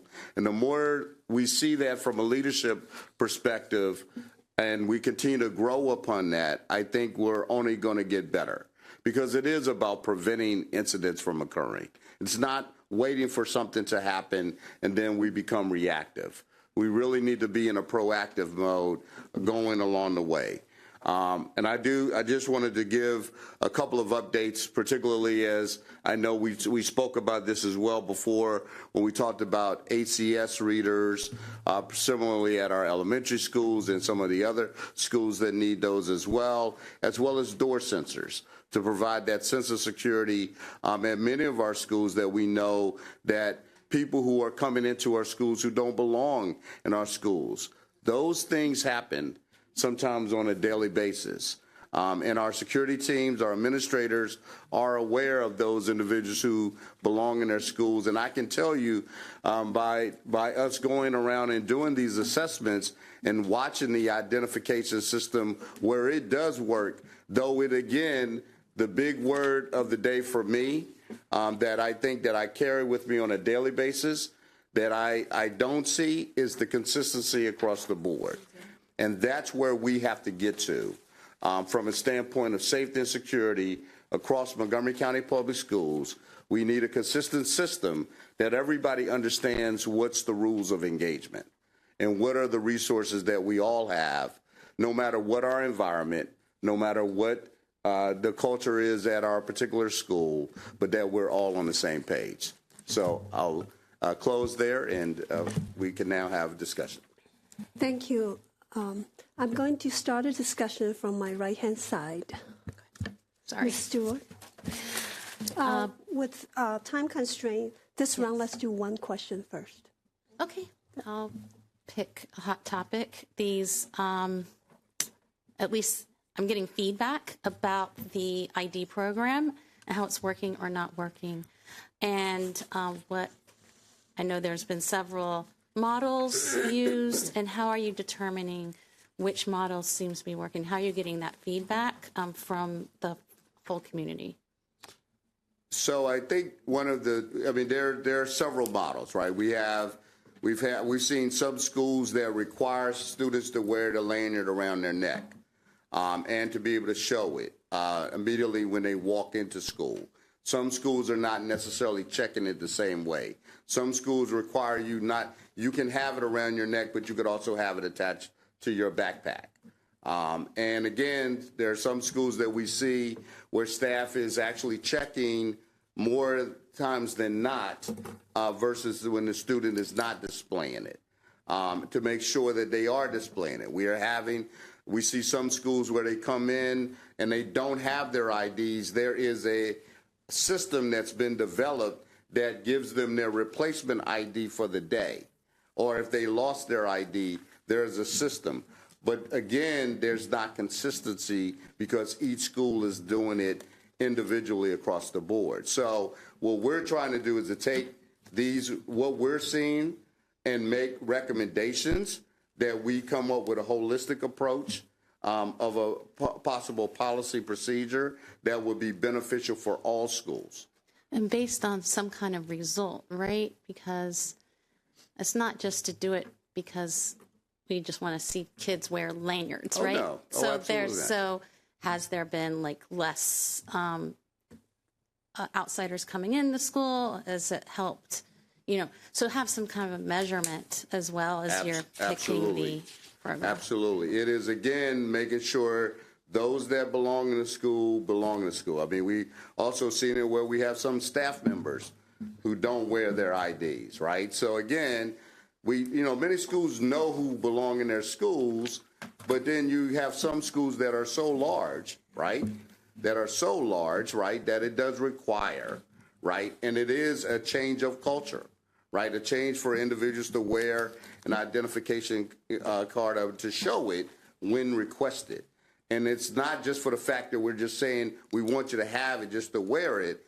There is a purpose to this because we've had incidents that prove that people who sometimes come into our schools because somebody pushes a door open in the rear of the school and allows someone who doesn't belong in the school, who then gets to walk the halls but doesn't have an ID, right? Those are the things that these are the one time that there's a major incident that creates the havoc. And this is the message that we must send so people understand that there is a purpose behind why we're doing what we're doing.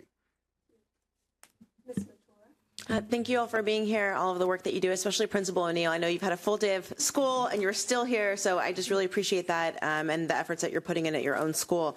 I actually have too many questions, so I will likely follow up with some of you after this. But the question overarching that I have is that we're hearing a lot about the middle schools and the high schools, whether it's the modules for bullying and hate bias and expectations or security assessments done in the first or second semester. I really want to elevate the frustrations of elementary school parents, and I am one. And I will say that I hear across the board, for all the years that I've been an elementary school parent now, that our student populations feel somewhat neglected in this area of safety and security. And I understand we have such challenges at the perhaps secondary level, but in my experience, one of the ways that we can curb some of those, and we talked about being proactive and prevention, and I'm absolutely for that. If we're not doing anything for our elementary school students and their schools, then we're going to continue to see these incidents at the secondary and high school levels. So it's too much for you to answer maybe a question right now, especially at this hour of the day, but I do really want to strongly emphasize we had all of these parents show up, and this is not the first time they've shown up, and they are not the only parents with these concerns on a somewhat daily basis. And I would just briefly just note to that it is not lost upon me, not at all, that we separate elementary schools any different from a standpoint of the focus. It's a different kind of a focus because of the culture, the environment, you may say, but the security that needs to be put in place, it's still a priority. And so we have a plan that we will continuously work with our elementary school principals in identifying many of their needs of how to best assess that. And these are the resources. This is a part of the assessment in which we speak of that we need to identify, but I'm not going to just impose upon my beliefs. I want to hear from not only the principals, but from the PTAs in those communities to be able to express to us what are the needs that they feel like they need for their kids. So are there assessments then, I guess, happening? They will be happening. Okay. Yes, they will be happening. I'd like to add for elementary school, just really quickly, that some of our elementary school principals are doing a phenomenal job in terms of leading the way, in terms of sharing expectations with students. Farmland Elementary School under Principal Longest is a really good example of this in terms of bringing her community in and sharing with students about those expectations in a series of town halls. And we are cultivating examples like that and creating a resource bank for our elementary schools to be able to use so that they can share those best practices. Additionally, we're looking at ways to modify the modules created this year. Remember, this is our first year with the Code of Conduct modules, to create a module that is appropriate for grades 3 to 5. And so those are things that are coming down the pike that we can look forward to on the expectation side for our elementary school students. Thank you. Ms. Wolf? Well, I'm glad that Rita got to go before me because I was debating between two questions, and that was one of them. So first, I want to thank Principal O'Neill for coming in. It was really helpful to hear what's going on up at Clarksburg and that you're having success.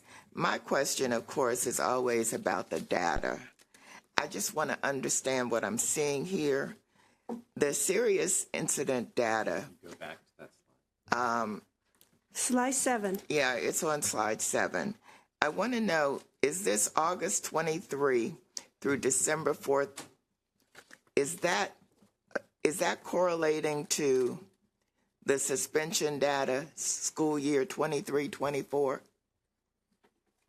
In other words, that middle column under the suspension data, is that the same time period as on the number 7 slide? Absolutely, down to the day. It's the same time period. Yes.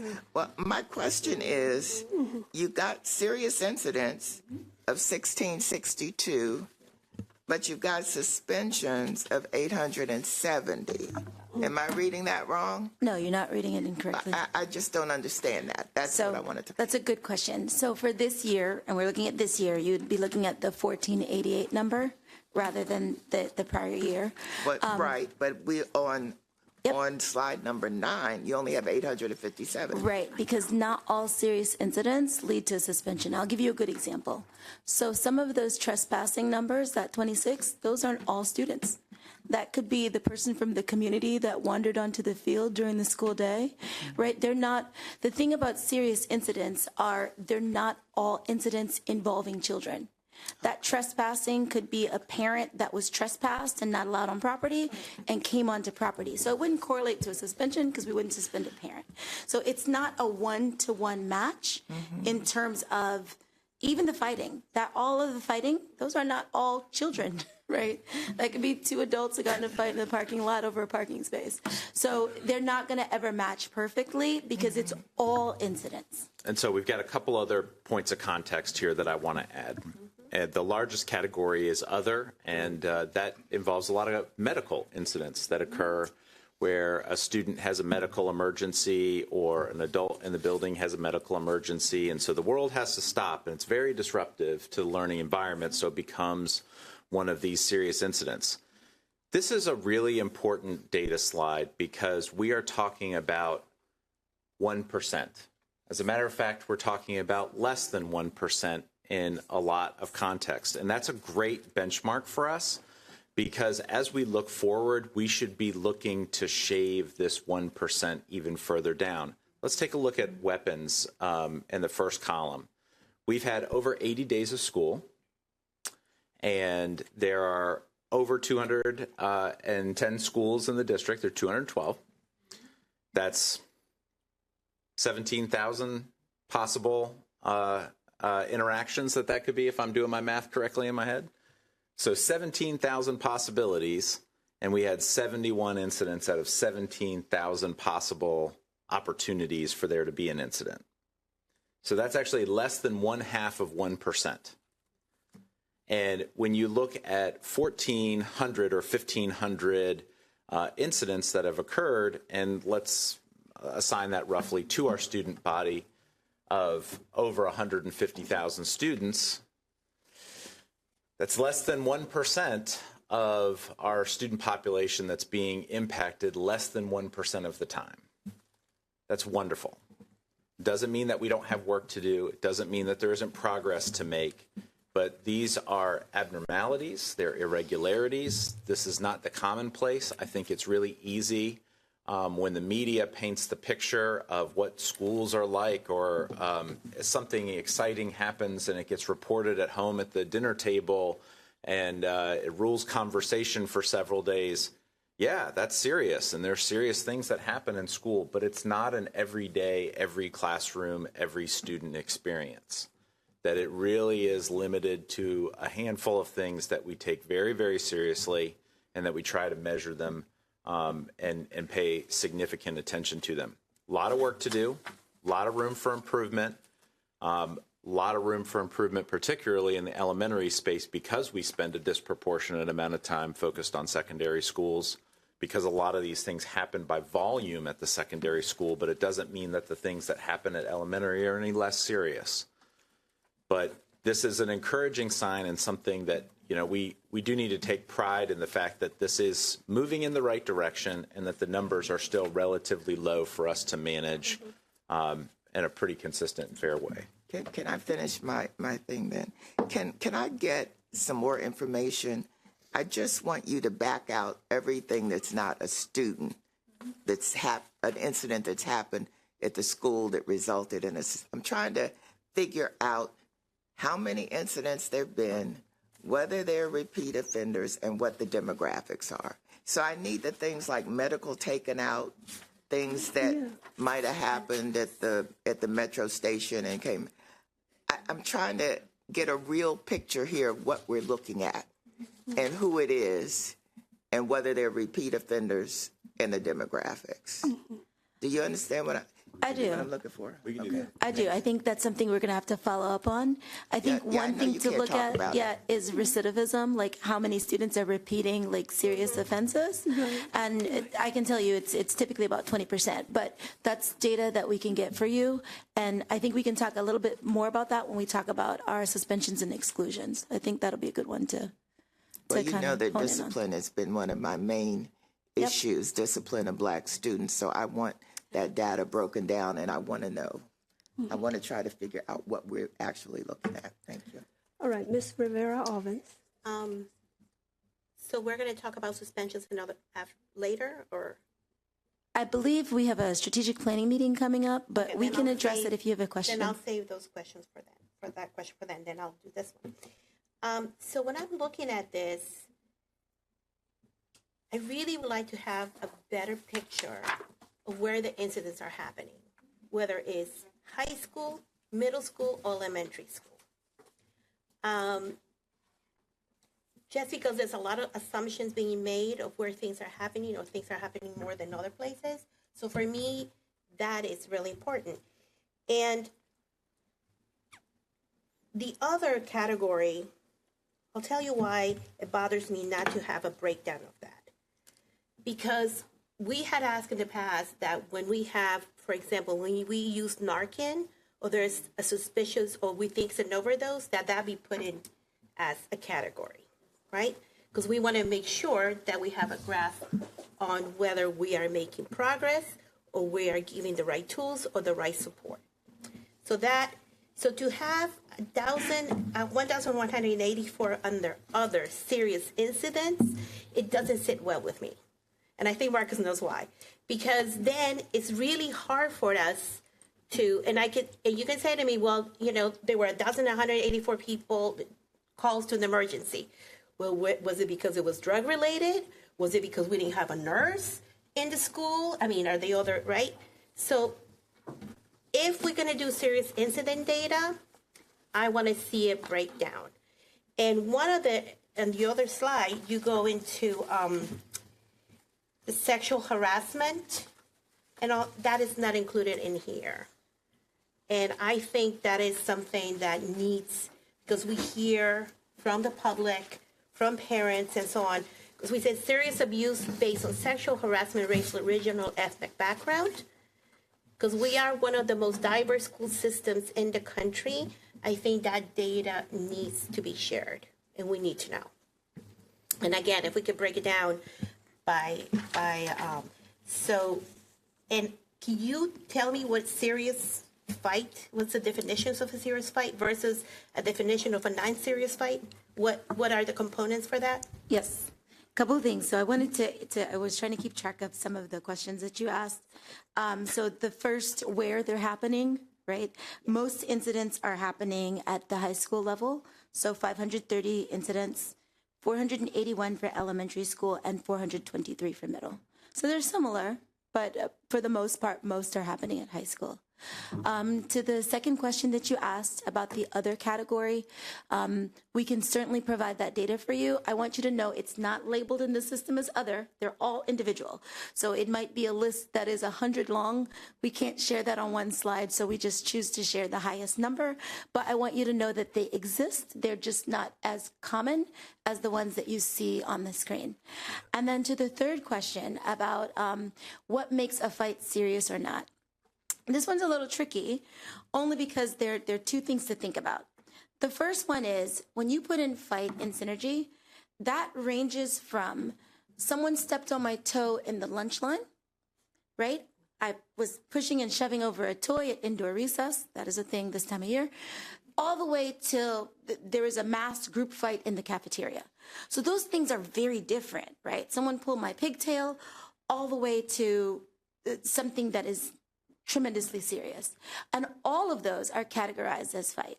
So again, the ones that are serious meet a couple of rules. One, the state definition of serious bodily injury, not our definition. So a fight is considered serious if there is serious bodily injury. Second one is if there's a disruption to the school. So if there's a mass disruption, that can be considered serious. So a fight in a classroom where there's pushing and shoving, maybe not so much. Something in the middle of the cafeteria that causes a disruption that disrupts the school day, yes. And then the third one is my rule of thumb is, did I have to call for outside assistance? Did this fight require me to call the police?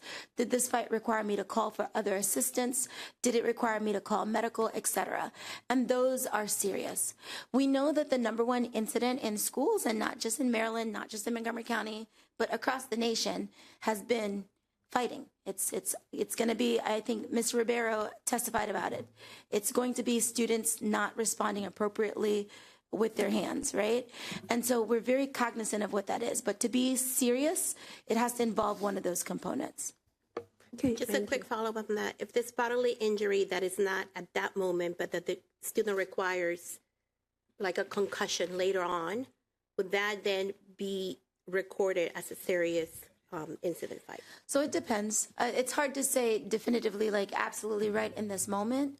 So that's not something that we see, but if it's reported later that such and such had a concussion, there was medical attention, then we would call it in. I think Ms. Rivera often has mastered bake 3 questions into 1 question. She has mastered that. All right. Okay. Ms. Silvestri. I'm trying to figure out how I can do that. As well. So you will cover the state report that was attached to our presentation about disproportionality with Black students at the strategic planning. Yes, meeting. that's another topic altogether, and a very important one. Yes. That I think is important to the conversation, especially when we talk about the responses, root causes, therapeutic I just want to make services. sure that's going to be covered strategic plan, so I don't have to. Yes, I believe so. I mean, Ms. Wolf is the chair, so she has the final say on the agenda. But I know that discipline is very important to her. Yeah, it was a huge report. Just to kind of not talk about it today. My question is to Dr. Taylor. Could you help us remember what is in your budget to address safety and security, as we have heard from both testimony today and the presentation? We have a couple of enhancements. The one that's most significant is additional funds for safety and security assistance.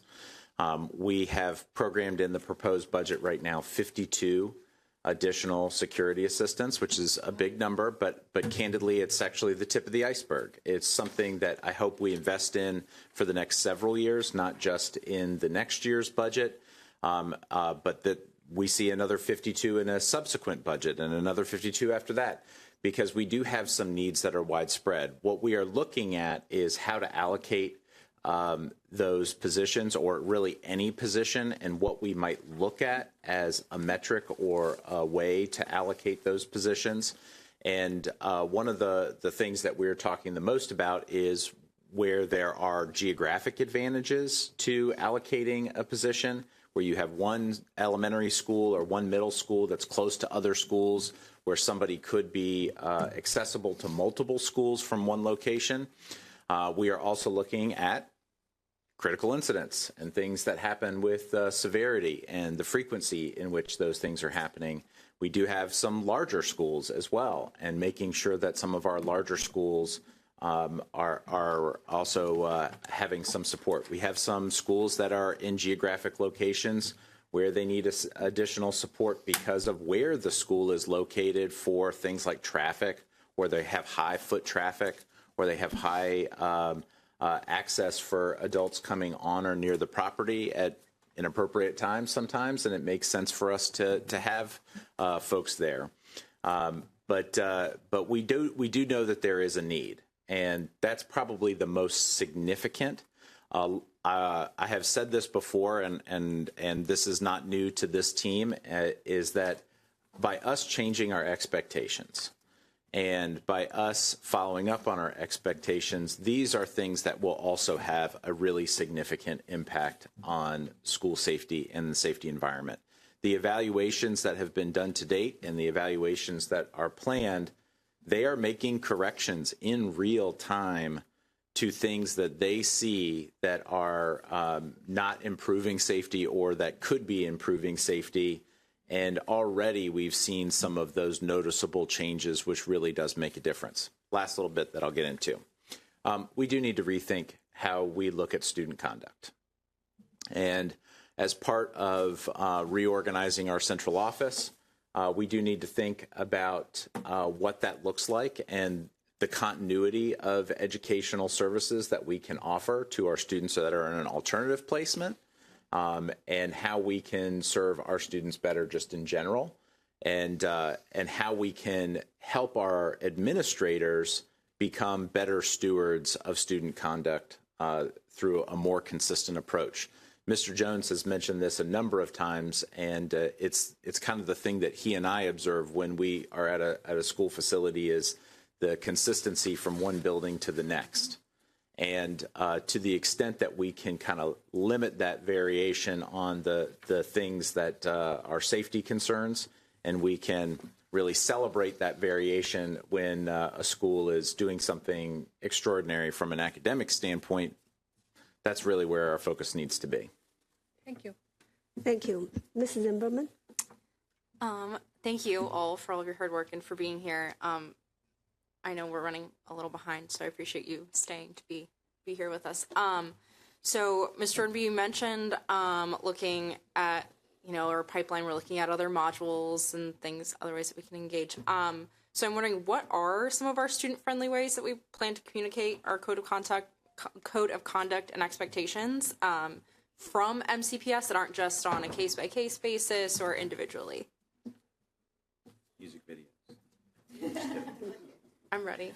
I'm ready to perform. I'm open to the music videos. One of the things I wanted to say is, traditionally, if you guys remember, and Ms. Zimmerman, what used to happen is the code of conduct used to get printed. It's lovely. It gets shipped off to the schools. It's a lot of paper. They were distributed, and then you would sign that you received it or sign that you received it, reviewed it with your parents, right? And it didn't really tell us much, and getting those forms back were here, there, and otherwise.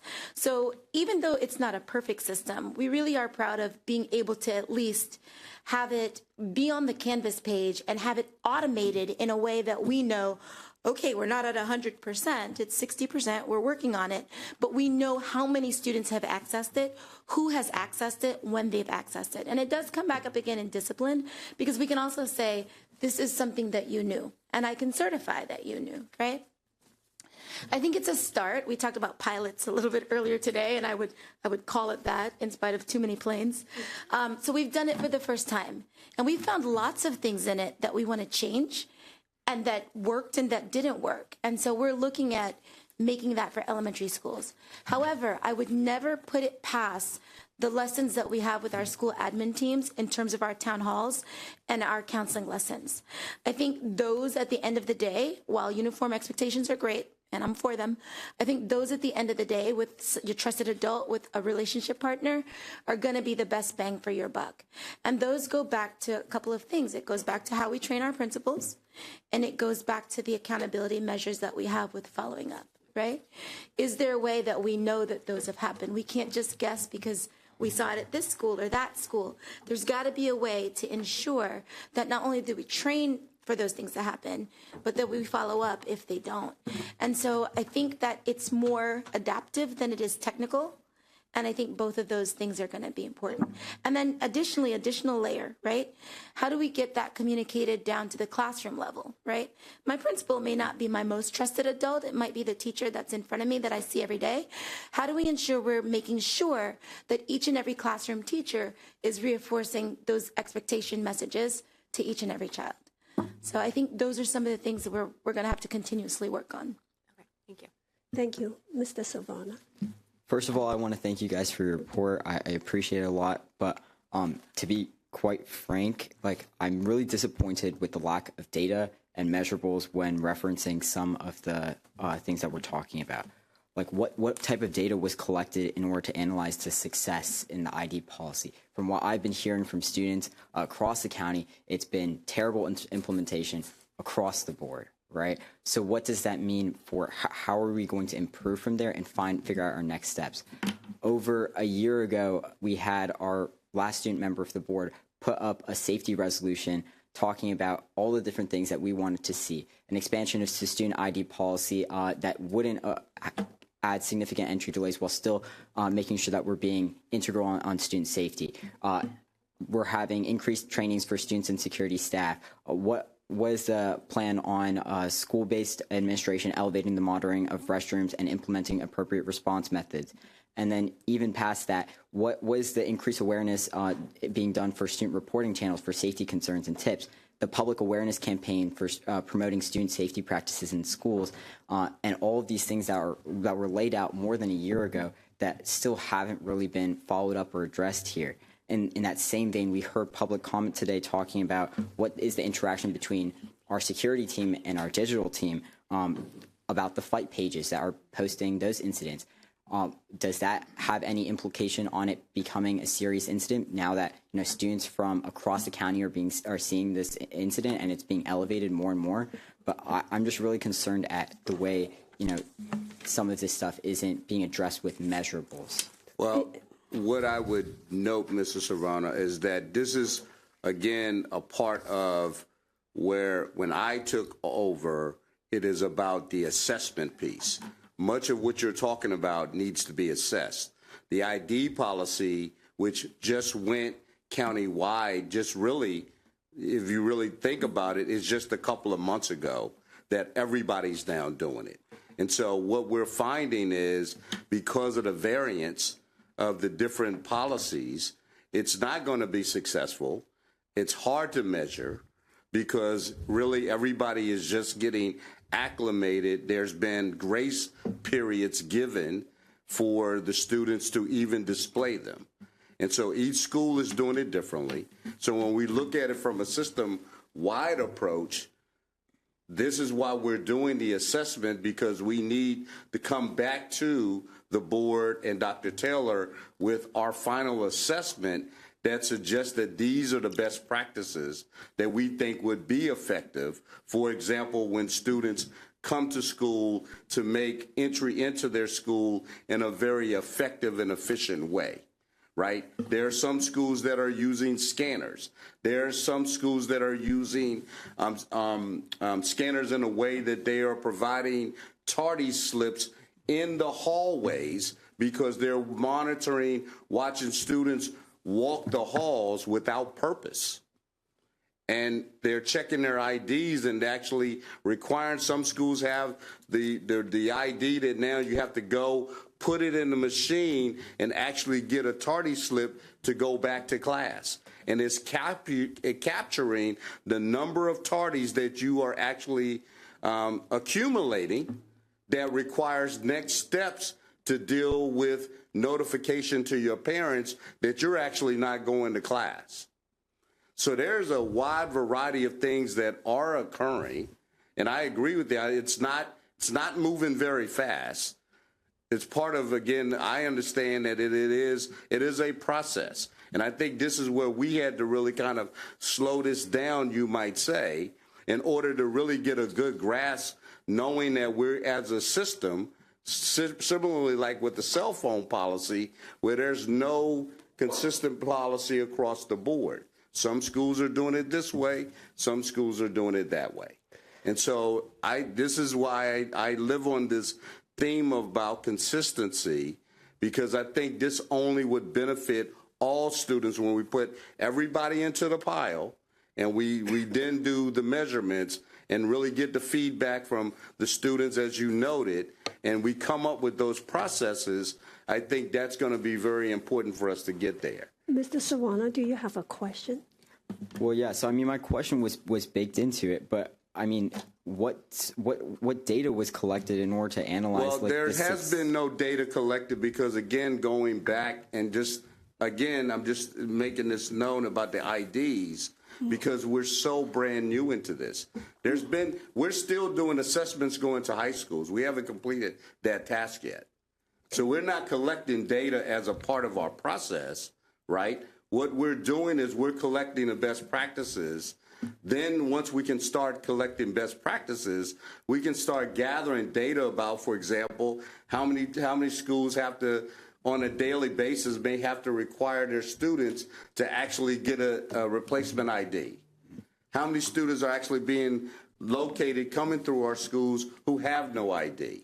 Those are some of the data sets that we need to come up with, but we have not gotten there yet. Okay, thank you. My questions will be, first of all, when I look at the report, I notice, first of all, it's wonderful we're doing this. We're not waiting till the end of the year to look at our serious incident data, that we are doing it along the way, then we can align our practices, provide support where it's needed, right? These data are captured, so we can handle it. So I think we have made really good improvement in terms of monitoring, and hopefully that translates to our support and practices on the ground. When I look at the serious incident data, I look at it from a different lens. I believe that the most important aspect is how we respond to and support the victims of serious incidents, right? So I often find that there is a gaping hole in our discussion. We talk, I think it's important to talk about disciplinary action, but actually a lot of me is going to how are we supporting the victims? Who are the impacted population? Who are the students we should support? How do we better support them after a serious incident, right? Because they were impacted. So in the future, I'm hoping that's some work we can do. I am very happy to see there's a 27% drop in the fighting and attack on others category. Can you name one thing that you do, an action that you take, actually that's helping, that's contributing to the decrease of serious fighting? There's been a great deep focus on two things. So not just conflict resolution, but also on self-regulation. Which contributes to some of what you see around fights and attacks. And I think a lot of those therapeutic supports that have been put in place, particularly at our high schools, and again, I'm going back to Ms. Montoya's comment where elementary schools don't have the same level of focus. You heard Ms. O'Neill talk about conflict resolution centers of Montgomery County. They're at 15 of our schools. Our Bridge to Wellness programs at 19 of our schools. Our wellness centers, which we're partnering with on a regular basis to work with students around many of these issues, including conflict and regulation. Our social workers who have been introduced in the last 3 years, of which there are 44 of them primarily assigned to our high schools, and then secondarily assigned part-time to our middle schools. So once again, that gap in elementary school that we've acknowledged. But those are having a great big deal of impact on our students. Having somewhere to go, having someone to talk to, having someone to ensure that what I'm feeling right now doesn't come out in a way that is violent, and being able to address that not just after, which we get to the after, but some of the before. And I think those are really impactful. One of the things I would bring forward next time is the Office of Shared Accountability. They did a report on the impact of the social workers and how principals have seen their impact. And those are some of the numbers that you'll see in terms of their servicing. I do want to say one of the things that they do is address students who have been suspended. So as a broader part of the well-being team, one of the data metrics that we look at in this office, because we look at suspensions, we also look at how many of our social workers work with students who have been suspended. And so there is a kind of a circle back that happens. So the short answer to that would be some of our therapeutic supports and some of our services that are provided by our external agencies. I appreciate that answer. And to understand what contribute to the decrease. But in the same token, our social workers support students who we have disciplinary action.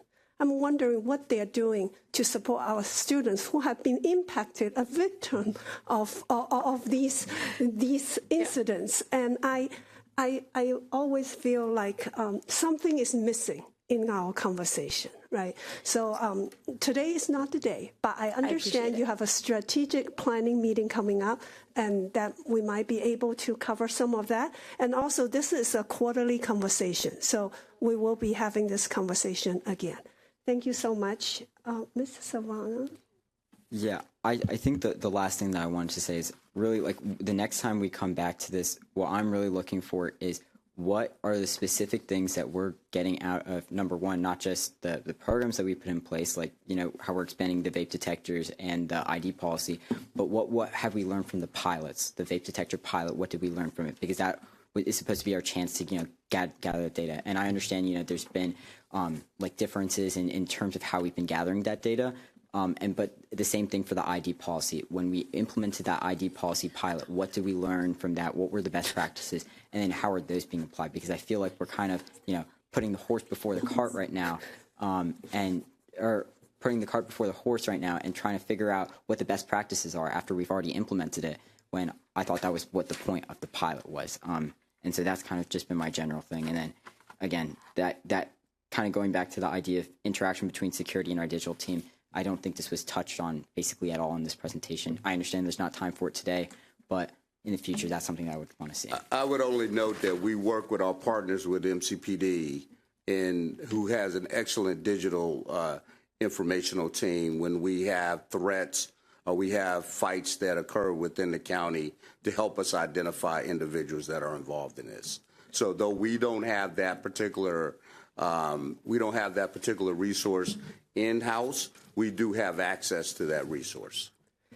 Thank you, everyone, for this discussion, very rigorous discussion. I think we can go on 2 more hours if we can.